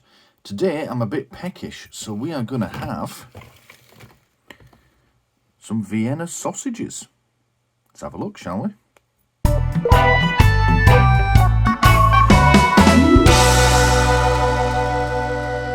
Alright, so let's just have a look, see what we've got here. We've got 5 of these little cans. I'm out. So there are 2 different brands here. 2 of them are this brand, Libby's, and 2 of them are this brand, Armour. Interesting. Now, I've heard of Vienna, and I've heard of sausages. I've never heard of Vienna sausages. So I saw these and thought, oh, we'll have a go. We'll have a go with these, shall we? Yeah, and there was all these different flavours. I thought, oh, we'll try them. And then I thought, oh, you know what? We'll try them on the internet. And so, yeah, these came from the American supermarkets on the local airbase. Not they call it the commissary, but it's just a big supermarket full of American stuff. And we've got, so this is Armour Vienna Sausage Salchicha di Vienna. Yep, original flavour. Wow, Stuart, you are such a monolingual. Then we've got chicken Vienna sausages. Interesting. Then we've got hot and spicy. And on to the Libby's brand. This is, this is just the original Vienna sausage, made with chicken, beef and pork added in chicken broth. Okay. And then this one is just chicken Vienna sausage in chicken broth. Okay. So what we'll do, we'll have a look at the ingredients of each of these. And then once we've done that, we've got some ramekins and we'll have a look at what's inside. And of course, we'll do a bit of a taste test. Whether or not I actually eat all 5 of these cans, I don't know, but I'm going to open them, so I'll have to. I've got the dog with me though, so she can help. Right. Start with this. So, made with chicken, beef and pork added in chicken broth, and then something in Spanish. Ingredients: sausage, mechanically separated chicken, water, salt, corn syrup, because America, contains 2% or less of beef, pork, dextrose, natural flavours, sodium nitrate, garlic powder, and then onto the broth that they sit in. Chicken broth, yep. Oh, and then it's in Spanish. So the ingredients for the broth are chicken broth. Okay. Pinnacle Foods Group, Cherry Hill, and there's the address. Questions or comments? And we've got a phone number or armorstar.com. Ooh, gluten-free as well. Look at that. Interesting. Yeah, that's all it says on that one. Let's have a look at the next one. So this one is the chicken Vienna sausage in chicken broth again. Interesting. It doesn't say anything about having the pork and the beef added anywhere else on it. Let's have a look. So, ingredients: sausage, mechanically separated chicken, water, salt, contains 2% or less of corn syrup, dextrose, sodium erythrorbate, probably, natural flavours, sodium nitrate, garlic powder, and then the broth, it just says chicken broth again. Pinnacle Foods Limited. Oh, interesting, isn't it? Oh, no, there it is. I was about to say it's not gluten-free, these, but yep, they are there. They are marked as gluten-free. And, oh, I almost forgot to mention they're the same weight across all of them. 4.6 freedom units, 130 grams. Right, next one. So this is Armour Vienna sausage, hot and spicy. All right. Made with chicken, beef, and pork added in hot sauce. So, ingredients: sausage, mechanically separated chicken, water, salt, corn syrup, contains 2% or less of beef, pork, dextrose, natural flavours, sodium nitrate, garlic powder. Hot sauce is tomato puree, which is water and tomato paste. Louisiana hot sauce, which is peppers, vinegar and salt. Water, vinegar, modified cornstarch, natural flavours, and, oh, what on earth does that say? Oleoresin paprika? Yeah, probably. Pinnacle Foods again. Gluten-free again. So that appears to be... Well, interestingly, they are exactly the same ingredients. So the sausages are going to be exactly the same. The only difference is that this is in a chicken broth and this is in a hot sauce. Okay. As with all canned food, these will have been cooked in the can. So it's going to be interesting to see how much difference it's actually made. What we might do is we'll try one with the sauce, and then we'll wash one off and see if it's any different in flavour to that one. Yeah, that could be interesting. All right, on to the 2 Libby's ones now. So starting off, this one is just the plain Vienna sausage in chicken broth again, made with chicken, beef, pork added in chicken broth. Fully cooked, yeah, good. Net weight, exactly the same again, 4.6 freedom units, 130 grams. Ingredients: mechanically separated chicken, chicken broth, water, contains less than 2% of salt, spices, beef, pork, sugar, sodium phosphate, sodium ethorbate, flavouring, sodium nitrate, and garlic powder.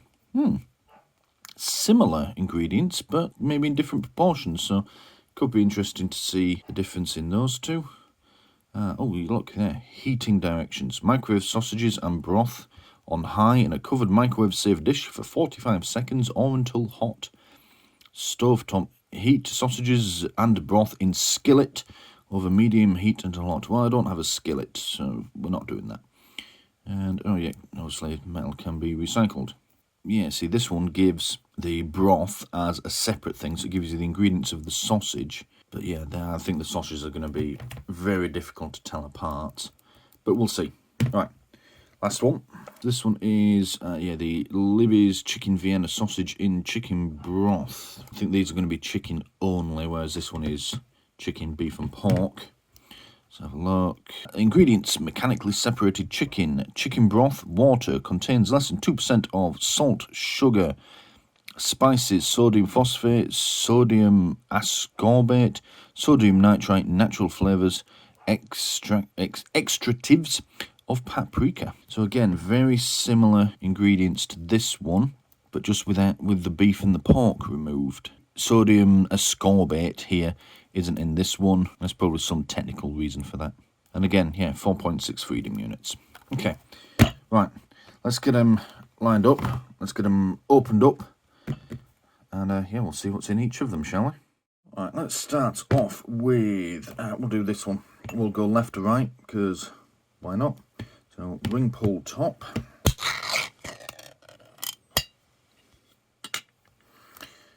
Okay, let's have a look in there. So, we've got 1, 2, 3, 4, 5, 6, 7. Interesting, number 7 looks to be just slices of hot dog. Interesting colouring. I don't know if it's going to come across on the video right well, but they're sort of the usual browny pink colour of hot dogs on the outside, but then they're pale on the inside. It may just be the way in which they were cooked in the can, but ordinary hot dogs don't have that. This is supposed to be a chicken broth that they're sat in. Was I supposed to stir this or something before I... let's just pour out the contents. Okay, that's not just normal water. Again, I don't know if it's coming across on the camera, but that is more viscous than normal water. Right. There we go. Oh, look, I've made a mess of the table now. That is one. I've got all this interesting line down the side. That must have been something in the manufacturing. It looks like a bit of hot dog. Feels like a bit of hot dog. So, break it up. Inside of it looks like a bit of hot dog as well. Okay, let's have a taste.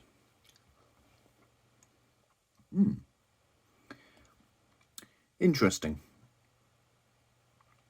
They have the texture of hot dogs, but a little softer. Now, normally you get like a jar of hot dogs, they have a bit of bite to them. They're normally a little softer than normal sausages. These, however, no teeth required. I can just press this into the roof of my mouth with my tongue and then swallow it. No chewing required for this. I'll try another bit. Yes, the flavour is difficult to describe. It tastes like tinned chicken soup. It's the best way that I can think to put it. Yeah, and the texture is just, yeah, it's almost like soft, overcooked hot dog, really. I'm still curious to know why they're a different colour, but that is all I can think to describe it as is just, yeah, tinned chicken soup. I'm getting nothing else as I eat these. It's the only way I can think to describe them. Chicken soup in sausage form. Let's dunk in some of this so-called broth. Usually that broth, if you can call it that, doesn't seem to impart any flavour other than saltiness. That's all it really adds to it. I'm getting no actual flavour from that broth. We'll try it just on its own. Now this is a bit of weird. It looks just like the brine that you would get in an ordinary jar of hot dogs, which normally I would just discard and not eat. Let's give this a taste. Yeah, okay. Regret that. It's brine. I don't know why they call it a chicken broth. There was a slight chickeny flavour to it, but other than that, it's just salt water. That's minging. Yeah, I don't know why I did that. I'm going to try and avoid doing that for all these others. Yeah, it's just brine, but with a slight chickeny flavour.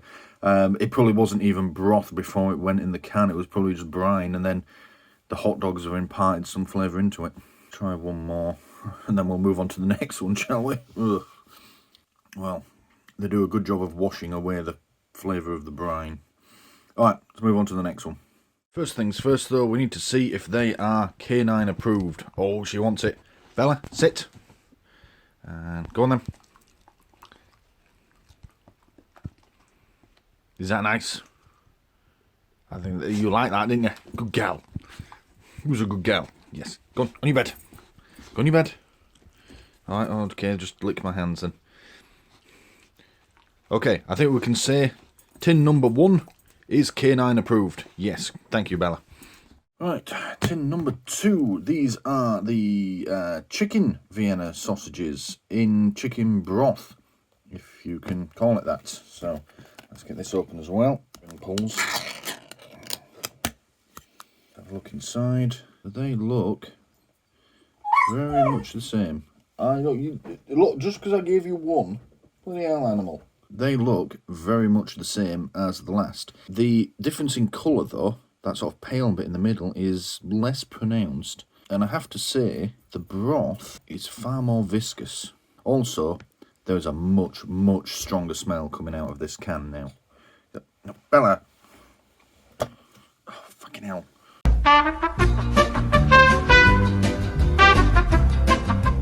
Yeah, there is a much stronger smell coming out of this can. The others just smell like chicken hot dogs. This is strong. This is like someone's actually cooking the chicken soup in the house. Yeah. Right. Let's give him a look. Oh yeah, look, you can see. It's almost gelatinous, is that broth. Look at that.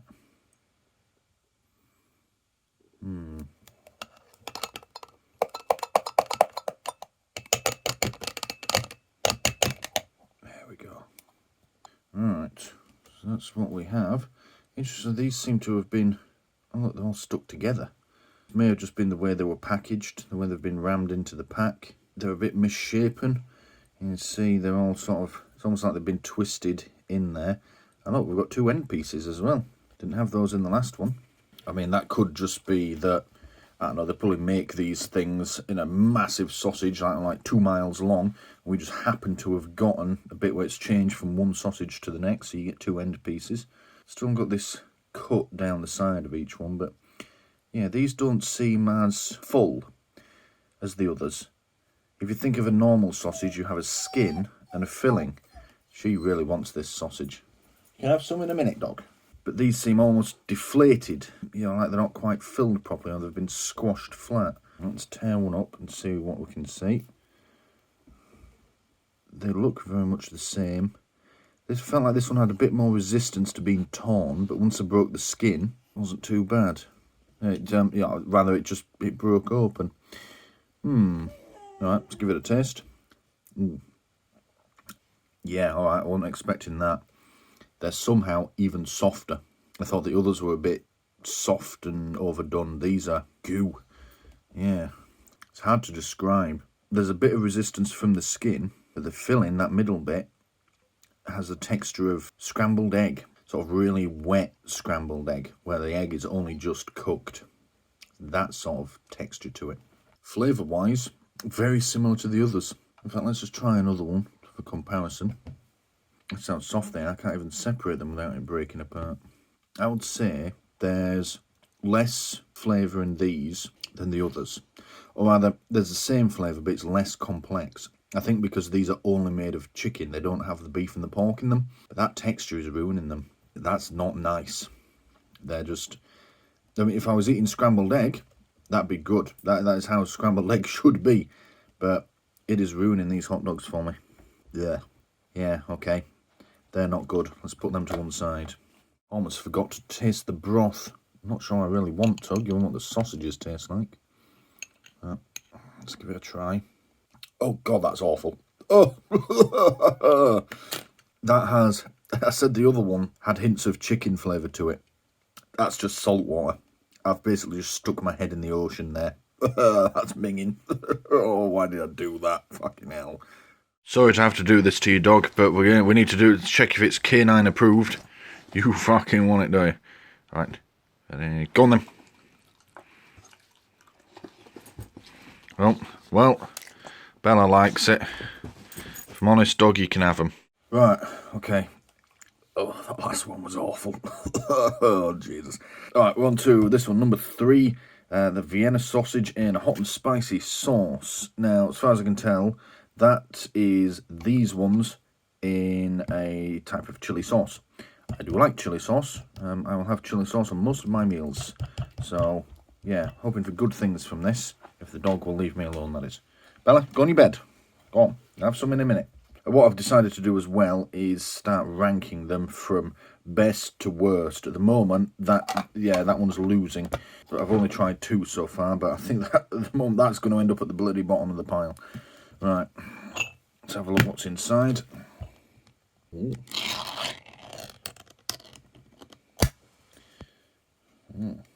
Interesting. Yep, I mean the sausages look the same. It's hard to tell if there's any colour to them because they're covered in this sauce, and they smell. What is that?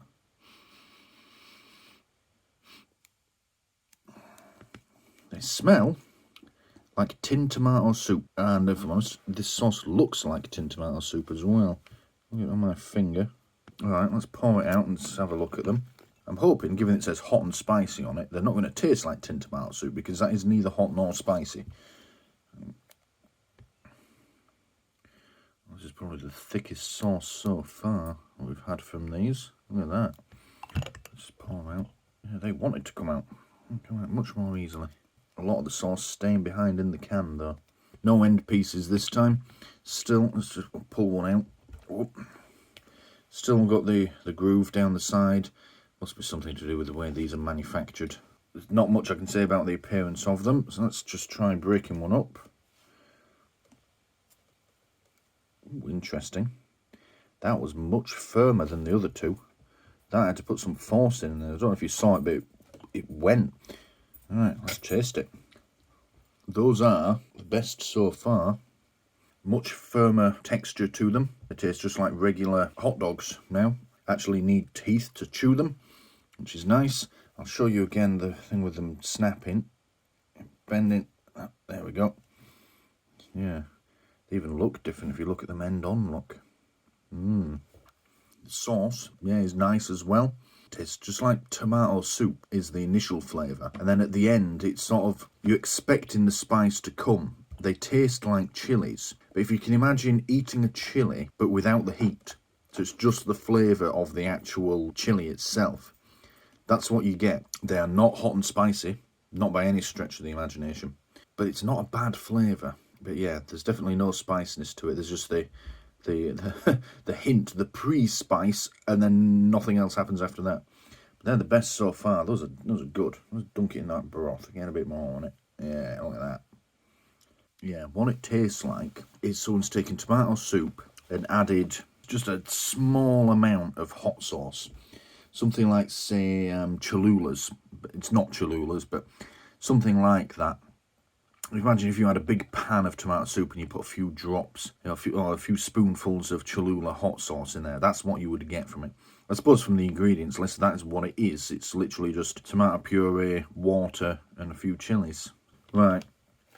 Let's try the broth before we move on. Hoping for better things from this. See, it looks just like tomato soup on the spoon as well. Tastes just like it as well. I was thinking that if I got a big spoonful of just the sauce, that I might get some hint of heat from it. No, nothing. I'm not trained in grading these things, but I think it's safe to say that is a solid 0 Scoville units. Well, no, it has a hint of it. A hint that there may be some spice coming, and it never does. So we'll give it 1 Scoville unit.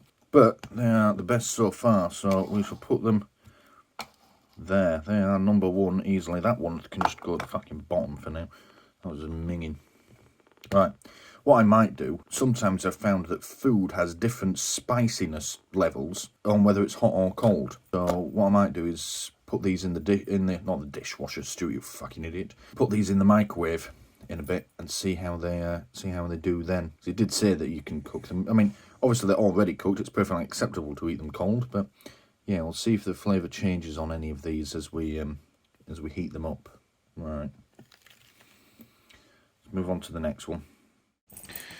Now, obviously, if these had been spicy, we wouldn't be doing the canine test. But they're not spicy, so we're going to do it. Bella, on your bed. Alright, she wants to be on that bed. Fine. Ready. Go on then. Yep, and she wants the sauce off my fingers as well. Yeah, good girl. Yes, I know. Well, you've got it all over your face, look. Not all over your face. Get it off your face. Alright, yep, I'd say those are canine approved as well. Right, next up is the Libby's Vienna sausage. This is just the straight up normal ones, like the first one that we tried. Just Vienna sausages in chicken broth, if you can call it that. Right, let's have a look. Ring pulls are easier to open. That may have been a fluke, but... Right, and inside... Yeah, looks to be more or less the same affair. We don't have the colouring on these. Now that may be the way that the others were packaged. I noticed straight away these are fully submerged in their broth, whereas the other one's sort of poked up out of the top. I think it's safe to say that there is a higher broth to sausage ratio here, but that may well have changed how the product behaved whilst it was being cooked. Stronger smell from these as well. Getting that chicken soup smell coming back, which we didn't get with the originals until we tried those minging chicken ones. It's pretty much the same consistency on the broth as well. Let's just pour these out then. All that lot only just fits in the ramekin. Interesting, because they're all supposedly the same weight. Let's just compare. They are the same size of sausage. Evidently we've got slightly more broth in these Libby's cans. But yeah, that looks pretty much identical. The first sausages that we tried, these ones here, still got the cut down the side. All that is, it's a thinner cut. You can see that on the camera. It's right there, get it in the light. The others, it was almost like a groove, but that's just a very small slit. Yeah. Oh. Yeah. A little bit of resistance from the skin, then it just pulls apart. Looking at these look like paste. If you've ever bought like beef paste or salmon paste, it comes in the little jars for sandwich filling. They look like they're going to have the same texture as that. I really hope they don't, because that's not what you want from a hot dog. But yeah, okay, let's give them a taste. Interesting. Do another one. Yeah, so this has the exact texture that I thought it was going to have when I looked at this. The closest thing I can describe, and I'll put a picture of them on screen now. You get these little jars of sandwich fillings, and they're just like beef paste, salmon paste. I think you can get chicken ones as well. I grew up having them in my sandwiches, and I still get them occasionally because they're quite nice. They have the texture of those pastes, which in a sausage would normally be minging, but they taste like those bloody pastes as well. It's like I'm eating chicken paste straight out of the jar, except it's in sausage form. See, if it tasted of anything different, I'd say those are disgusting, because they have the same texture as the minging chicken ones. But because they taste like the thing with which they share their texture, that's tolerable, which is an interesting trick there by Libby's. Somehow I doubt that was intentional, but they've pulled it off anyway. Yeah, now if you've never tried these pastes, I'm sure they're available on eBay and Amazon and such like. Try them and you'll know what I mean, but that is literally the only way I can think to describe it. I'm just looking now. That coloration that I talked about, it is ever so slightly there. There's almost none of it on the other side. I wonder if that's because they were actually sat fully submerged in the broth whilst they were being cooked. Whereas the other ones were sort of sitting partially submerged. Could have something to do with it. Alright, let's try one more and then we'll open up the last can. No, almost forgot the broth. I'm forgetting it because so far it's been minging by the chili one, the hot and spicy one. Right, let's give it a try. It looks exactly the same as the last broth I tried.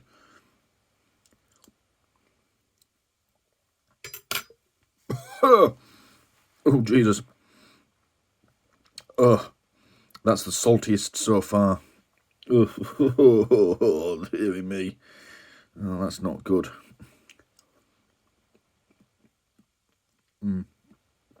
They had nothing to the flavour of the sausages other than salt. Oh, there was no chicken flavour to that whatsoever, which is weird because it's thicker and it's more opaque than the other broths, so you'd have thought that would have a stronger flavour. It's not, it's just more salt. Alright, let's move on to the last can. This dog has learnt now that this is when we do the canine test. here I am, recording, and there she is. That's why the camera keeps shaking occasionally. No, get down. Right. Come on, Bella. On your bed. On your bed. Go on. On your bed. Good girl. Ready. You want this? Go on then. What do you think, Bella? Are they canine approved? Yeah? Well, you're wanting to lick my fingers again, aren't you? Yeah. Look at you with your big stupid ears. Oh, yeah, I know, Bella, I know. Oh, yes, you like this. You like it when I do these videos, don't you? Yeah. Alright, yes, so tin number 4, definitely canine approved as well. Alright, last one. Not looking forward to this. This is the chicken Vienna sausages in chicken broth. So these are the Libby's equivalent to what those disgusting things were. Yeah, I'm really hoping that these are different to that. I mean, the ingredients list shows that they're almost identical. But I'm really hoping that that 1% change is going to make all the difference, because... Oh, also, I've ranked those joints second, because I can't quite decide between the two.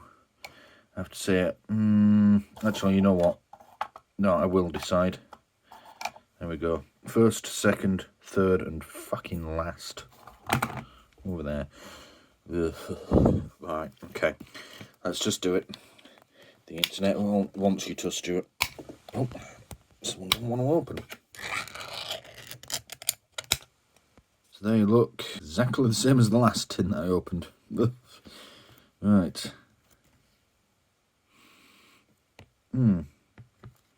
Less smell from these, which was interesting because when we did this one than those ones, the chicken only ones had more smell to them when they were opened. The Libby's ones appear to be the other way around. Maybe that 1% is going to make the difference. Right, let's have a look. Okay, broth looks exactly the same. Look at the sausage. Yeah, it looks exactly the same. Breaks the same way. Looks the same on the inside. I think it's going to have exactly the same texture. I mean, as they should be, really. The only thing they've done is remove the beef and the pork. And how much can they be changing it? Because they were listed as less than 1%. But yeah, it looks like it's going to be the exact same texture as the last one. So let's have a taste. I am pleasantly surprised. And that doesn't often happen. Yeah, so, as we knew they were gonna, they have the exact same texture as the last lot of Libby's. They looked the same, and yeah, they feel the same, but there is a much stronger chicken taste to those, which I was not expecting at all. Those are nice. Strange, though, that they have a lesser odour to them. They don't smell of chicken, they sure do taste of them. Yeah, they're good. I'd say I think so far those are the nicest tasting sausage. Definitely. Yeah, they're good. Those are good. It's almost like that 1% difference. It has made the difference. Let's try them with some broth on. Call it broth. I'm not calling it broth because it says broth on the tin. Yeah, that just adds saltiness. They're not bad, actually. Okay, I'll try the broth. Just so you can hear me make funny noises. Oh, dearie me. Shit I do for my YouTube channel. That's gross. That's just pure salt water. Same as the last one. There's no chicken flavour to that whatsoever. Ugh. Alright, okay. Ugh. Let's put them to one side. Full of fucking mediocre sausage. Ugh. One last canine test. Look, she's there waiting again. Come, on your bed, Bella. Whoop.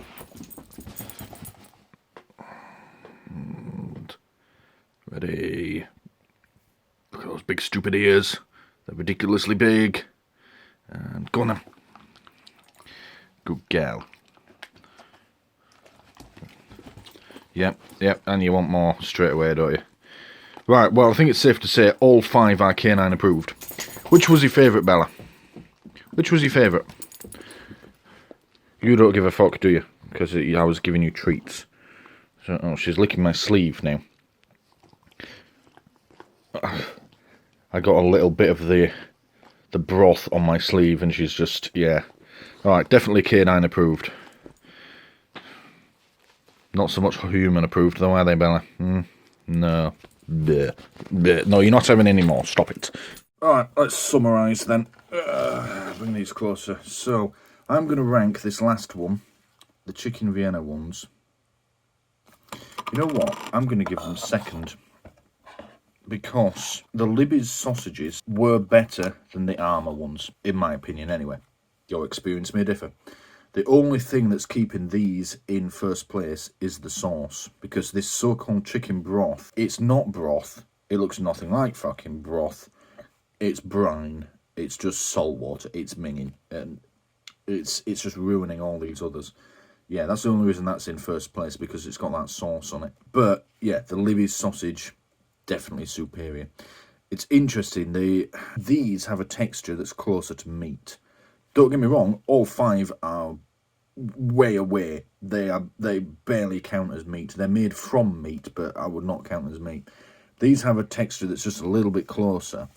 But these, the flavour is better. It just is. They actually taste of something. Yeah, and unfortunately it just puts those at the bottom, especially those. The Armour chicken only ones without the beef and the pork in them. Just fucking gross. Oh, dearie me. It's to the point where I was planning with these of going and heating them up and seeing if it changes the flavour at all. I'm actually only going to do that now for these. I'm making a bloody mess now. And the reason being is I just don't want to eat anymore. I want to do this and I want to see what happens to the sauce. But the others, I'm sorry, they're horrible. I don't want to eat anymore. I don't want to taste any more of them. Would I recommend these for yourselves? Absolutely not. No. If you see them and you're curious, get 1 tin. I think they were like 50 cents a tin. But don't buy all of them like I've done. Ugh. Oh, I actually feel a bit sick now. We're going to go heat these up and see if they taste any better. The others, the dogs can have them. Oh, fucking hell.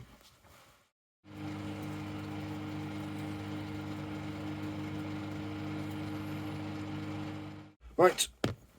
We've given them the regulation 45 seconds that it called for. Interestingly, there was some popping and noises coming from them.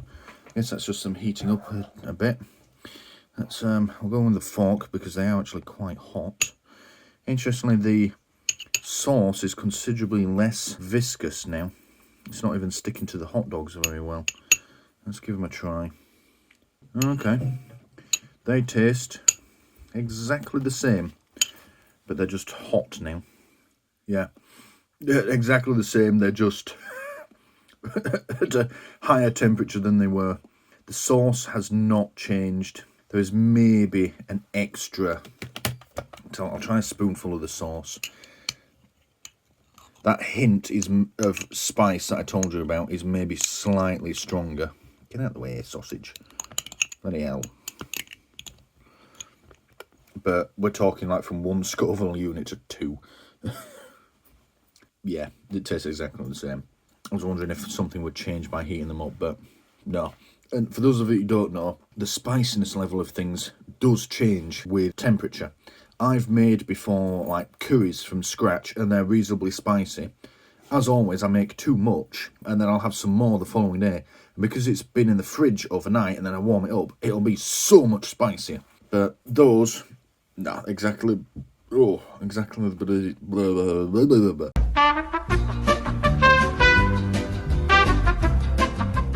Those, exactly the same. I feel a bit sick now. I think I'm going to have to go have a coffee and wash all this crap down. So, yeah, don't recommend. Don't buy these. I was really hoping this series would be all positivity and trying new things. Well, I have tried new things and I went into it with a positive attitude. I'm not coming out of it with a positive attitude, though. Very negative. Ugh. Ugh. What am I going to do with all these fucking hot dogs now? Screw it, the dogs can have them. Ugh. I do love my dogs. I don't really want to inflict this shit on them. Yeah. Alright, we'll call that it. Hopefully the next episode will be something a bit nicer, but I'm going to need some time to recover from this one.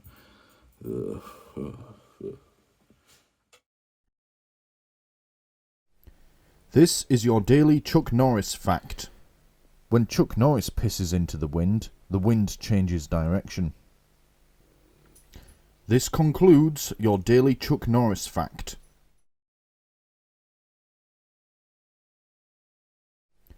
This is your daily Chuck Norris fact. Chuck Norris one day swallowed a whole tub of sleeping pills.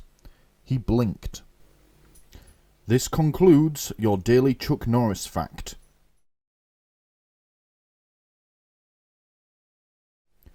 This is your daily Chuck Norris fact. I once tried to use Chuck Norris as my password.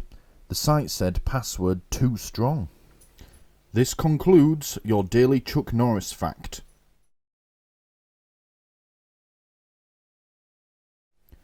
This is your daily Chuck Norris fact. Inside Chuck Norris is another smaller Chuck Norris. This concludes your daily Chuck Norris fact. Alrighty then, time for a ride out on the motorbike, I think. The weather has sort of picked up. It's still a bit cold and windy, but like that, lovely blue skies. But there's a problem. Can you see what it is? I'll go in a bit closer. A bit closer still. That's not supposed to be like that. I'm also fairly sure it's not meant to knock on there like that either. Yeah, that's just rubbing on that bit of metal. Right, let's get it fixed.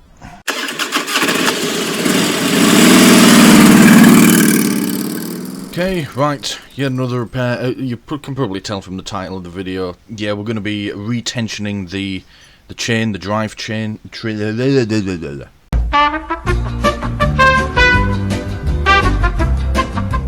Let's try that again.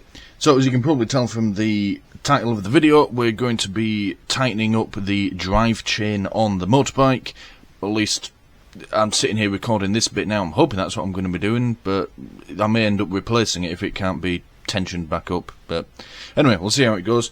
This job is a little bit beyond my knowledge and experience, really. Most of my knowledge and experience comes from cars. So far, the bits that I've been doing on the bike have been pretty straightforward, you know, wiring up indicators, yada yada yada. This I don't know too much about, so we're going to be sensible about this. We're going to check our Haynes manual. Here we go. Now, I love these things. I know some people hate them. Professional mechanics will say, "Oh, what have you all that?" They mock them all the time. Fuck the lot of you. I love them. I think they're brilliant. So, naturally, of course, there isn't one for Lifan motorcycles, especially not my exact model. We just have these Chinese, Taiwanese, and Korean 125cc motorbikes. If I'm honest, and you can tell just by looking at these, they're all very much the same design. That's how these things work, so this should do the job. Right, let's find the bit that we need. So, drive chain sprockets, one spanner. So, as the chain stretches, where adjustment will be necessary, a neglected drive chain...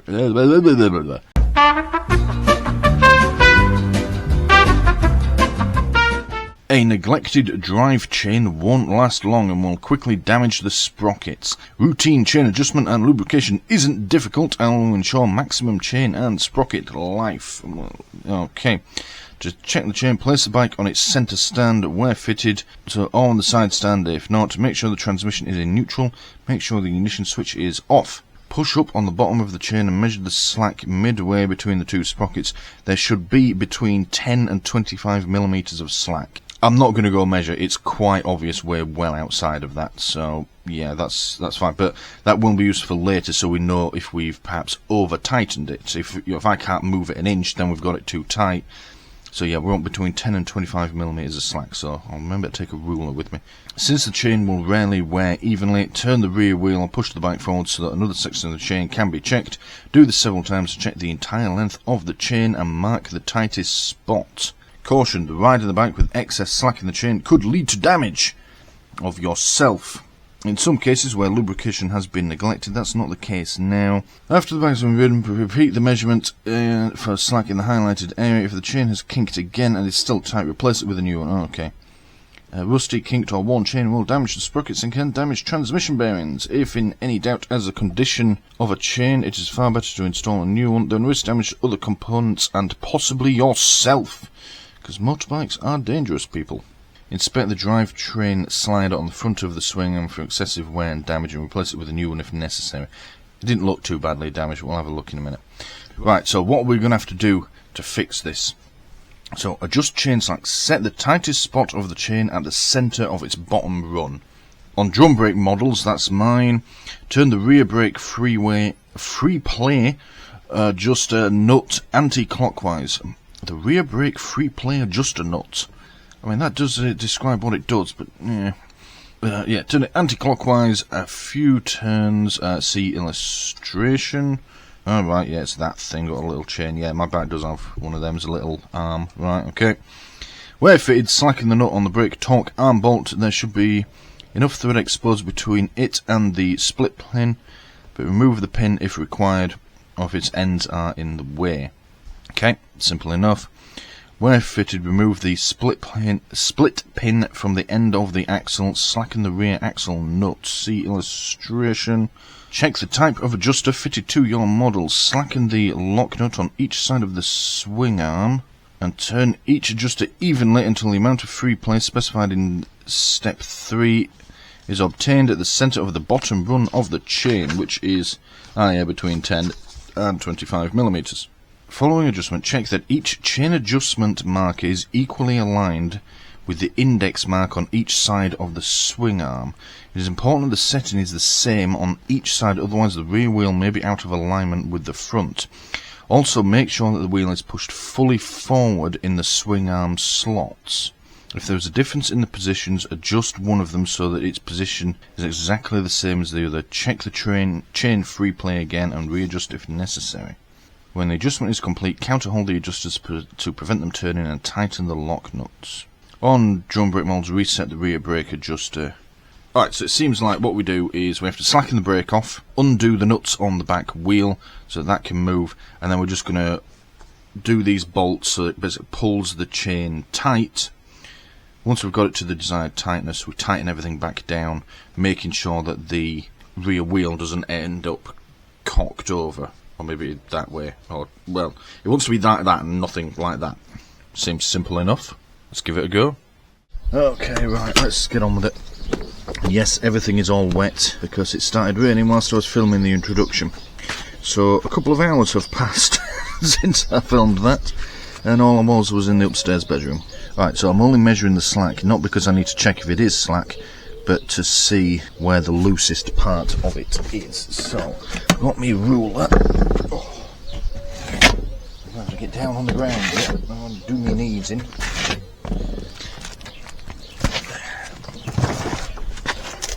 That's better. I haven't taken it out of its packaging yet because I'm actually saving this matting for a garage build later. But it'll do for now. There we go. So, there, that. Oh, it's caught on the other end of the chain. There we go. And we've got, what's it, 45 millimeters of slack. That's slightly out of tolerance. So, ever so slightly. Right, let's move it along a touch. To there. Check the slack now.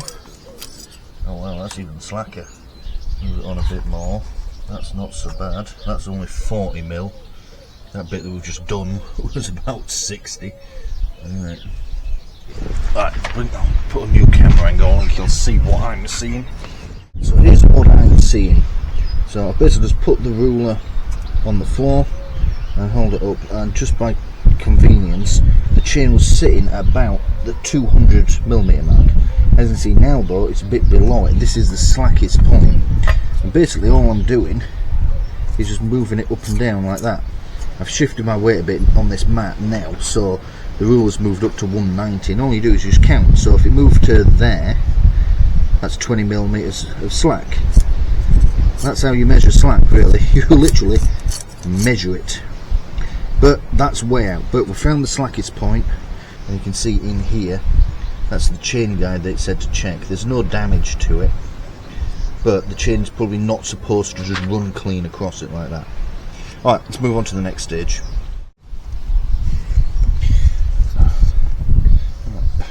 You could not be more in the way there, Muffin. Really. What are you doing? Come on. I can't stroke you, I've got oily gloves on, look. You're a ridiculous animal. Is that really where you're going? Alright, fine. We'll do the video with the dog. Now, this is the reason I don't mark these as tutorials, because, well, I'm not an expert, and I've just realised, first mistake of this job, I'm not looking for the loosest spot on the chain, I'm looking for the tightest. What is it, actually? What is it? Are you climbing on me? Oh, yeah, thank you. Thanks for sneezing all over me. You're a good boy, aren't you? Hmm? Yeah? Go on. Right, go on, clear off, you two. Go on.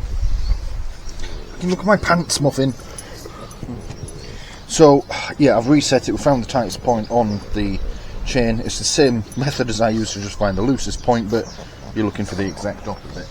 So, it says, on the drum brake models, turn the rear brake free plate adjuster nut anti-clockwise a few turns, which is on the other side, so I've set the camera up wrong. Fucking hell, this is going well.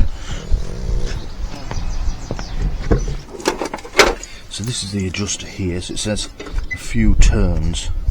Well, it doesn't exactly feel tight as it is. So let's just slacken this off by a few turns.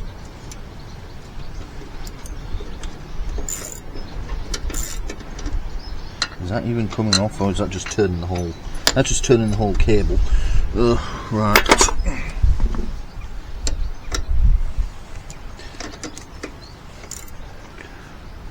There we go. Just do it by hand now. A few turns off. That's suitably slack. Right, next stage. And just like that, rain has stopped play. Fucking great. Never going to get this done. It is, however, if we look up there, through the window, looks a bit brighter. So hopefully this shower will pass and we can get on with it. Next stage is slackening off the rear axle. Yeah, hopefully we'll get there eventually. Alright, next stage is we need to slacken the axle nut. So, let's get it slackened off. Oh, I've lost my cup of tea now. Oh, never mind. Put it down somewhere. No idea what size this is. Is it that big? Nope. One day I'll get to use the big man spanner. Guess I'm just not old enough yet. Oh, you are joking. It's an 18mm and I only have 17 and 19. I've only got 17 and 19 on my sockets as well. The fuck? Let's just see if we can do it with the 19.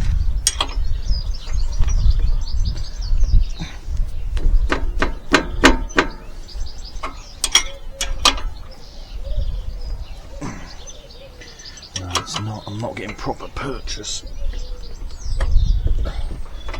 That doesn't want to go either. Right, you approach. There we go. Lovely 18.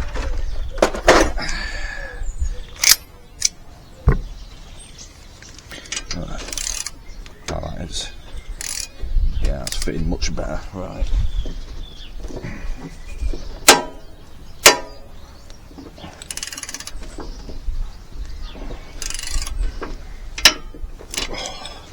Do the other side. That's fucking great.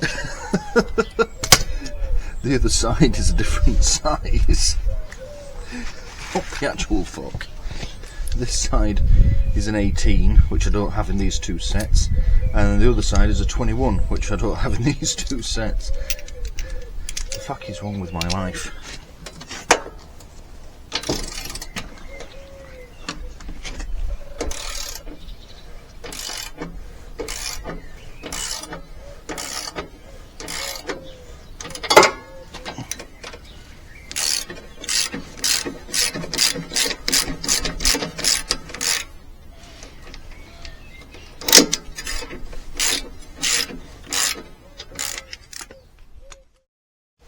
Alright, it said slacken the rear axle nut, not remove the rear axle nut, so...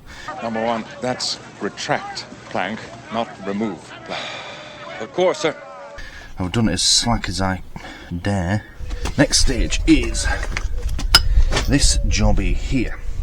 So it says to slacken the lock nut on each side of the swing arm, which is this outer little nut, and turn each adjuster evenly until the amount of free play specified in steps 2 and 3 is obtained at the centre of the bottom run of the chain.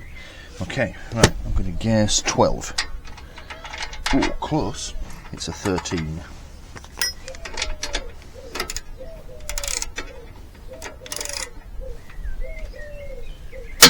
Oh, there we go. Let's take that all the way out, do the other side.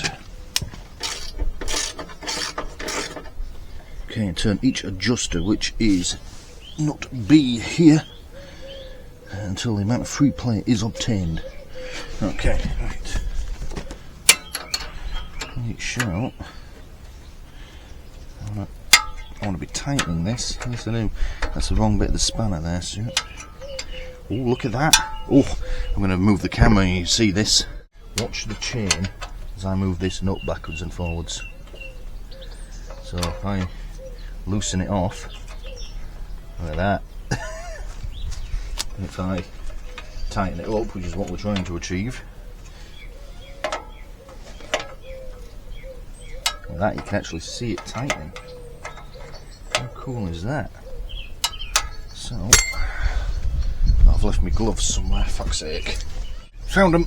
They were in the same place as my Earl Grey tea. Tea, Earl Grey, hot. By the way, if you're the sort of person that doesn't like Earl Grey tea, you're a monster. You need locking up.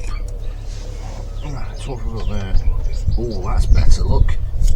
And it will now go from, get the ruler flat, from 270 to, well, that's still a bit much. Okay, let's tighten a bit more. So that's sitting on 280, and if I push it up I can move it to 295. Alright, I'm going to do one more half turn. So I want to try and get it as close to that 10mm, which is the bottom end, as possible. So, one more half turn. And recheck. Spot on. So that is, if I push hard, I can get 15mm of slack out of it, but just lifting it up, I'm getting 10mm. Spot on.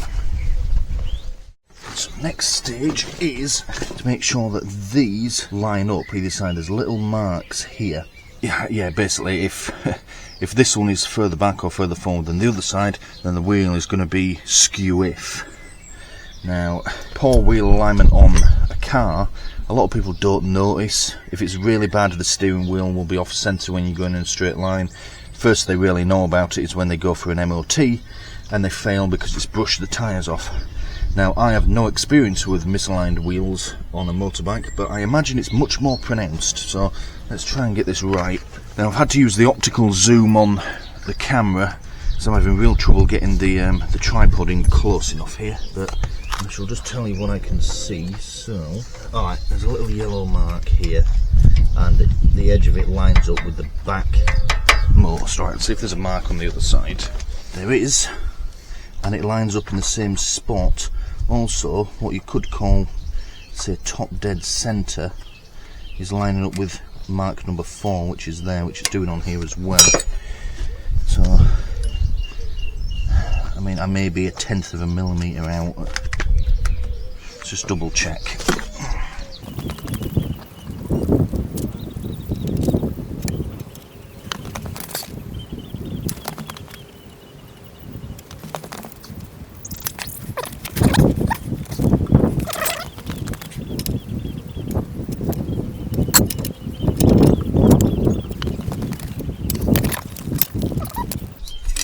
Still spot on. Alright, happy with that, so let's lock down these lock nuts.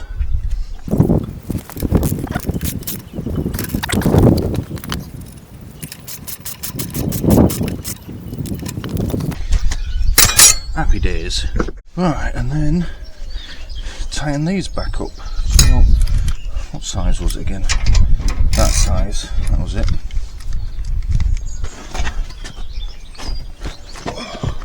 Fucking hell, I'm getting too old and decrepit for this shit.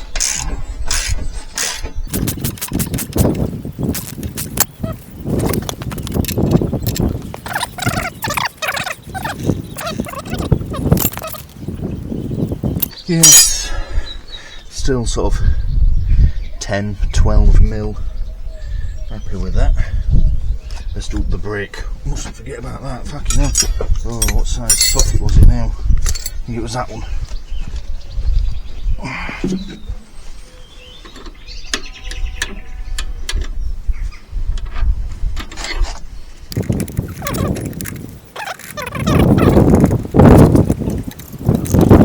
You know, this is actually a really good time to A, have the dog in my lap, and B, to tighten this up. Because if I'm honest, the back brake on this bike has always been a bit poor.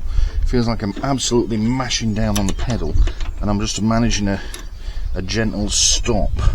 If I want anything harder, I find myself using the front brake. Now, I understand there is some debate in the biking world as to front versus back brake. I've had some people never use the back brake, some people only use the back brake. I'm going with what my instructor told me to do on my CBT, which was to use the back brake, because, well, he's been riding twice as long as I've been alive, and he said use the back brake generally and use the front brake for, well, we only actually used it for the emergency stop during my CBT, so I'm going with that. If and when I get around to doing my full license, I don't know, maybe the instruction will change. But for now, that's the instructions that I'm on. And that is what I'm sticking to. This isn't tightening up.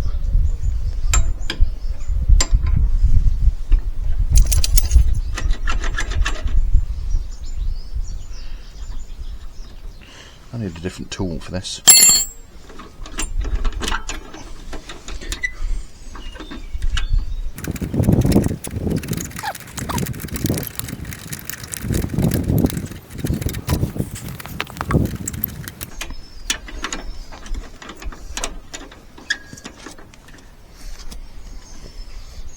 That is somewhat unhelpful, muffin.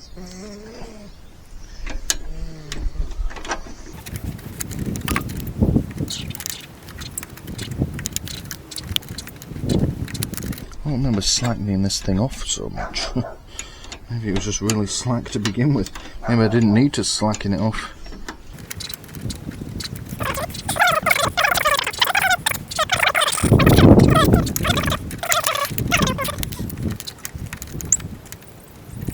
I'm running out of adjustment on this, and it's only just getting to the point where I would consider it serviceable. That might have to be my next video, fitting a new bloody cable. Alright, that's not too bad actually. I mean, you can see the mark where it was. Yeah, okay, we've tightened that up a nice amount. That's still a bit slacker than I would want it. Alright, so I've just cut that bit there because, well, there was quite a bit more footage of me just sitting there and constantly fiddling with this cable. I tried all manner of ways to adjust it and get it tight, probably longer than I really should have done with it. I should have realised much sooner that there was actually a problem with it and it wasn't just adjustment. As we find out a bit later though, I did eventually figure out what the problem was, but we'll see that in a minute. So yeah, we're just going to go in, yeah, just a little while later after I'd finished with it and I was sort of happy with how the brake cable was set up at this stage. So yeah, back to the video. So, I'm certainly happier with how that looks. For one, the chain is all nice, well, semi-hidden away behind the arm now, whereas before it just sort of hangs down. Spin it by hand, it looks and sounds a lot better. I'm going to try and get a short ride in before we completely lose the light, see how it sounds, see how it performs, how it feels. But I am ready to call that job's a good 'un.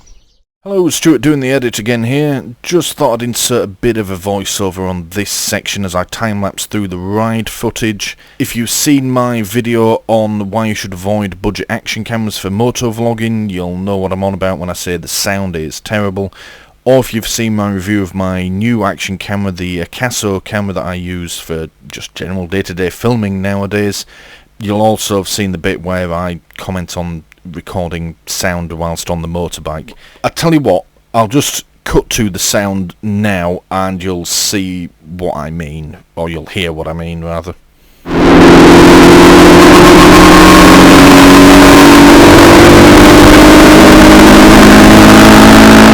Yeah, as you can tell, you do not want to be listening to that.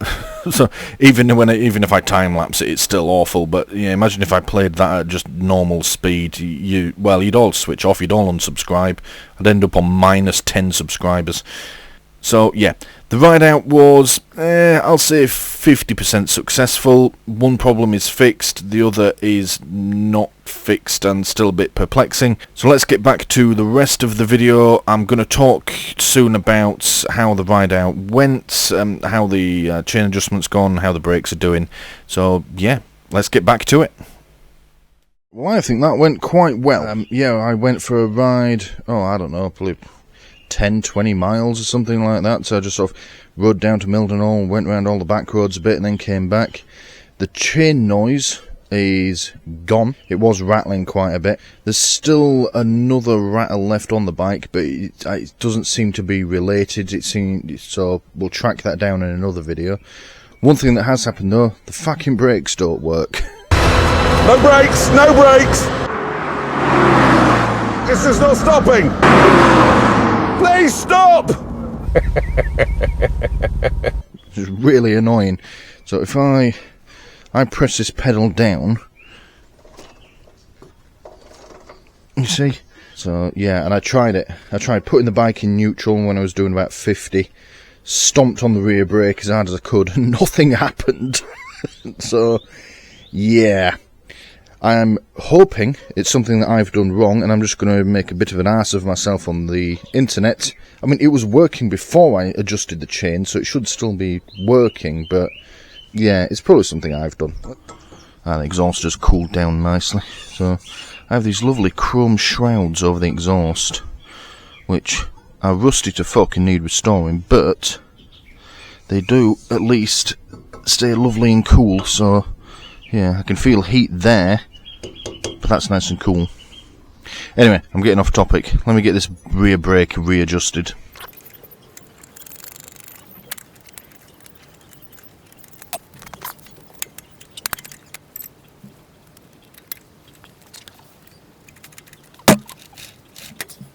Right, so that's adjusted more or less back to how it was before we tightened the chain up, and it's still no better. I can tell it's back to where it was because of the clean spot on this screw thread here, and it seems to be making no difference whatsoever. So the only logical conclusion that I can come to is that the cable is stretched out. The bit I'm having a hard time believing though is that it just so happens to have stretched out by such a huge amount just after I redo the chain. That's the bit I'm having trouble with. But all I've done is as I thought. I've now just loosened it so far off. I bring the pedal back to its normal resting position. You can see how much slack is in that cable now.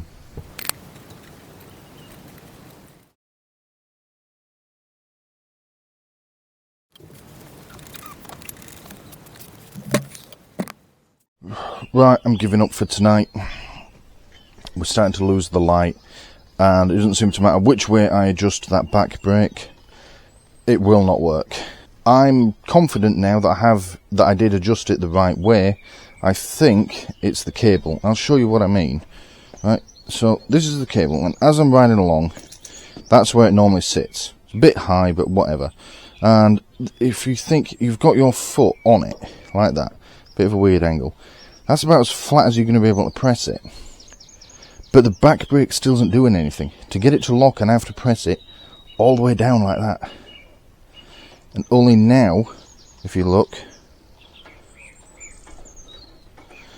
is that back lever moving.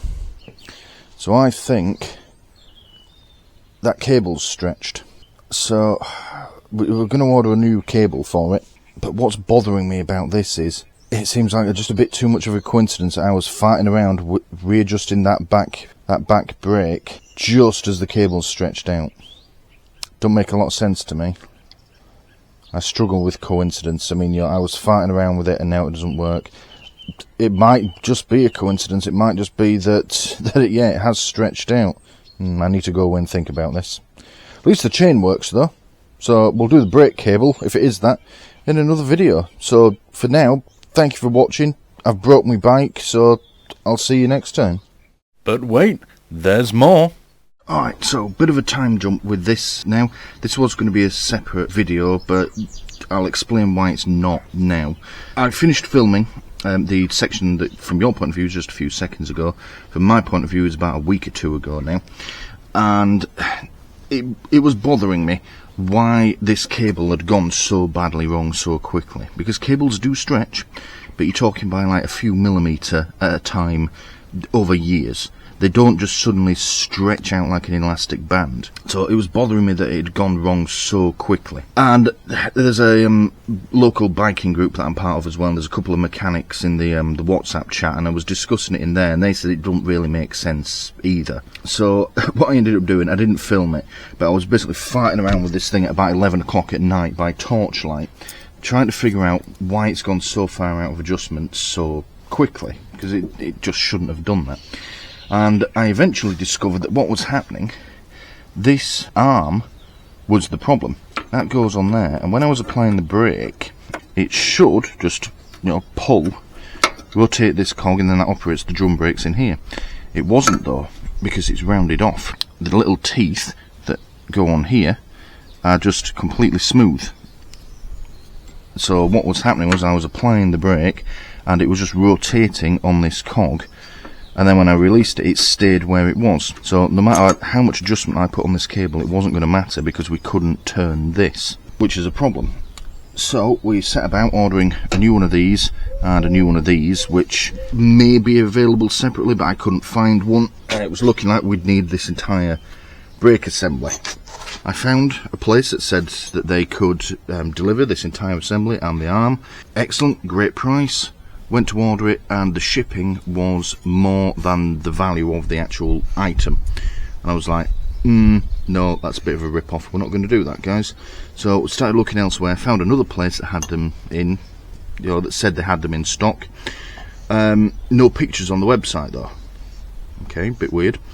So emailed the chap and said, you know, can you get me pictures of this and these three parts, because I need to know if it comes with this little spindle. Do I just need the plate, or do I need the entire assembly, or can you supply that separately? Guy replied pretty quickly and said, oh, I'm away, I'll let you know in a few days when I'm back home. You know, I'll send you the pictures. Anyway, waited. Emailed the guy again, said, did you get those pictures, because I want to get them ordered, you know, ready for the coming weekend. Oh no, I've forgotten, I'm away again now. So let me know in another 3 days. Just remind me and I'll send you the pictures. Alright, fine. So wait another 3 days, that's my bank holiday weekend ruined. Email him, he goes, yeah, no, it's out of stock. For fuck's sake! Oh, thanks. You couldn't have told me that fucking 2 weeks ago, could you? So it would appear that this brake assembly and this little spindle aren't available anywhere. But luckily this spindle doesn't look too badly worn. It is a little worn, but there's still teeth on it, not like this other thing. So what we're going to have to do, just down to parts availability, is just replace the arm. Now the arm does have some pretty nice teeth on it, and I've sort of tried it, and it does grip quite well even before you tighten it up. So yeah, we're just going to put the arm on, adjust it all up nicely, and hopefully it'll hold up. One thing I did notice, I was going through all the old paperwork that I got with this bike. This isn't the original brake cable for it, which means this arm has been off before, and it's also had tyres done at the same time, which means that just wasn't tightened up properly. Hello Muffin, I know. and then because it wasn't tightened up properly, it's eventually let go, rounded the teeth off. If it had been tightened up properly in the first place, we wouldn't be having this issue. So once again, I'm cleaning up somebody else's handiwork, and the frustrating thing about that is, this was a garage that did this work. It was an invoice. Poor show there, guys. Never mind. Alright, let me go get my spanners and we'll get this bolted on, and hopefully I'll have working brakes.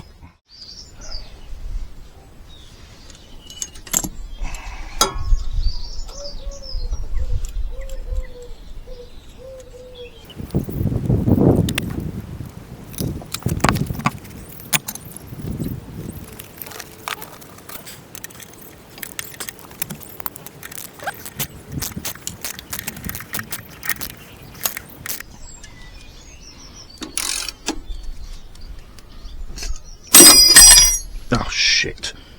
That's a fucking good start, isn't it? Alright, let's find a replacement. One trip to Screwfix later, and I have to say, Screwfix in Mildenhall, they're great. They've never let me down. Highly recommend. Of course, it's impossible to buy a single nut and bolt, and I didn't have any in my stock, so here, how about a whole carton of cigarettes? Then here, have a whole carton of cigarettes. What? I don't actually know how many's in there. 100! I've got 100 of the fucking thing. I only wanted one. Whatever. Right, let's hope it fits through that. Yeah, lovely. Look at that.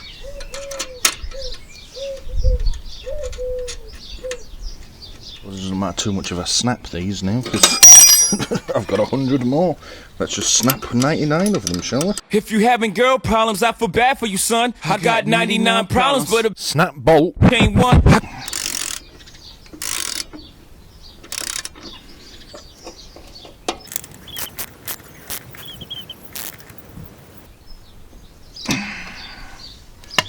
There we go.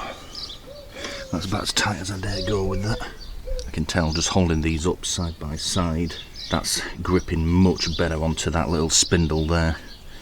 The teeth are visibly biting into it, which is good. That's what we want. So we just need to do up this cable now, and then hopefully I'll have working brakes. Wouldn't that be wizard?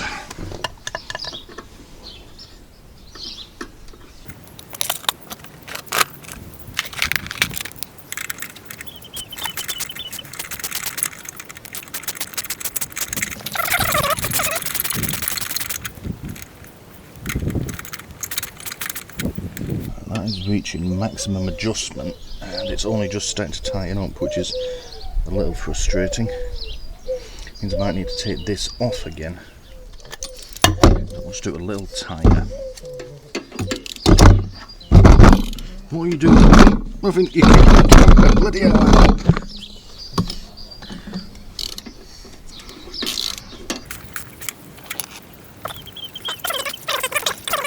Yeah, let's just give that a test. Alright, that's a bit worrying. It's kicking in okay, and I can put loads of pressure on the brake pedal, and this isn't moving, which is great. But when I come off it, this arm isn't returning to where it's supposed to be, so the brake is staying on. I'm sure as I was going along, that won't be as much of an issue, but does that then mean I'm going to have my brakes dragging? This is a pain in the arse. See what I mean? That can't be rotated, you have to pull it back that little bit further, and then it's okay. I'm also not overly impressed with how slack this cable is still. I think we need to take this arm off and rotate it one more tooth so I can get some proper tightness on this. This is a pain in the arse.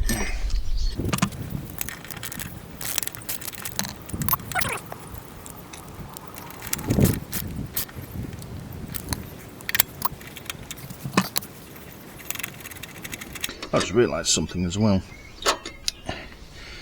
A lot of people will just take this to a garage to get it done. The thing is, it would be physically impossible for a garage, for you know, any mechanic to do this job, because that requires two 10mm sockets, and everyone knows mechanics are always losing their 10mm sockets. So they'd be completely stumped. They just wouldn't be able to do up those two things. What's going on here, Muffin?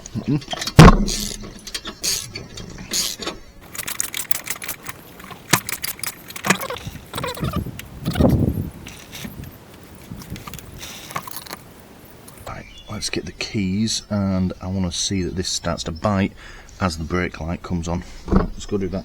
You're going to have to get off my lap again, Muffin. I'll turn this.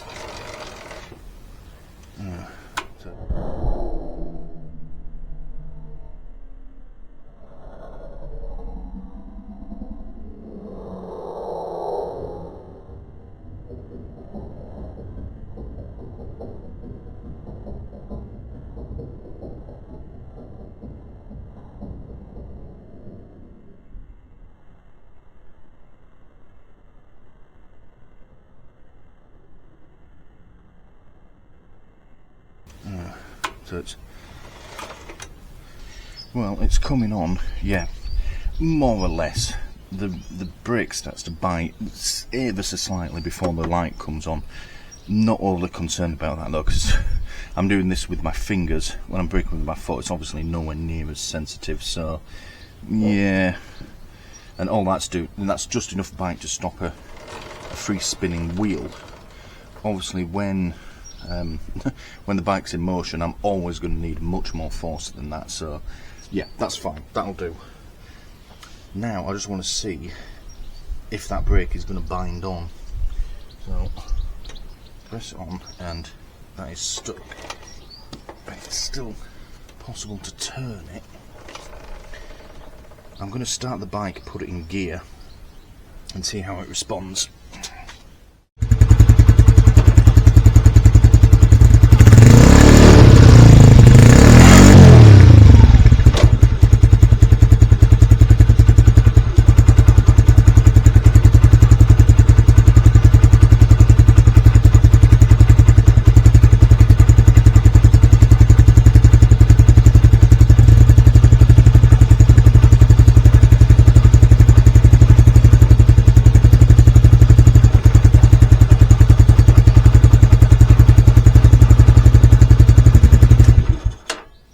Alright, so I don't know how obvious it was on the camera there, but the brake does bind ever so slightly. But I was able to put it in first and second and let the clutch out, and it was able to overcome it quite easily just on idle power. Even when I literally just dumped the clutch, I just let go of the lever and let it spring out.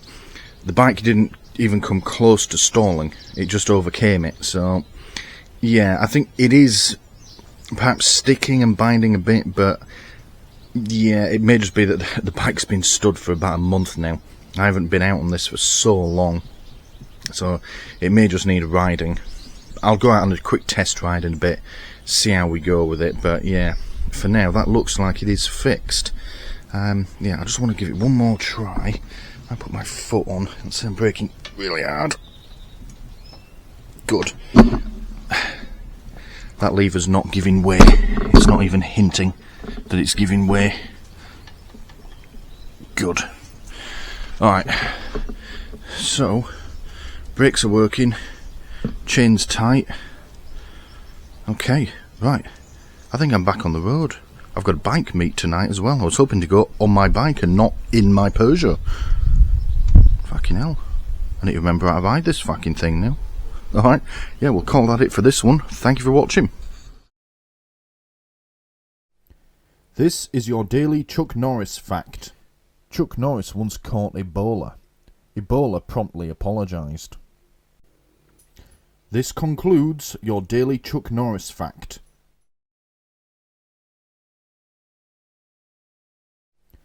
This is your daily Chuck Norris fact. When Christopher Columbus discovered America, he was greeted by Chuck Norris. This concludes your daily Chuck Norris fact.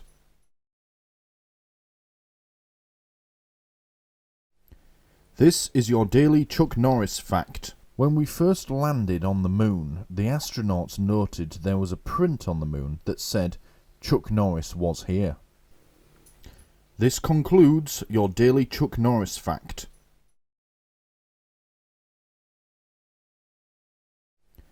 This is your daily Chuck Norris fact. Chuck Norris once split a log by giving it a wedgie. This concludes your daily Chuck Norris fact.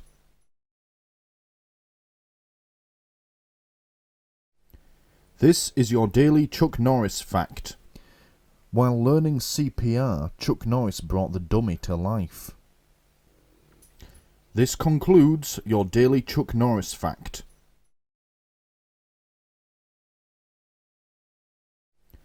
This is your daily Chuck Norris fact. Chuck Norris doesn't roundhouse kick. He lifts his leg and the planet spins beneath him. This concludes your daily Chuck Norris fact.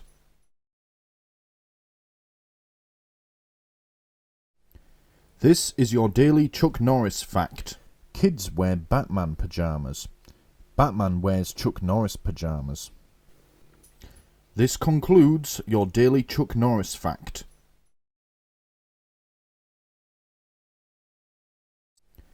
This is your daily Chuck Norris fact. Neil Armstrong stepped off the module and bumped into Chuck Norris, who had no spacesuit. This concludes your daily Chuck Norris fact.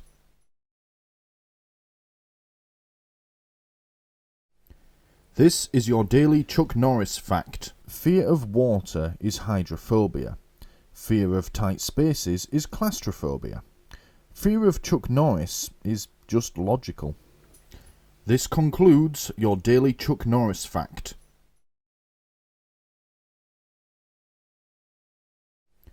This is your daily Chuck Norris fact. When Chuck Norris needs to relax, he joins the army. This concludes your daily Chuck Norris fact.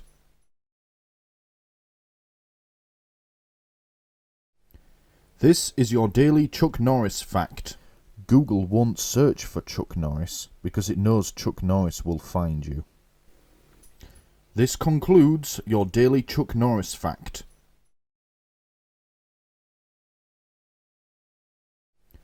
This is your daily Chuck Norris fact. Chuck Norris can lick both his elbows at the same time. This concludes your daily Chuck Norris fact.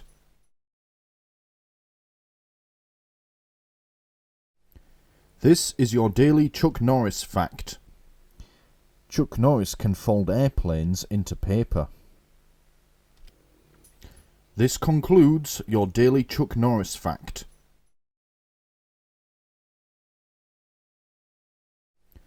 This is your daily Chuck Norris fact. Chuck Norris's computer does not have a backspace button. Chuck Norris doesn't make mistakes. This concludes your daily Chuck Norris fact.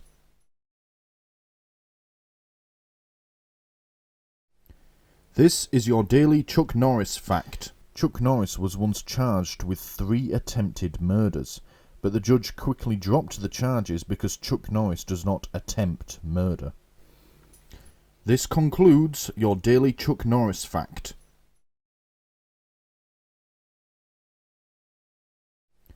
This is your daily Chuck Norris fact. The saddest moment for a child is not when he learns Santa Claus isn't real.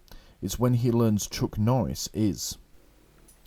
This concludes your daily Chuck Norris fact.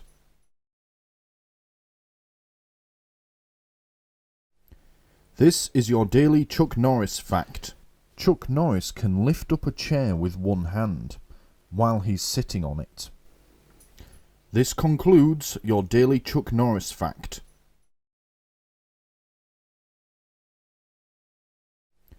This is your daily Chuck Norris fact. While on holiday in France, Chuck Norris went out for a casual bike ride and accidentally won the Tour de France. This concludes your daily Chuck Norris fact.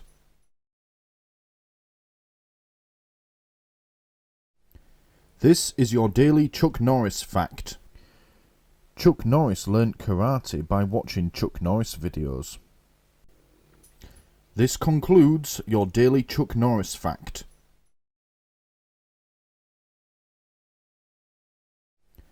This is your daily Chuck Norris fact. Chuck Norris leaves messages before the beep.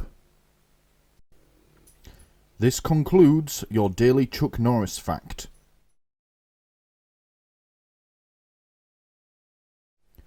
This is your daily Chuck Norris fact.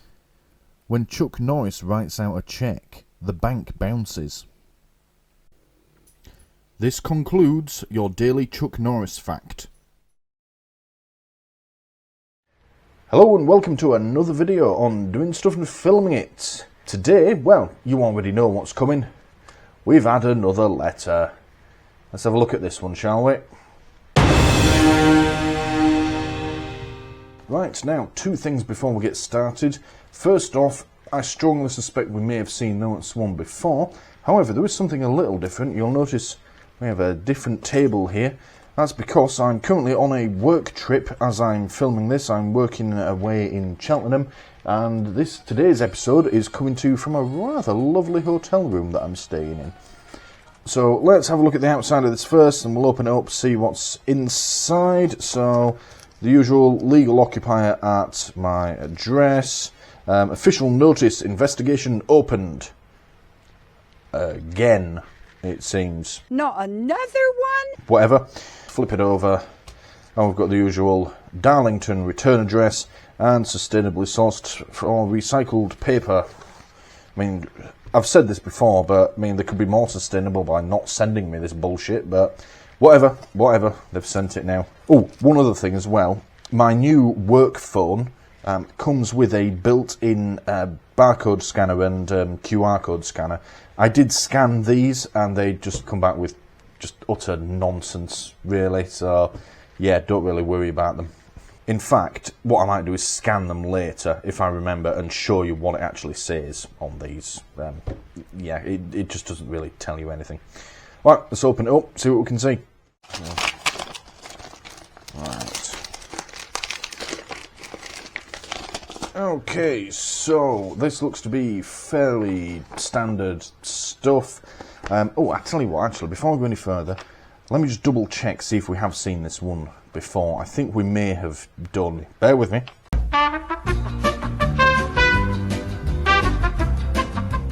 Alright, so it turns out, yes, we have seen this one before. It was, in fact, letter number 5. So once again, confirming that these letters do go in a circle and, well, I suppose hammering home the fact as well that they're nothing to worry about. They'll get to the end of their non-existent investigation, and when you haven't responded to them, they'll just restart the cycle and send you the same shitty letters again and again. So, yeah, another reason not to give a toss about these things. But we'll do what we did with the last repeat. I'll put, the letter number 5 on one side, and we'll do this letter over to the other side so we can compare the two on screen. So, from the top, the usual legal occupier, Cambridge Enforcement Division.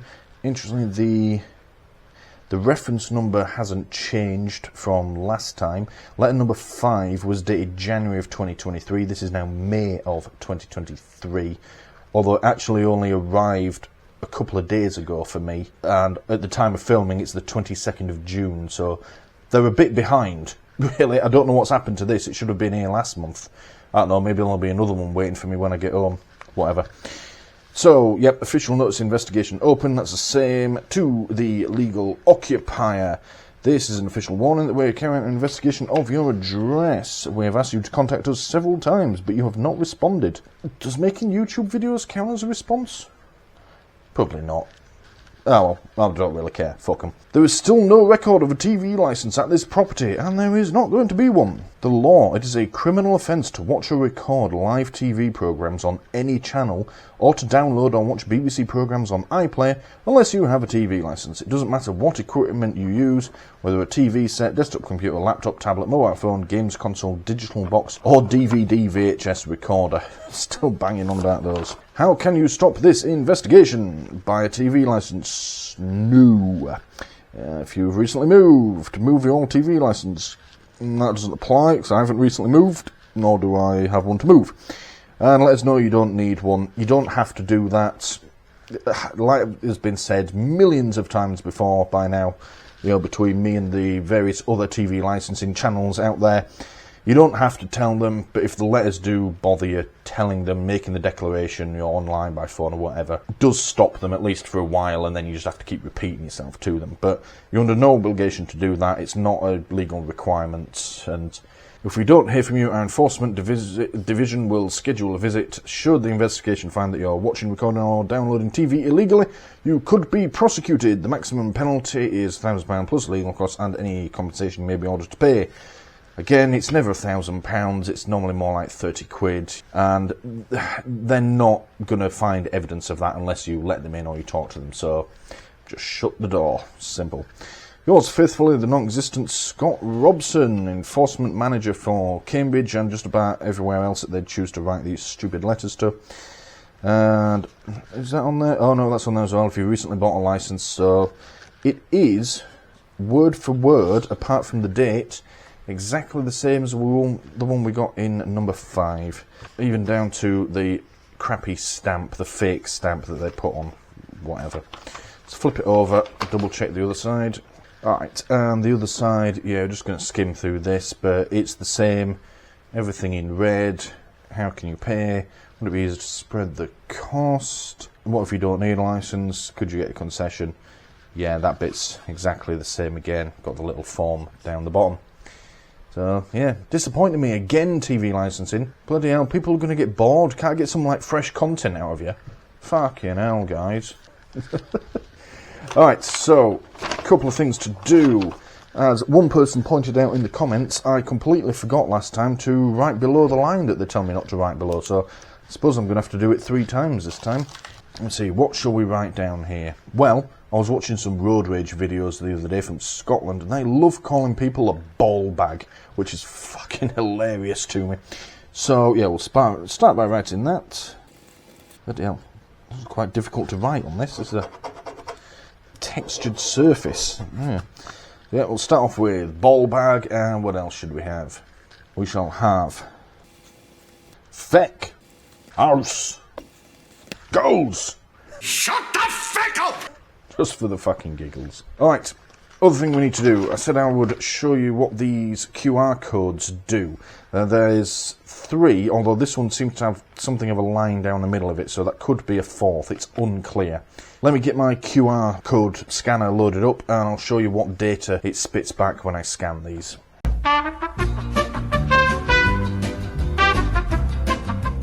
Right, so this is my work phone. It's a Zebra TC58, I think.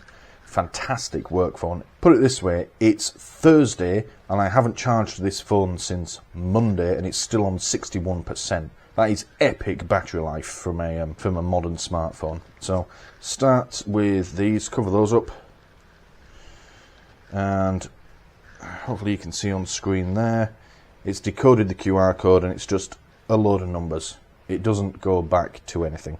Whether or not those numbers actually mean out to TV licensing, I don't think they do, because it's not, this reference number isn't in there or anything, it's just a load of numbers. So, yeah, I think that's just a load of shit. Let's try the next one. So, as you can see, it's brought up, yeah, just another load of bullshit numbers. There's nothing to it. So, yeah, it's longer than the other one, but, yeah, there's some letters in that one. But again, it means nothing, as far as I can say. And let's just do the last one. Okay, maybe there is something to this one.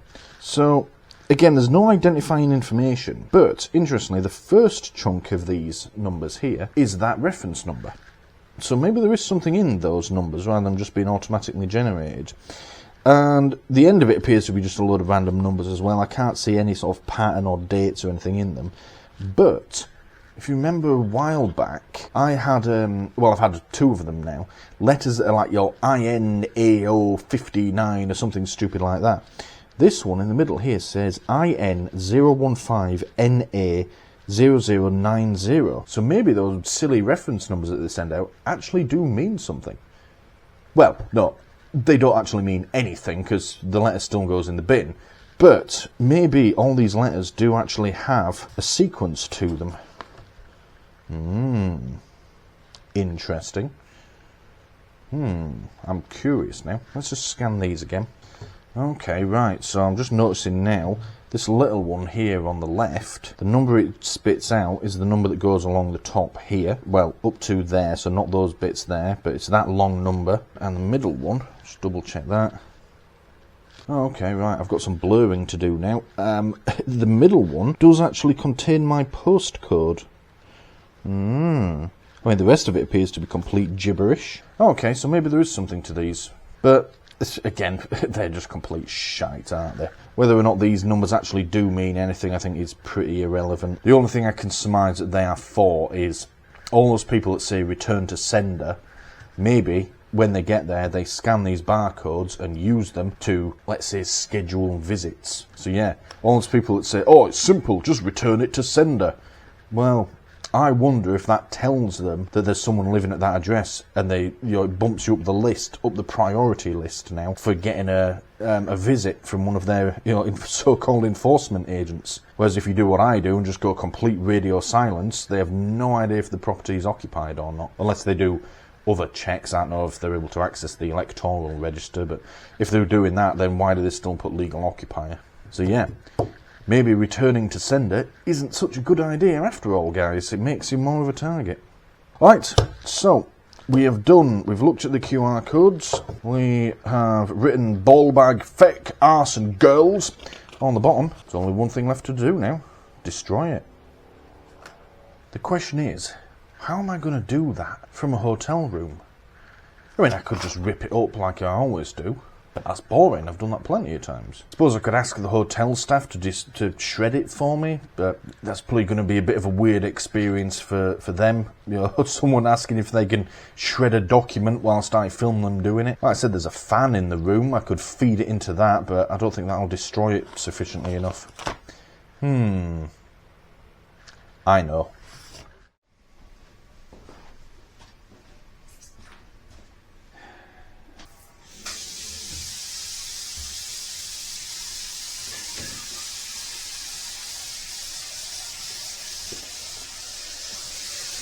Give that a few minutes. One other thing, whilst I'm waiting for my rather murderous bath to run, I'm in a hotel room, and obviously there's a TV in the room. And I thought, you know what, while I'm here, I don't need a TV licence for this. Why don't I see what's on? See if I'm actually missing anything. I'm sorry, but there is fuck all on here. I mean, this is Who Do You Think You Are? I have no fucking idea who this is. I mean, is this supposed to be a celebrity or something? Who knows? But he's just getting all fucking teary-eyed and such like over some long-lost ancestor that he never met, and I don't know what their fucking story is, but bollocks to it. And then what's the next one? Gardener's World. You're missing the point. That moment of joy. That's what gardening is all about. But also, it's time to... No, sorry mate, that's not what gardening is all about. Have you seen my fucking garden? It's all about long, sweaty-ass days giving yourself sunstroke just trying to keep up with the fucking mowing the lawn. Swear to God, I could mow my lawn every single day and I'd never keep up with it. Look at that, that's bindweed there on the right. That shit is a plague. You do not want that in your garden. Bollocks to that. Right, what else is on? New Litvinenko. Oh, okay. That's probably quite interesting. Yeah, alright, okay. So, 1 out of 3 so far, but yeah, alright, whatever. Thing is, that's ITV, and it'll be on ITVX later. What's this? Britain's most expensive, I don't know, fucking jawline looking at her. Whatever. The Vikings Rampage. Alright, yeah, I suppose, could be interesting, but again, I can watch it on Channel 5. I don't know what their on-demand service is called, but yeah, I'm sure I can watch it later. Also, what's all this shit on the lens in that shot? Bloody hell, I get annoyed when I get my finger over it like that. Bloody hell.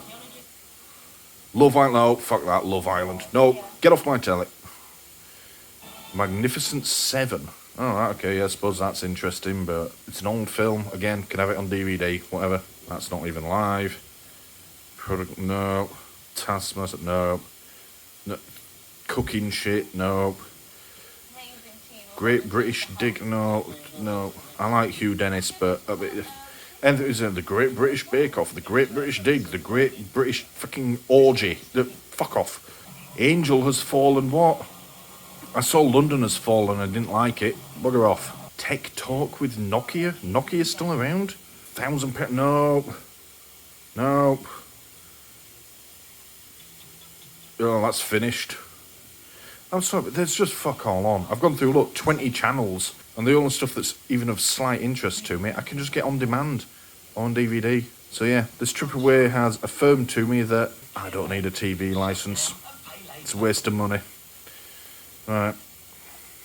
Let's turn that off. I've got a letter to drown.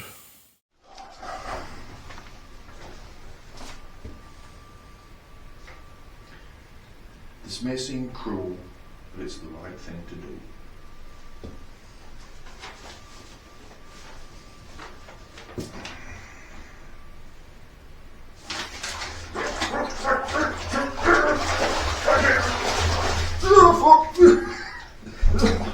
Right, get in.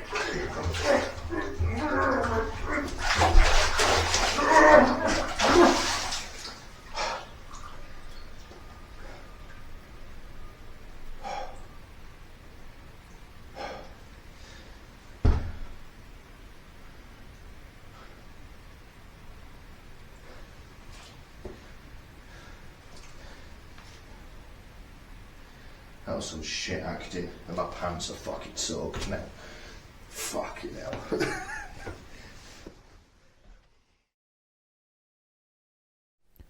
This is your daily Chuck Norris fact. Chuck Norris added Facebook as a friend. This concludes your daily Chuck Norris fact.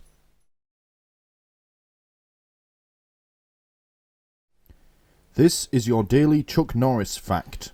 There are no steroids in sport, only players Chuck Norris has breathed on. This concludes your daily Chuck Norris fact.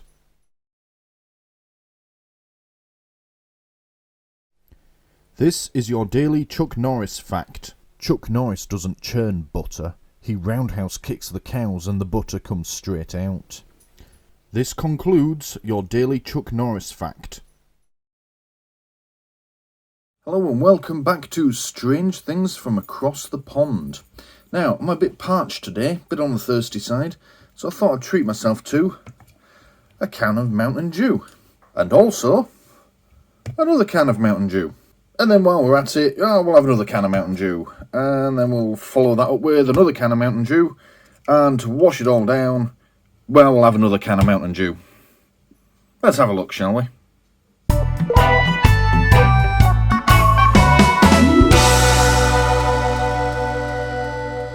Right, we have got 5 cans of Mountain Dew here to try. Now, the last time I had 5 cans of something on this series, I made myself feel quite sick.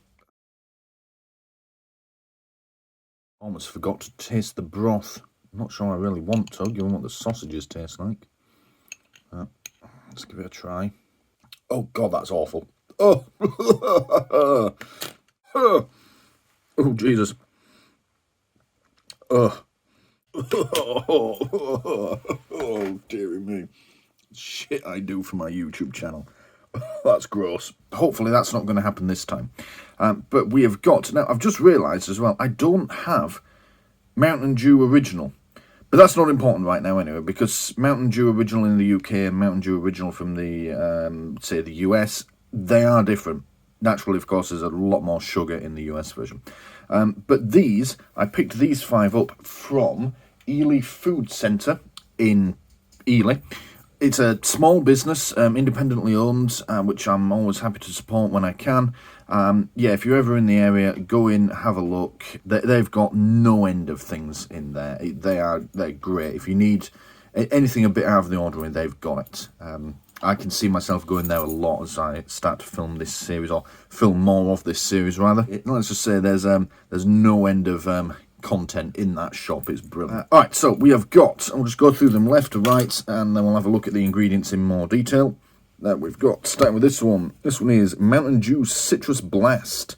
Now this is the closest to original flavour. I have noticed as I was setting this up as well, it is an ever so slightly smaller can, which says to me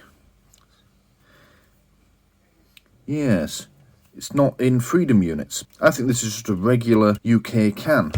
Have a look at these. Yeah, these are finished in freedom units. Oh, I've been conned. This isn't from across the pond at all. This is just normal UK Mountain Dew. Oh, fucking hell. Well, I suppose that can be we'll call that our test group, shall we? That is regular old normal Mountain Dew. Alright, we've then got, from across the pond, Mountain Dew Code Red, with a rush of cherry flavour with other natural flavours. Yes, alright. So, or Mutner Dew, whatever. We've then got Mountain Dew Flaming Hot, which is with a blast of heat and citrus flavour with other natural flavours. Okay. And then we've got Mutner Dew Mango Gem, which is dew with a blast of natural and artificial mango flavour. Okay. And the last one we've got Mutner Dew Voltage, which is charged with raspberry citrus flavour and ginseng with other natural flavours.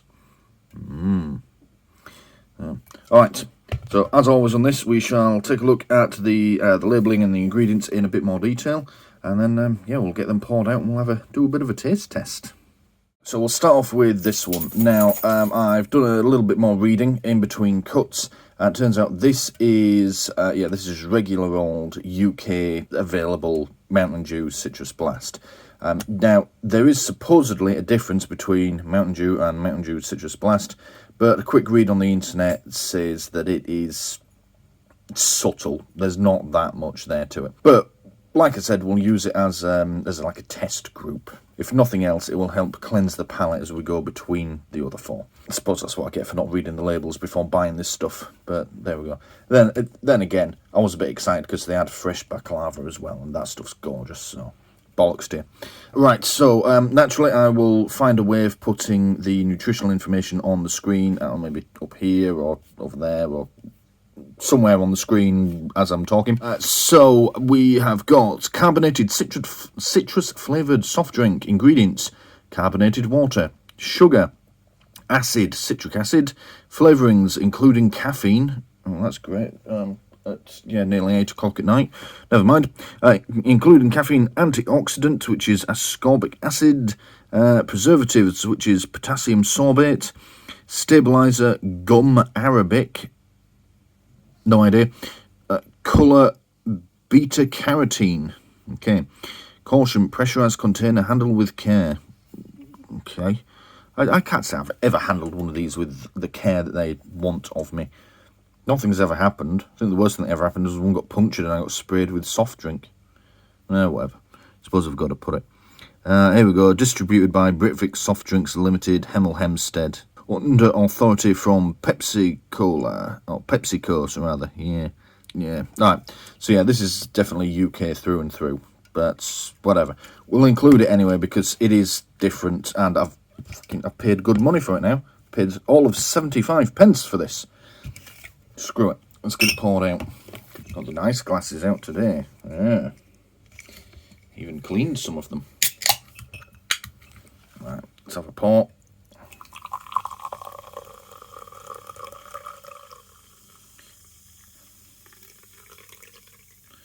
Now, I have to say, that looks like Mountain Dew in a glass. Yeah, that's what it is.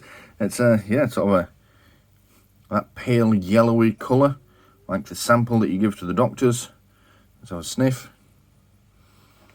Yep, it tastes exactly as I thought it would. Yeah, it smells of citrusy drink. These sorts of drinks are mostly water, so I've got no real comment on the viscosity of it. So let's give it a taste. Let's see what it tastes of. Alright, initial flavour is Mountain Dew. That sort of quite syrupy, sugary flavour that comes with Mountain Dew, just like I've tried many a time before. But then the aftertaste kicks in, and there is definitely more citrus than normal there. So not by much, but it is definitely there. Right, let's try a big gulp. Yeah, even with a big mouthful, swirling it around in my mouth. I was hoping I would get some more citrus flavour through, but citrus blast, not really. More like a citrus tickle, I'd say. Bit underwhelmed by that. Still, we've got 4 flavours to get through, so let's have a proper look at these ones, shall we? Okay, so in no particular order, let's do Mountain Dew Code Red, shall we? So, as we said earlier, this is Dew with a rush of cherry flavour and other natural flavours. And we can tell this is American because it is here in 12 fluid freedom units. Freedom! Excellent, that's what we want. Once again, nutritional facts somewhere on the screen. And ingredients are carbonated water. Aha, here we go. You can tell it's American. High fructose corn syrup. It's not American if it ain't got that in it. Concentrated orange juice, citric acid, sodium polyphosphates to protect flavour, in brackets it says. Sodium benzoate. Yeah, that's definitely an O. Yeah. Preserves freshness. I like, actually, that they tell you what these chemicals do, really. I mean, I think on here it kind of does. It calls them preservatives, but I like that it just tells you what it does. Natural flavour, caffeine, again, great. Sodium citrate, gum arabic, still don't know what that is. Calcium disodium and EDTA to protect flavour. Red 40, yellow 5, blue 1. Oh, look, here we go. Caffeine content. That's not on the UK one, actually. Is it? No, it's not. I think some of these differences are interesting. Caffeine content is 54 milligrams per 12 fluid ounces. That must be a regulatory thing over in the States. Yeah, they have to tell you what caffeine's in it. See, I was looking at American energy drinks the other day, and they all said how much caffeine was in them. So yeah, maybe it's a regulatory thing that we don't have here in the UK. I like this at the top.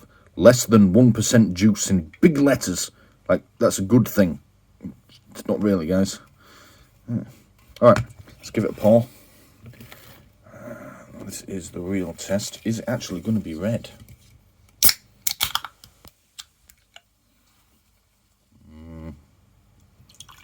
Oh, look at that. That'll be all those artificial colours. Alright, so no discernible difference in viscosity. It looks very much the same as original Mountain Dew in transparency. It's just a different colour. Let's have a sniff. Oh, yeah. Cherry. Definitely cherry there. Well, yeah, it says right there, cherry flavour. It's artificial cherry smell, but yeah, if you buy like cherry sweets or something, you know exactly what they smell like. That's what that is. Right, let's have a taste. Tastes exactly as it smells. Cherry flavour, artificial cherry flavour, but not bad. Not bad at all. Tastes exactly like cherry sweets that I get at the Pick and Mix in Wilko most weeks. Yeah, that's nice as that. So I think if they start selling this on a regular basis in the UK, I'm sure there are probably ways to get this in the UK that isn't imported, but yeah, if I start seeing that, I would buy that over original Mountain Dew. That is nice. Let's have another big swig. Swirling it around in my mouth as well and trying to see if there's any other flavours. It's all cherry. Yeah, they've completely replaced the citrus of the original with cherry flavour. I mean, it's not a bad thing, it's lovely, I like cherry flavoured things, but I thought there might still be a hint of citrus given that it's made with concentrated orange juice, but apparently not. Yeah, alright, so far, that one is winning. That's nice, is that? Right, let's try the next one. Next up is Mountain Dew Flaming Hot with a blast of heat and citrus with other natural flavours. Exact same can, 12 fluid freedom units.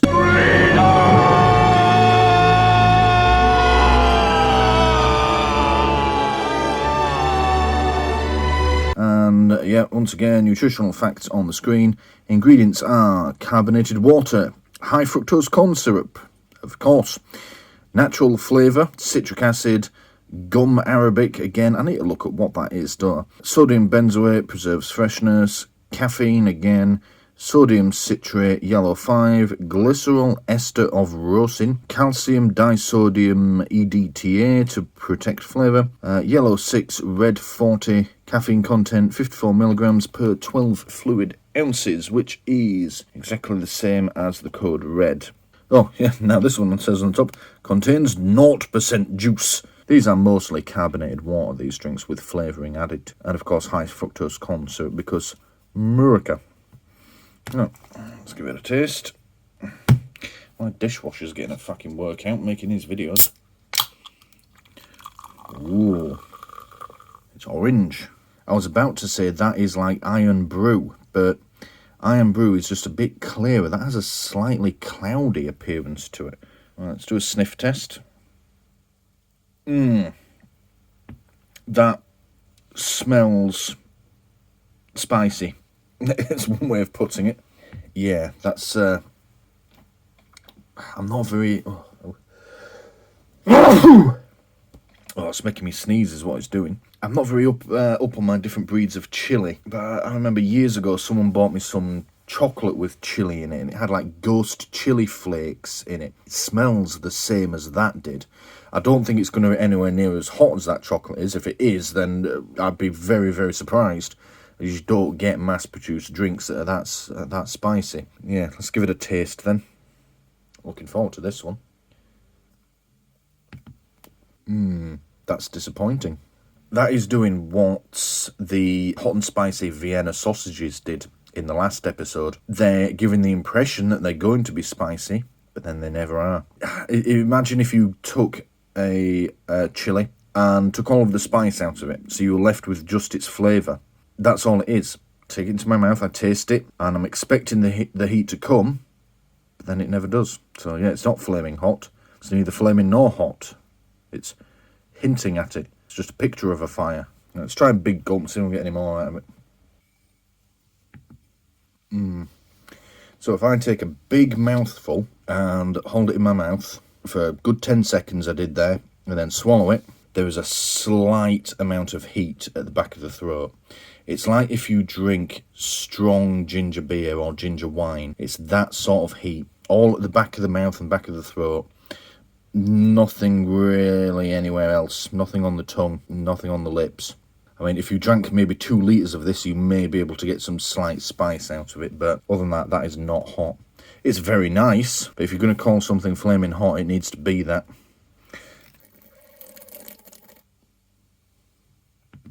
No, I've given it all the chances I can. I've just tried drawing air through it by inhaling with it in my mouth, which is what we do when we do wine testing. You help to aerate the wine, and it, you can taste the flavours a bit more. Picked it up at a wine tasting event that someone bought me for Christmas, and it does work. You'd be surprised. Just got to try not to fucking slaver it all over yourself like an idiot. And I was hoping it would help bring out some of the flavours, but no. Very nice, but disappointing. Next is Mountain Dew Badger Mango Gem. Blast of natural and artificial mango flavour. Yep, same size can, 12 fluid freedom units. I don't need your again, contains 0% juice.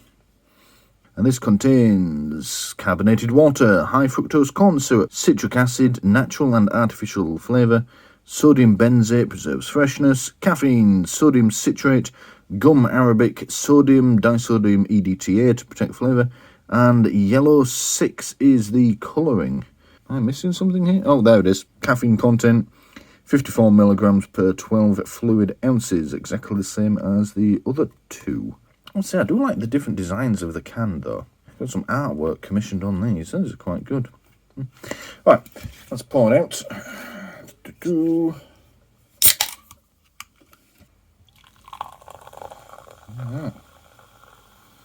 Different colour again. Compare that to the others. Sort of part way between that one and that one. Clear. That's probably the clearest they've been. Yeah, nice orangey colour. Well, mango colour, really. Yeah, which you would expect. The only colouring listed is yellow 6, so if you're ever wondering what colour is yellow 6, it's that colour. I would have said is more orange, but then again, I didn't know that there was 40 shades of red. I knew there was 50 shades of grey, but I didn't know there was 40 shades of red. Insert even slightly funny 50 shades grey meme, which I gave up trying to find because apparently there aren't any. Right, sniff test. Yep. So, like the cherry one, very strong mango odour. Artificial mango, like when you're buying sweets or candy, as they would call it. Pretty much tells me what this is going to taste like now, so I'm just going to go straight in with the taste test. Yeah, exactly what I was expecting. Again, it's artificial, but you shouldn't take that as bad. It is a nice flavour. It tastes like mango flavoured sweets, but in drink format. That's literally all there is to it. Right, let's try a big swig. Again, the citrus is more or less gone. Yeah, and it's just a nice, quite strong mango flavour. I'll have another swig of that because it's nice, and then we'll move on to the last one. Yeah, that's good. Last one. I'll try not to talk too much about this one because, well, I mean, look, I desperately need a piss now. Anyway, so this is Mountain Dew Voltage, charged with raspberry, citrus flavour, and ginseng, no idea, with other natural flavours. Same again, 12 fluid freedom units. Oh, freedom! Contains 0% juice. So we have, again, carbonated water, high fructose corn syrup, natural flavour, citric acid, sodium benzoate, preserves freshness, caffeine, sodium citrate, gum arabic, I need to look at what that is, calcium disodium EDTA to protect flavour, Panax ginseng, root extract. Okay. Blue 1, red 40, again, caffeine content. Ooh, 55 milligrams per 12 fluid ounces. That is, yeah, 1 milligram more than the others, isn't it? Let's have a check. Yeah, 1 milligram more. I've no idea how significant that is, an extra milligram. I've already got 54, so I don't see what one more is going to do. But then again, caffeine can be quite potent. I mean, not to me, the amount of fucking coffee I drink, it barely does anything, but if you were giving this to your kid, I suppose that is quite important information. Don't give Mountain Dew to your kids. It's got caffeine in it, for Christ's sake. Give them some juice or some water and tell them to go play outside. Alright, let's have a look, shall we? So, let's try and guess what colour this is going to be. It's going to be blue and red 40, so I think it's going to be, well, I think it's going to be sort of this colour, I bet. Yeah, this could be good. Alright.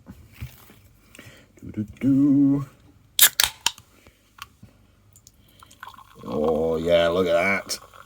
Blue Mountain Dew.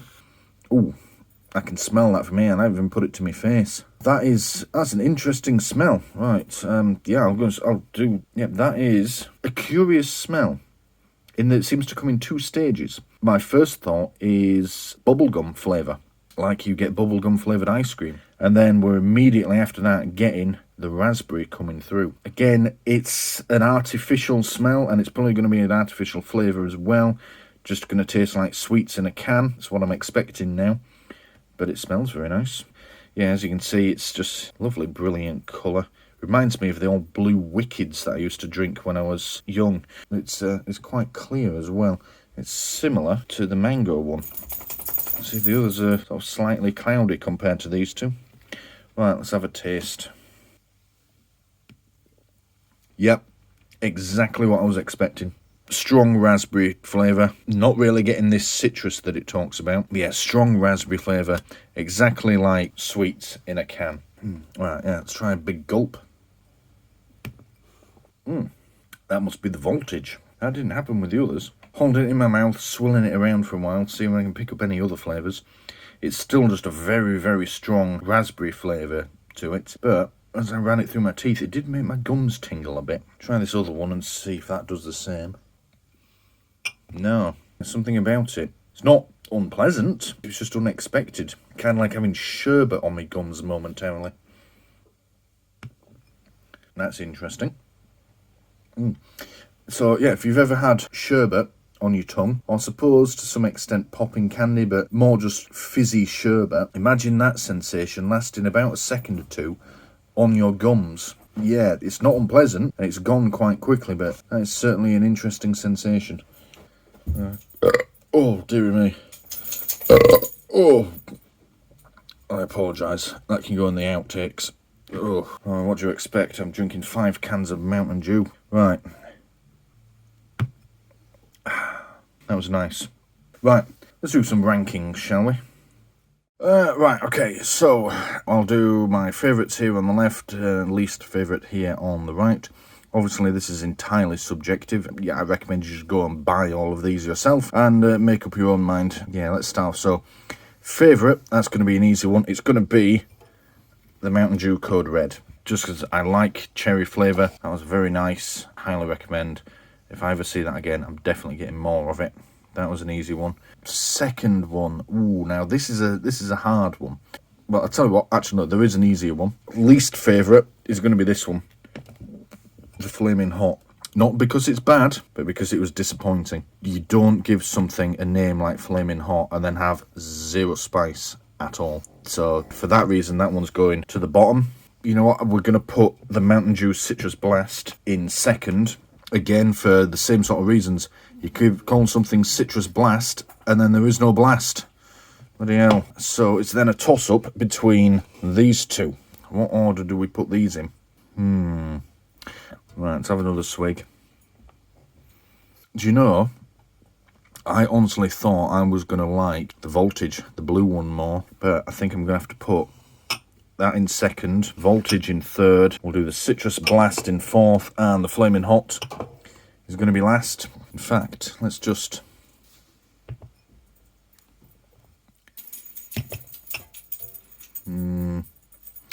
Those two are very close. I think the Code Red just about gets it, because I do like cherry flavoured stuff. But if the mood took me, I would just as easily buy the mango instead. So yeah, those are very close. They're almost a joint first. Yeah, the Voltage in third place, very good, but something about it, this just has a ever so slightly stronger flavour than that. Well, I think I just prefer that one. It's nice. I'm not saying any of these are bad. There's just something about that. It's just that little bit more chemically, you could say, compared to that one. I mean, that could just be my UK taste buds. We have quite a lot of sweets or candies that taste like these two. I mean, this one tastes like sweets as well, but I think it would be a lot easier to find things that taste like these two than that one. And yeah, and then we've got in fourth place, which is our normal UK Mountain Dew Citrus Blast. That's there because I like Mountain Dew, but there is no citrus to that. It's just a hint. It's not a blast at all. It's a tickle. And then, of course, in last place, Flaming Hot. Big disappointment there. Really is. I mean, if you're going to call it Flaming Hot, make it have some amount of heat to it. That has got nothing. So, yeah. That definitely needs improvement. That is just a lie. That needs tweaking. Those two are perfect. Right.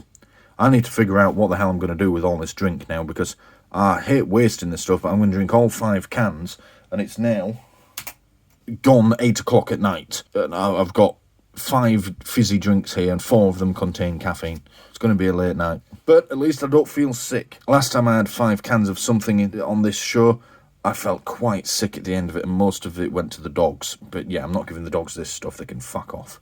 Right, we'll call that it. This has been Strange Things from Across the Pond. We've been taking a look at Mountain Dew. I've right enjoyed this one, actually. Yeah, got some nice flavours to try out, which, yeah, we don't normally get to have in this country. So yeah, thank you for watching. Just before you go, we've got a bit of bonus content. Now, after I just finished filming, I was starting to pack up, wondering what on earth I'm going to do with 5 cans of Mountain Dew. My partner came in and decided to have a taste, and this is their ranking system. So number 1 was mango, just because they love mango. Then they said they actually preferred the Voltage, the raspberry, over the cherry. Now, cherry is my favourite flavour of drink, so yeah, we'll see how that relationship goes. Yeah, then cherry in third. Mountain Dew, they didn't really rate. It just tastes like regular old, the Citrus Blast rather, just tastes like regular old Mountain Dew. And then the Flaming Hot, they simply said, bleh, and put it back down. Only had a sip of it and decided it was minging. So yeah, that's what I mean by it's entirely subjective. Yeah, it doesn't mean anything my rating. So if you see these, I highly encourage you to just buy them and try them. Just see what's out there. But yeah. That's the end of the bonus content, and yeah, that is it. Yeah, no more now. Thank you for watching. But wait, there's more! Oh, I really should have cleaned this fucking table. Fuck's sake. But wait, there's more. Hiding away at the back of my fridge behind some sliced cheese, I found a bonus can. Here we go. So, what have we got here? We have got Mountain Dew Badger Gold with a blast of natural and artificial pineapple flavour. Could be interesting, couldn't it? Well, I didn't think it was going to taste of actual gold. I mean, I wouldn't know if it did. I don't know what gold tastes like. I'm not a Kardashian, so I don't eat that sort of shit. Anyway, so, yeah, same as the others. 12 fluid freedom units. Contains 0% juice. Again, ingredients are carbonated water, high fructose corn syrup, natural and artificial flavour, citric acid, sodium benzoate, preserves freshness, caffeine, sodium citrate, gum arabic, still don't know what that is, calcium disodium EDTA to protect flavour, and the colour yellow 5. Lovely. And this has, 54 milligrams of caffeine per 12 fluid freedom units. What will you do without freedom? Right, yeah, let's have a taste, shall we? Oh, can't get the can open. Oh, I can't get my fingers into it. There we go. Oh, wow. That is yellow. Good lord. Oh, it's fucking radioactive, that. Bloody hell. Yeah, I think I said the other day that one of these look like something you would give to your GP. If you give that to your GP, he's probably going to call an undertaker. Fucking hell. So yeah, have a look at that. I'm not sure I'd quite describe that as gold, but it's more of just a fluorescent yellow colour, like a high-vis vest that you'd wear. But yeah, it looks interesting. Let's give it a sniff. Yep, same as the others. Strong pineapple odour, artificial pineapple odour. Again, it smells like pineapple flavoured sweets. Then again, that's what I've come to expect from these various flavoured cans. So let's just go in with a taste. Wow. Oh, that's strong. Ooh, that's good as that. The taste's pretty much what I was expecting. Pineapple, obviously. I have to say though, I'll just have another swig before I say it. That does taste more like natural pineapple than I was expecting. I'm not saying they were bad, they were all very nice. Not so much that one, but yeah, the others were all really nice. But they were very artificial in their flavouring. But that tastes a bit more natural. It's still not 100%, but that does taste just like pineapple. And it is a lot stronger in flavour than the others are, relatively speaking. That may even be my favourite. I think I'm going to have to move the mango down to third. Actually, you know what, now that I think about it, this is quite a turn up. That's my favourite. And that's unusual because I normally love cherry flavoured drinks. But that just about pips it. Yeah. So there you have it. Finishing off this episode, at long last, on a bit of a bombshell. I love cherry stuff. Mountain Dew pineapple just pips it to the post. I'll drink some more of this. Yeah, that's good. Alright, that is definitely it now. I need to hurry up and get on with editing this together. So yeah, we'll call it. Thank you for watching, and I shall see you in the next episode of Strange Things from Across the Pond. This is your daily Chuck Norris fact. When Chuck Norris's daughter lost her virginity, he went out and got it back. This concludes your daily Chuck Norris fact.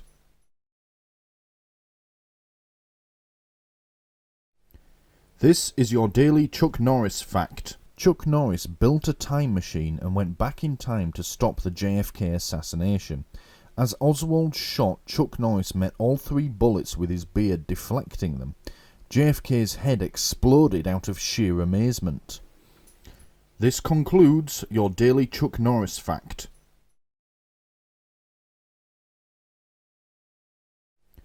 This is your daily Chuck Norris fact. Chuck Norris won the World Poker Championships using Pokemon trading cards. This concludes your daily Chuck Norris fact.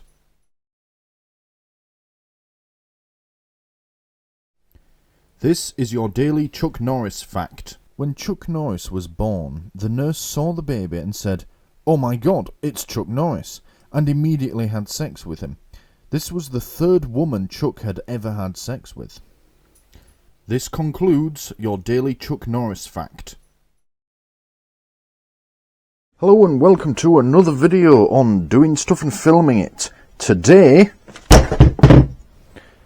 I've been shopping on eBay.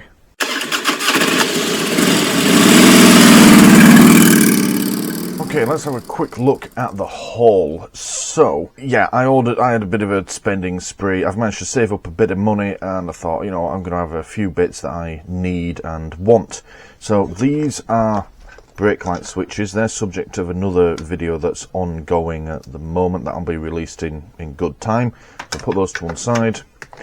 These are just NASA badges, which I liked the look of. They weren't eBay, they're actually wish.com, but they've arrived about the same time. They're nothing to do with the bike, I just like them. Bits for the actual bike. Now, we'll start with these. Pack of nitrile gloves. Now, you may be wondering why I have these for the motorbike. Well, I was on a ride out, about a month ago. I think it was a bit more than that, but let's say about a month ago at the time of filming. And it was cold.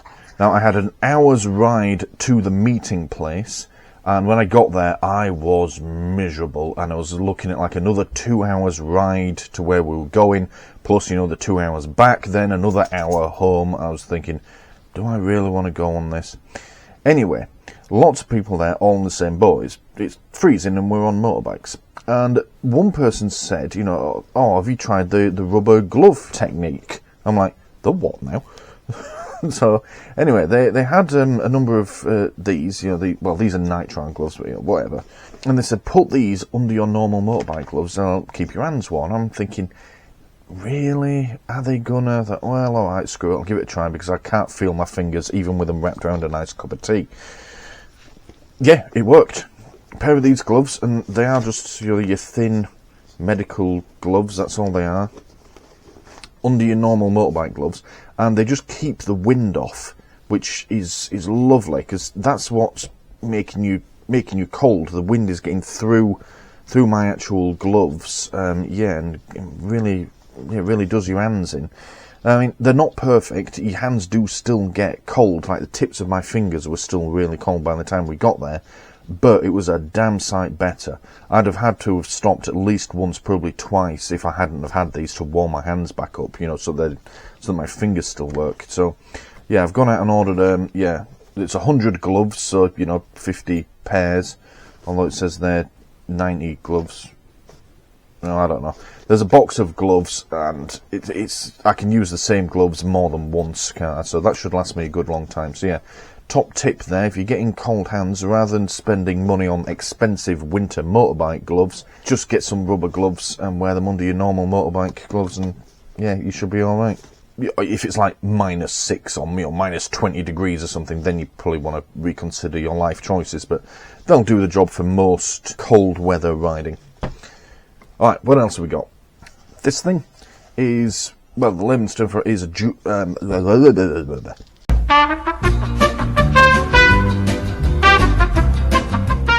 most people would call this a jerry can, small jerry can. It's actually a Fuel Friend by Husendorf. Wow, Stuart, you are such a monolingual.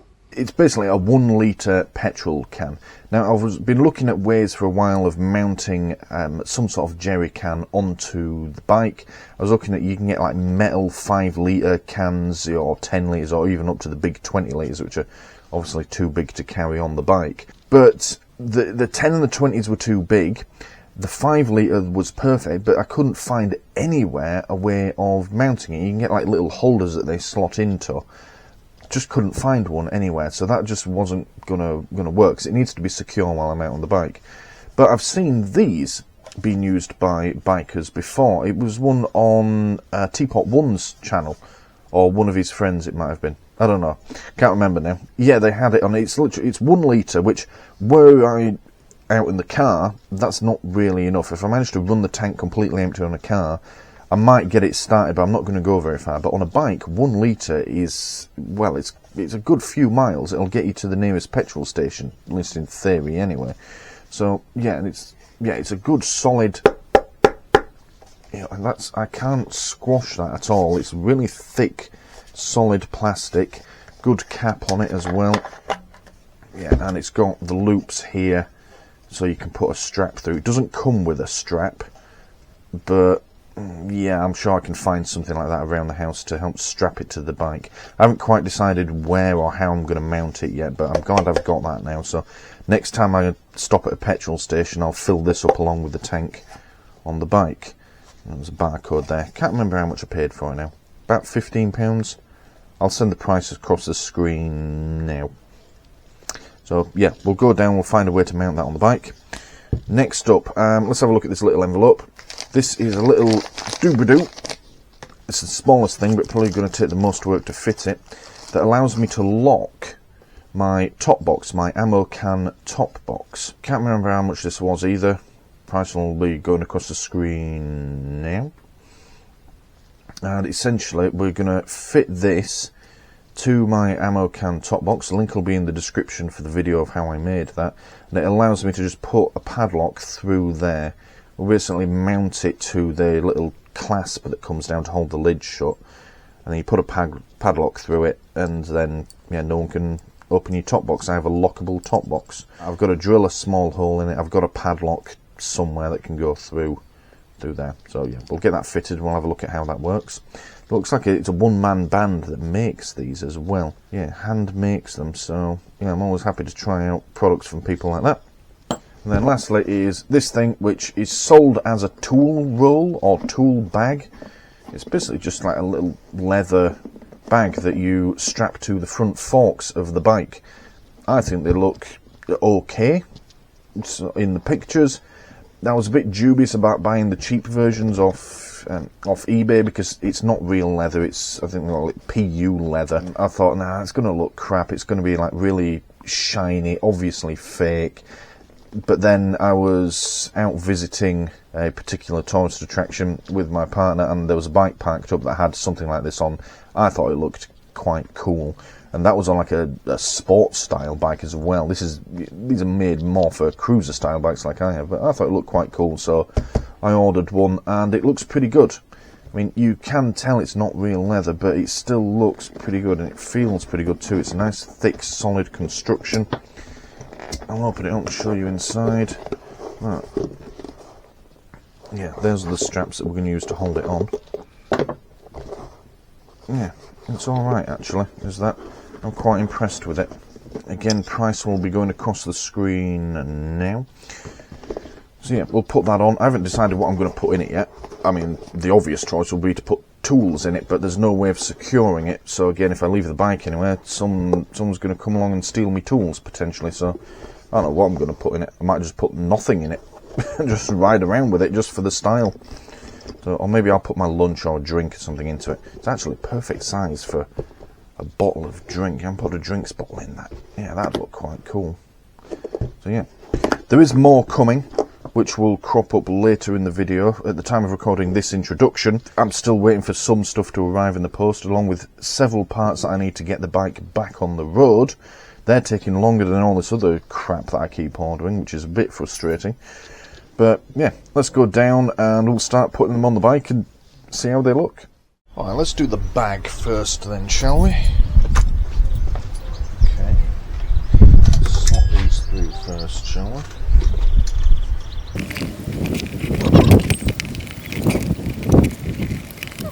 There, just draw the headlight. I mean, the worst it's going to do is drop down and rest on the mud guard, I suppose. But yeah, okay.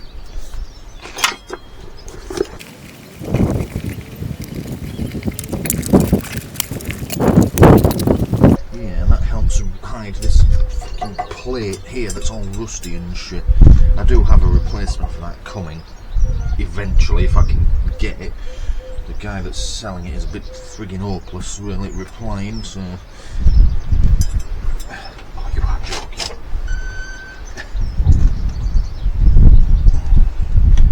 Okay, that's just on. The straps are just long enough to go around the forks.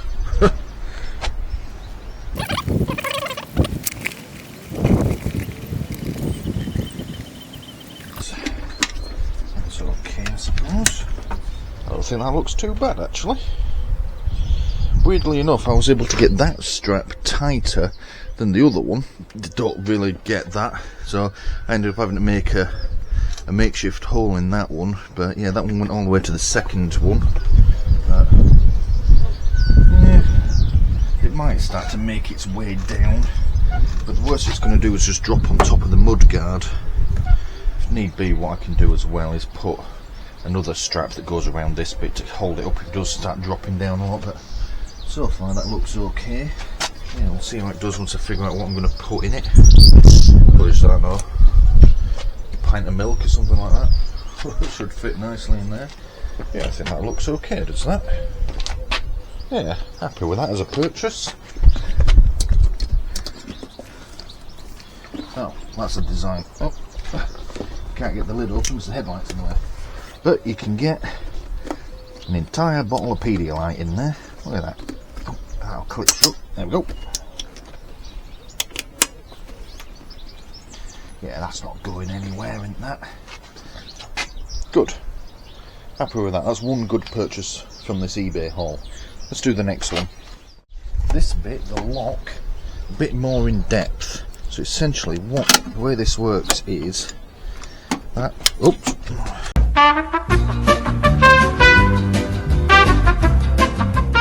Good start strip. That pokes through there like that. Oh. And you then, that sits on the face of it, and you put a padlock in there like that, so that this can't be lifted up. So what we need to start by doing is drilling through there, because this will go on the inside of the box then. Now, the pictures, weirdly enough, showed this washer on the outside here, although I'm tempted to put it on the inside of the box. Yeah, we'll see how it goes. I have other washers anyway. I'm going to start with an 8mm. Can always go up a size. You can drill it, but you can't undrill it. So start small, you can always make it bigger.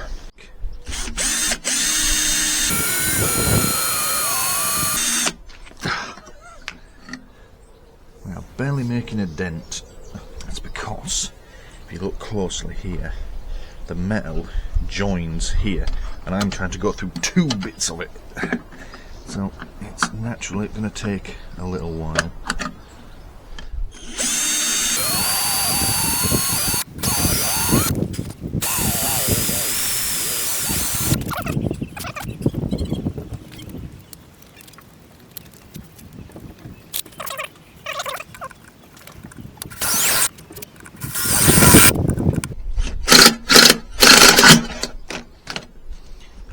No, that's not good. Right.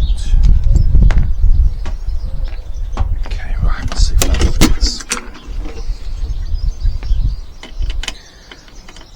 Oh, not quite, we need to go bigger.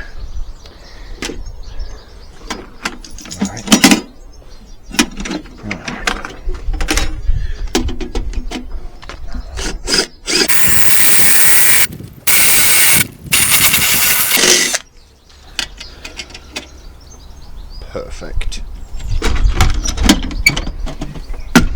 There we go. Slightly off centre, but not the end of the world, still perfectly functional. Lovely. You know what, I'm going to use the washer on the inside rather than the outside like it's showed in the picture. I want another washer on the outside as well. I'm not happy with this. What I'm doing with this is I'm going to replace this tiny washer with this somewhat larger washer, just cause bigger is better, everyone knows that. Giggity, giggity, giggity. I don't want another one on this side. Yeah, I think I do actually. Choose that one. Oh, that would have been too perfect. Not quite near. That'll do the job.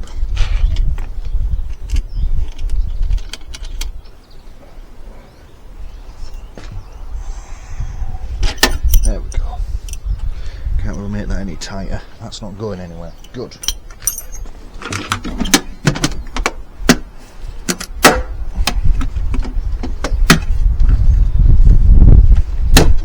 Fuck it, it's on. Right, where's my padlock gone? Not the beefiest of padlocks, but it'll do for now. I do have another one somewhere, Don't know where I've put it though. How do I get into this?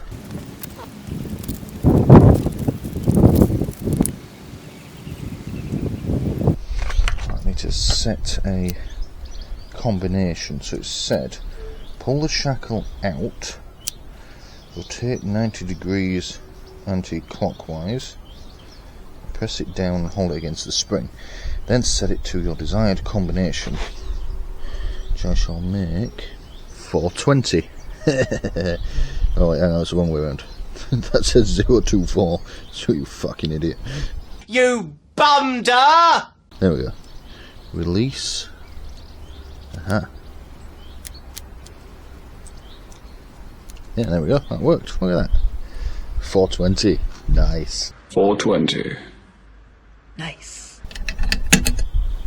That's alright, that. Like I said, not the beefiest of padlocks, but it'll do the job for now. Until I can find the other one. Right. Yeah, look, that's not coming off of there anytime soon. But, yeah. Alright. Happy with that. Let's move on. Now the question is where to put this. Did originally think there, like that. It's easy to strap it on there. Then it's going to obscure my reflector, which I put there for a reason. I could put it there like that. That'll be okay. It's obscuring my sticker. But I mean, I've got another one on top. Or what about there? I can still get. Oh, so it's going to interfere there.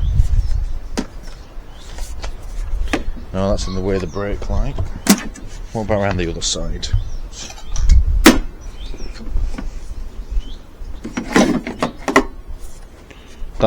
That's okay. Yeah. I could put it that side, come to, you can still see the lettering. Oh, what about...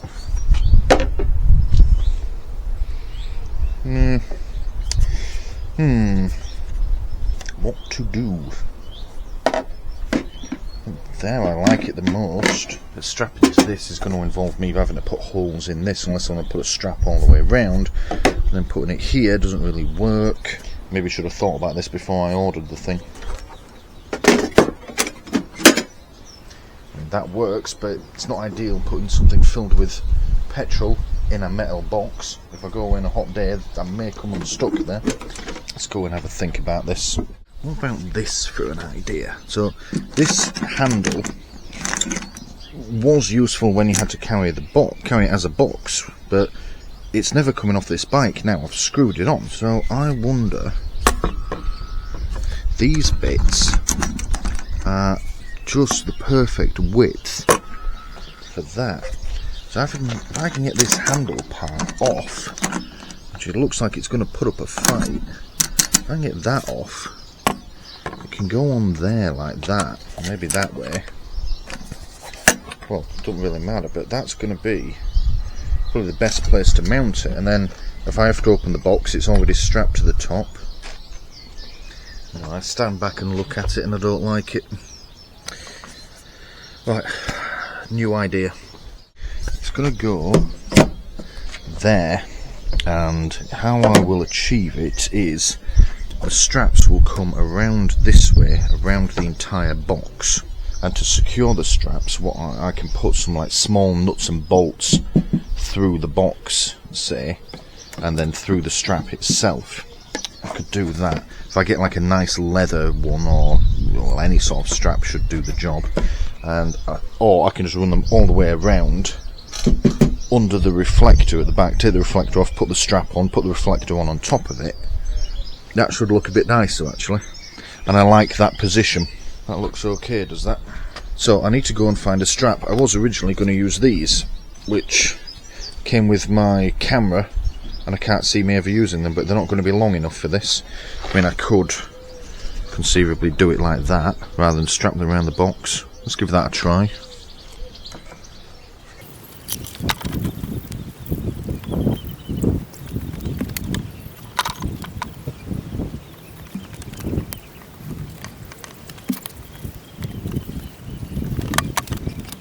Do you know what, that doesn't look as bad as I thought it would actually. Let me just redo this one strap though. Yeah, Yeah, I don't think that looks too bad. I thought that was going to look far worse with those straps on like that, but that looks okay if I'm honest. Easy enough to remove if I ever have to use it. And it's upright, so when I'm at the petrol station, I fill the tank at the front, and then I just undo this, put the nozzle straight in. Yeah, alright, we'll leave that there. How much it vibrates and moves whilst I'm riding, I don't know. Hope that doesn't become an issue. I don't want it scratching this up either. I might put some little foam pads on the bottom of the bottle, actually. Let me go and get those. Got these left over from my top box build.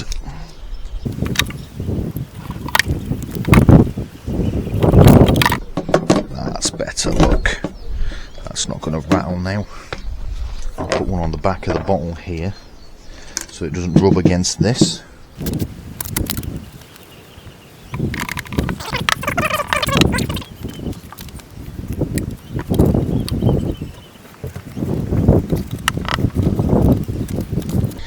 Oh, happy days. Glad we figured that out. That's not going anywhere. I think that looks pretty good actually as well. Alright, okay. That is going to be it for today. Day 2 is going to be when the rest of the crap that I ordered for this bike arrives.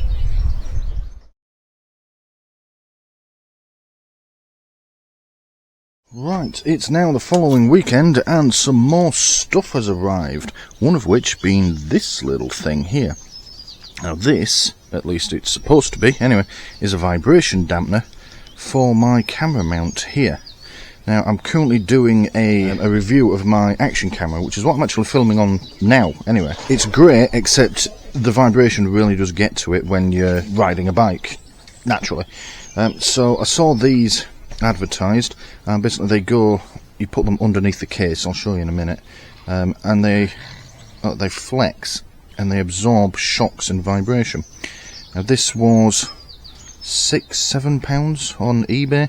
Yeah, we'll just give it a quick screw on, see what it looks like, and if you want to see how well it handles the footage, then watch the watch the review video for the camera. Right, let's get it screwed on.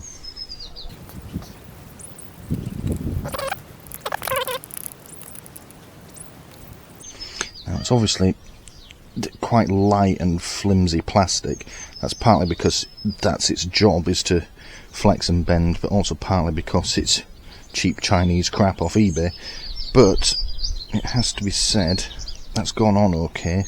You don't want to sort of grab it like that and over tighten it because you're going to bend it, but yeah, that is pretty firmly on there, and you can see how it's going to work like that. Let's just screw this bit on.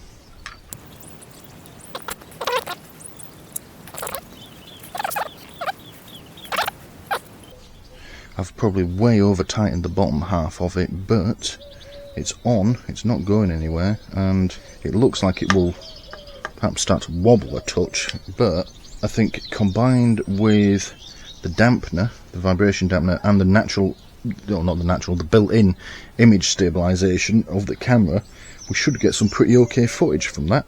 It's never going to be perfect. I mean, it's strapped to a moving motorcycle. I would really like a helmet camera, but my current helmet doesn't support it because it's open face, and I can't afford another one right now, so yeah, that'll have to do, but that's alright, is that? Right, let's move on. Yeah, we've got something big next. Check these out. Look at that.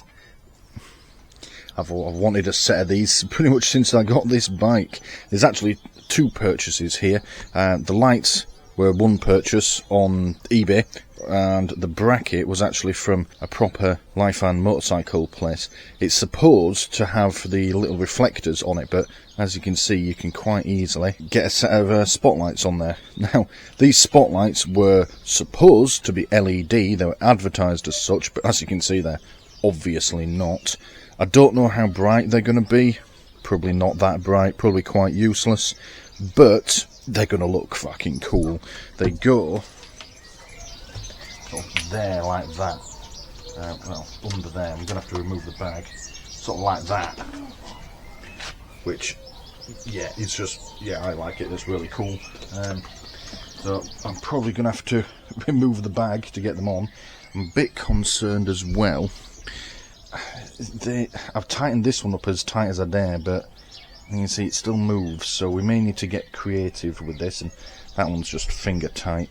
And when I was trying to fix the indicators, which is another video, I discovered that the wiring for these is already behind this headlight. Yeah, that's pretty cool, because these in theory will be plug and play.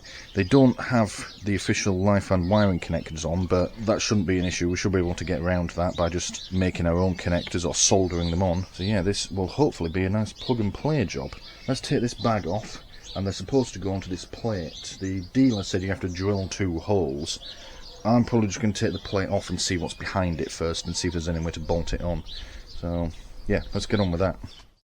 So this is supposed to go there, like that. But the thing is, you've then got these 2 things here, so is it actually meant to go like that? But then what are these brackets for? If I do put them that way, am I then going to have room for the lights?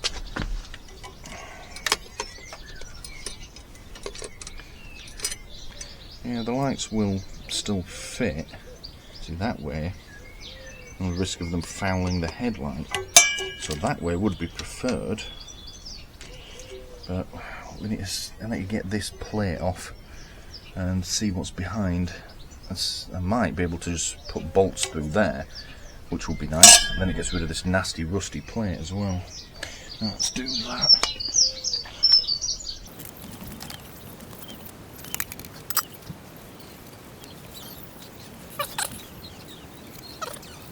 Alright, never mind.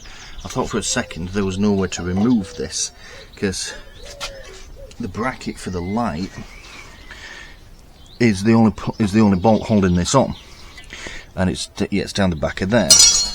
And besides being a pain in the ass to get to, it looks like it's been welded, so there's no way to undo it. But there's a nut underneath which is not welded. Let's undo that nut, and I may be able to get this plate to come away.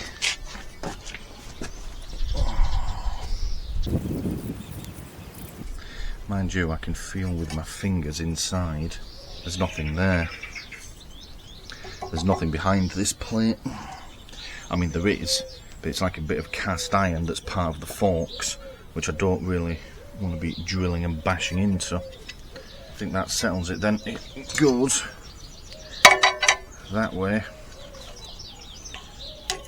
Yes, I can't really drill, well, I suppose I could drill through that. I don't really want to though. So it's going to have to go that way around. Which, yeah, is fine, I suppose. At least if I'd done it that way, I'd then have these brackets just hanging there looking a bit odd. It's that way the whole bracket has been utilised. Alright, let's go get a marker pen and we'll just mark. I don't see the need to remove this to drill.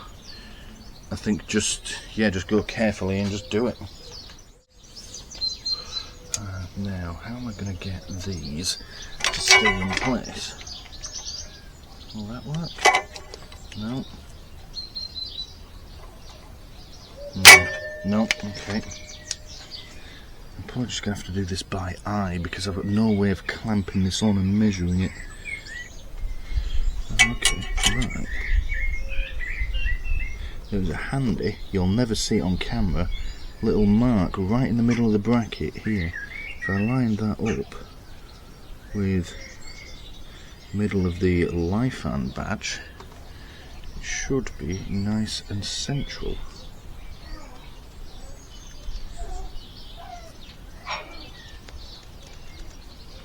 Good thing is the holes on this bracket are way bigger than they bloody well need to be. So if it's not perfectly on, what I'll do is I'll just use small bolts and washers, because I don't need bolts that bloody thick to hold this on. It doesn't weigh anything.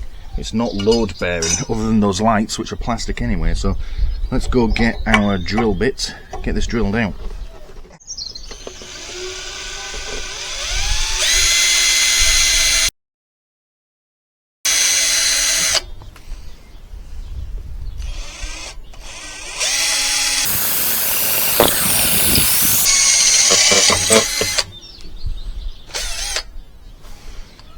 Okay, that's one, It's a bit of a pain in the ass because to get the drill spot on, it's fouling the headlight. So I'm having to go in at a slight angle, which makes drilling the hole put exactly where I want it a bit of a pain in the ass.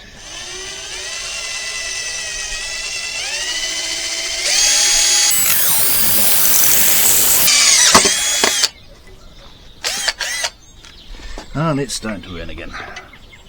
I'm going to keep going through the rain because it's one cloud passes over, gives a little bit of a shower, and then it's blue skies again. And I'm sick of packing everything up every time there's a little bit of rain.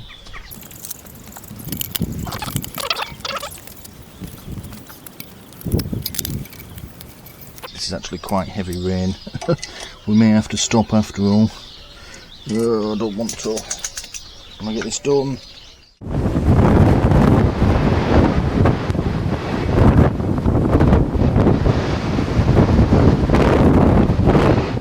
Right, we're going to try and press on as much as we can. It's still raining very lightly, and you'll notice it's getting dark. There is a massive thunderstorm coming. They've just had a lightning strike. Can't have been more than a mile away from the house, and it's knocked the power off. So yeah, it's not like I can go inside and watch telly or anything like that now. I've just got to sit and wait this out.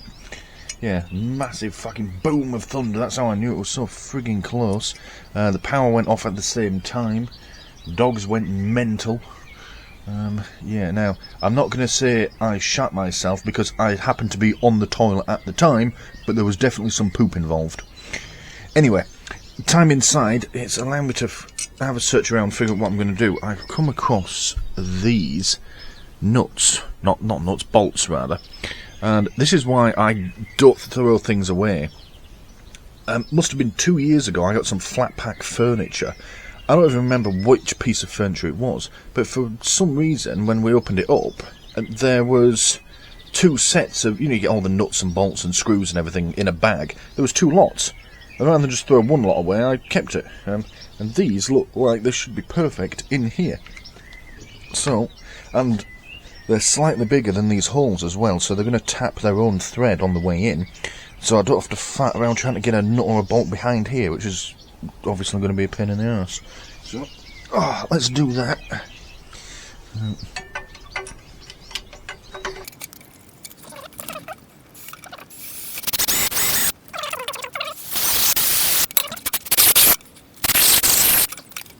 Oh, alright, maybe they're not that good. Look at that, it's just stripping the thread off my nice bolt. Alright, back to the drawing board. Alright, back to the original plan, which is now plan C, I suppose. We'll undo this nut under here. That should allow this plate and the headlight to come free. We can bolt the thing on and just put the whole lot back together. It's a 16.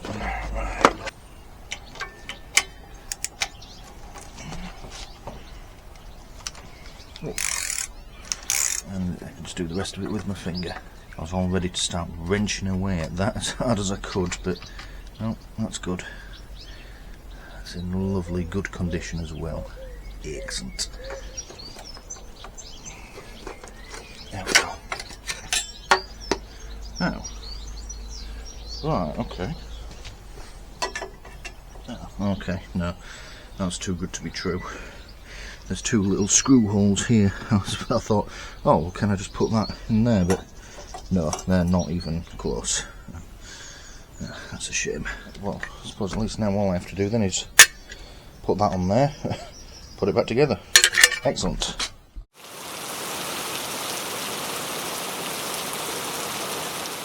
Right, well, as you can see, I've moved inside. The rain doesn't look like it's going to stop anytime soon. I think tonight's bike meet is probably going to be off. I certainly don't want to go on a motorbike in this weather.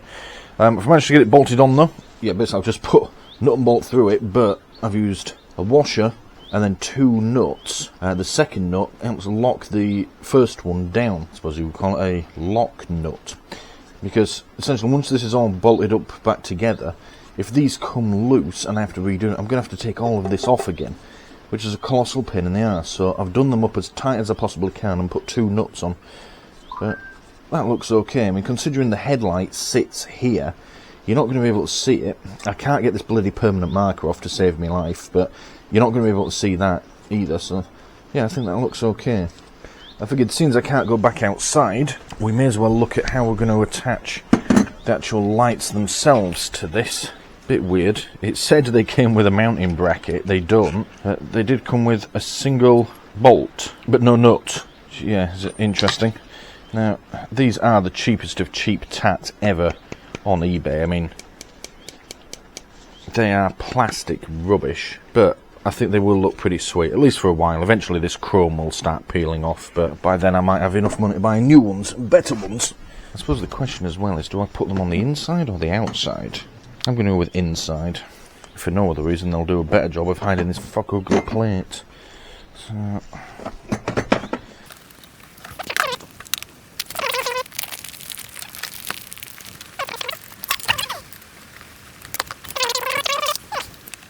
Hey, look at that. Wing nuts. I like that. That looks pretty cool.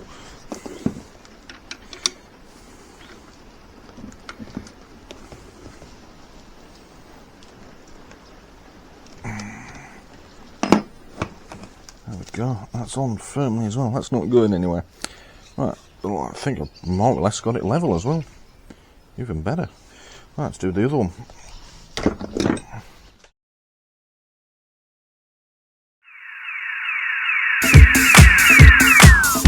Jag är där och man kommer runt det och det är personer som tar över. Jag är med sig för man inte när du. Men det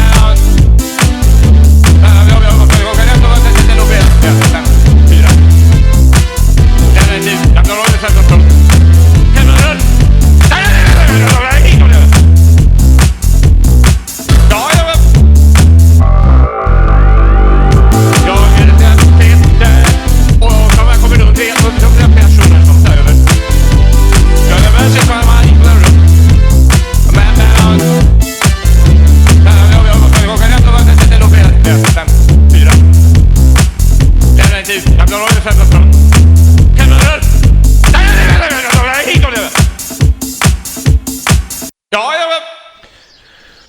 Right, okay, well, I think that looks pretty cool already.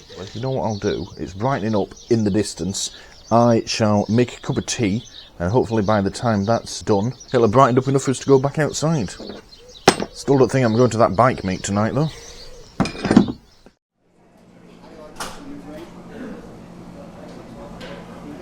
Let's resume. Everything's dripping fucking wet out here, but the rain has stopped. And in another 10 minutes it's probably going to be sunny.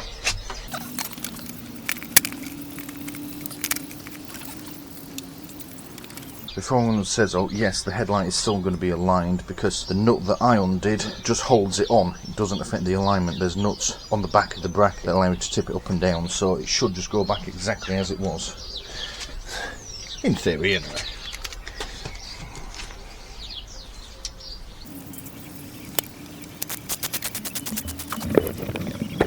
Not too bad actually. I'm not overly keen on them touching the main headlight, but they're only touching this plastic ring, so it's not like they're going to get too hot or anything. But I think moving them out is just going to look a bit... Yeah, if I move them... What I could do is just mount them on the outside of this bracket rather than the inside, but then I think it'd make it look too wide. No, I like that as it is.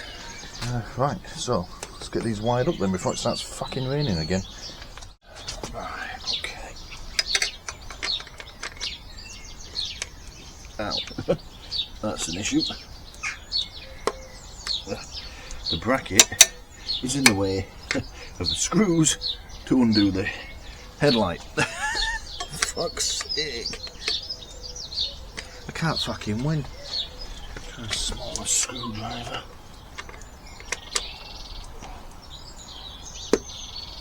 There we go.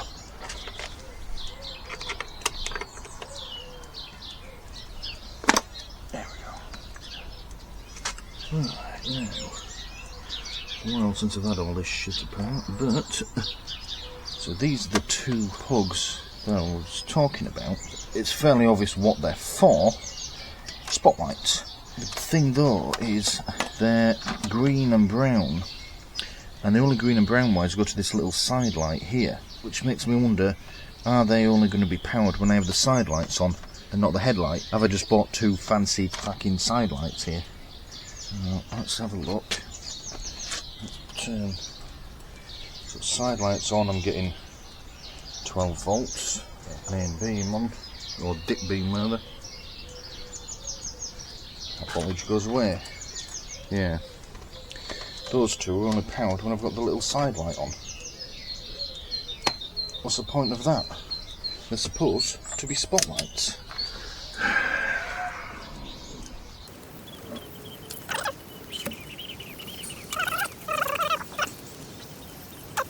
Okay, that is a little disappointing. I was hoping these would come on when I've got the main beam on, for example, but looks like they're side lights only.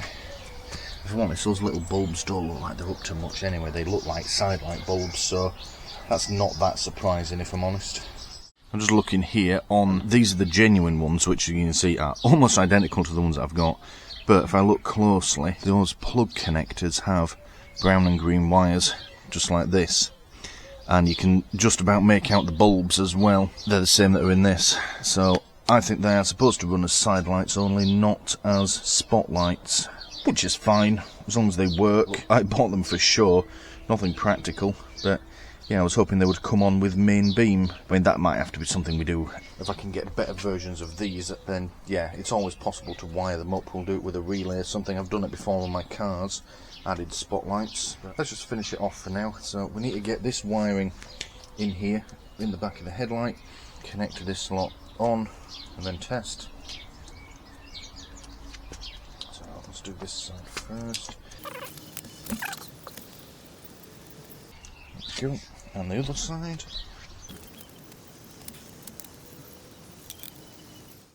Wiring connectors, a bit more suited to this sort of job. So, and yeah, that doesn't fit in there. Oh, that'd have been too easy.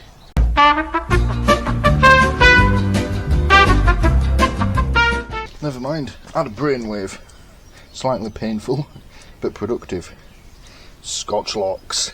The internet is exploding now. You hear people already frantically bashing away at their fucking keyboards. Yes! Start the spin! Start it! Yes! Spin once on this When we're using Scotch locks, they're the most dangerous thing in the world. Well, no, they're fucking not.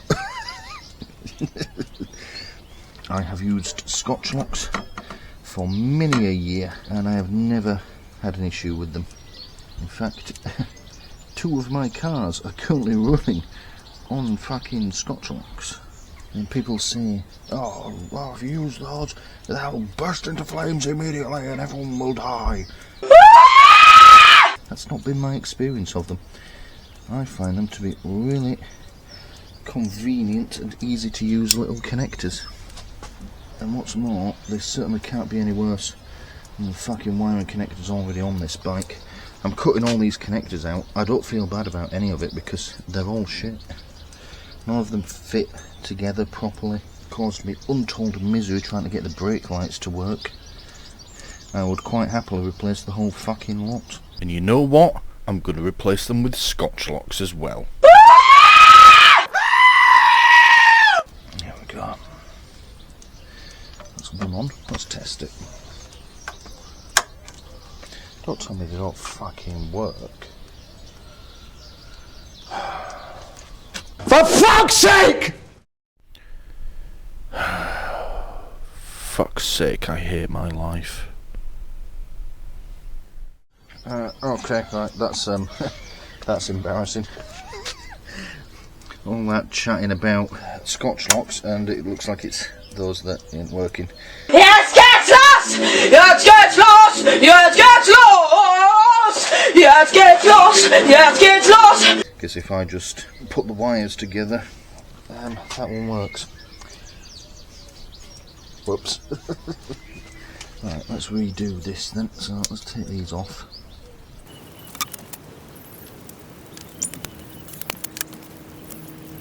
Alright, see what's happened. Yeah, it just hasn't made a very good connection through the insulation. Okay, right.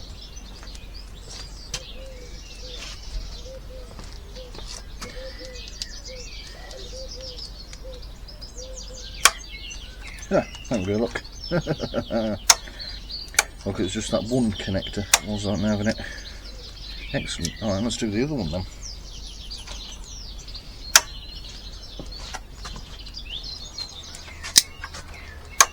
Hey, look at that. Both of them working. Stable as well.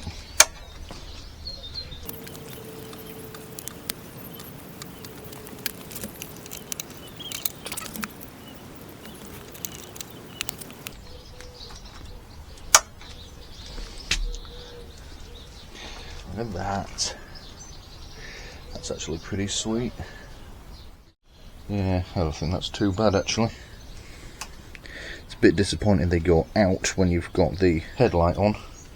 I honestly thought these were meant to be spotlights, but no, the wiring inside is definitely the side light wiring. It has to be said that those are bright for side lights. They're already getting warm. I get the feeling these are meant to be spotlights, but the bike was wired for side lights, which is interesting, because does that mean that now if I want to use my spotlights at night I have to turn the headlight off? But then who cares? If I'm honest, they're just for show. I don't really ride at night. I barely drive at night. I'd never have any real reason to. I have ridden at night and it was okay. But I mean, if I ever need to go anywhere at night, I'm just going to go in the car because I have two bright modern headlights on the car. So why would I go on the bike? Just doesn't make sense. We're going to call that it for this video though. Yeah, I'm happy with that. This is looking good now. I am really happy with how this bike is coming along. The more I look at those lights, the more I realise they look pretty great. We've got the top box on the back looking good with the little fuel can. Hopefully if that vibration dampener's working properly, we should be able to get some great footage out of it. I didn't make a video about it because it was literally a 5-minute job, but we lost the back seat and the backrest because, well, I'm not allowed pillion passenger cover, pillion passengers on my licence or my insurance, and also it's still a 125, so I don't want another 100 kilos of human on the back of it. It's already slow enough. So yeah, happy days. And if we look, it looks like it's brightening up just in time for this bike meet. This should be good actually. Yeah, gonna go finish my cup of tea. This is probably already cold. I'll make a new cup of tea, drink that cup of tea, and then I'm gonna get my son out there. Thank you for watching. Looks even better if I put the little bag back on the tool roll that I forgot about. Thank you for watching.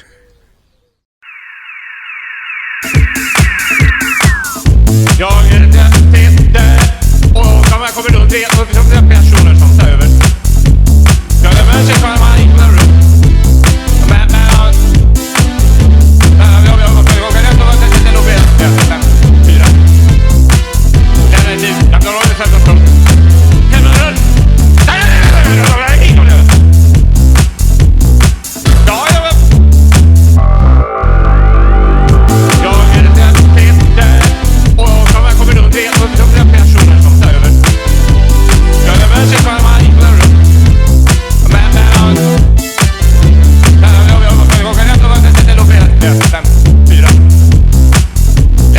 Jag kan hålla sätta från.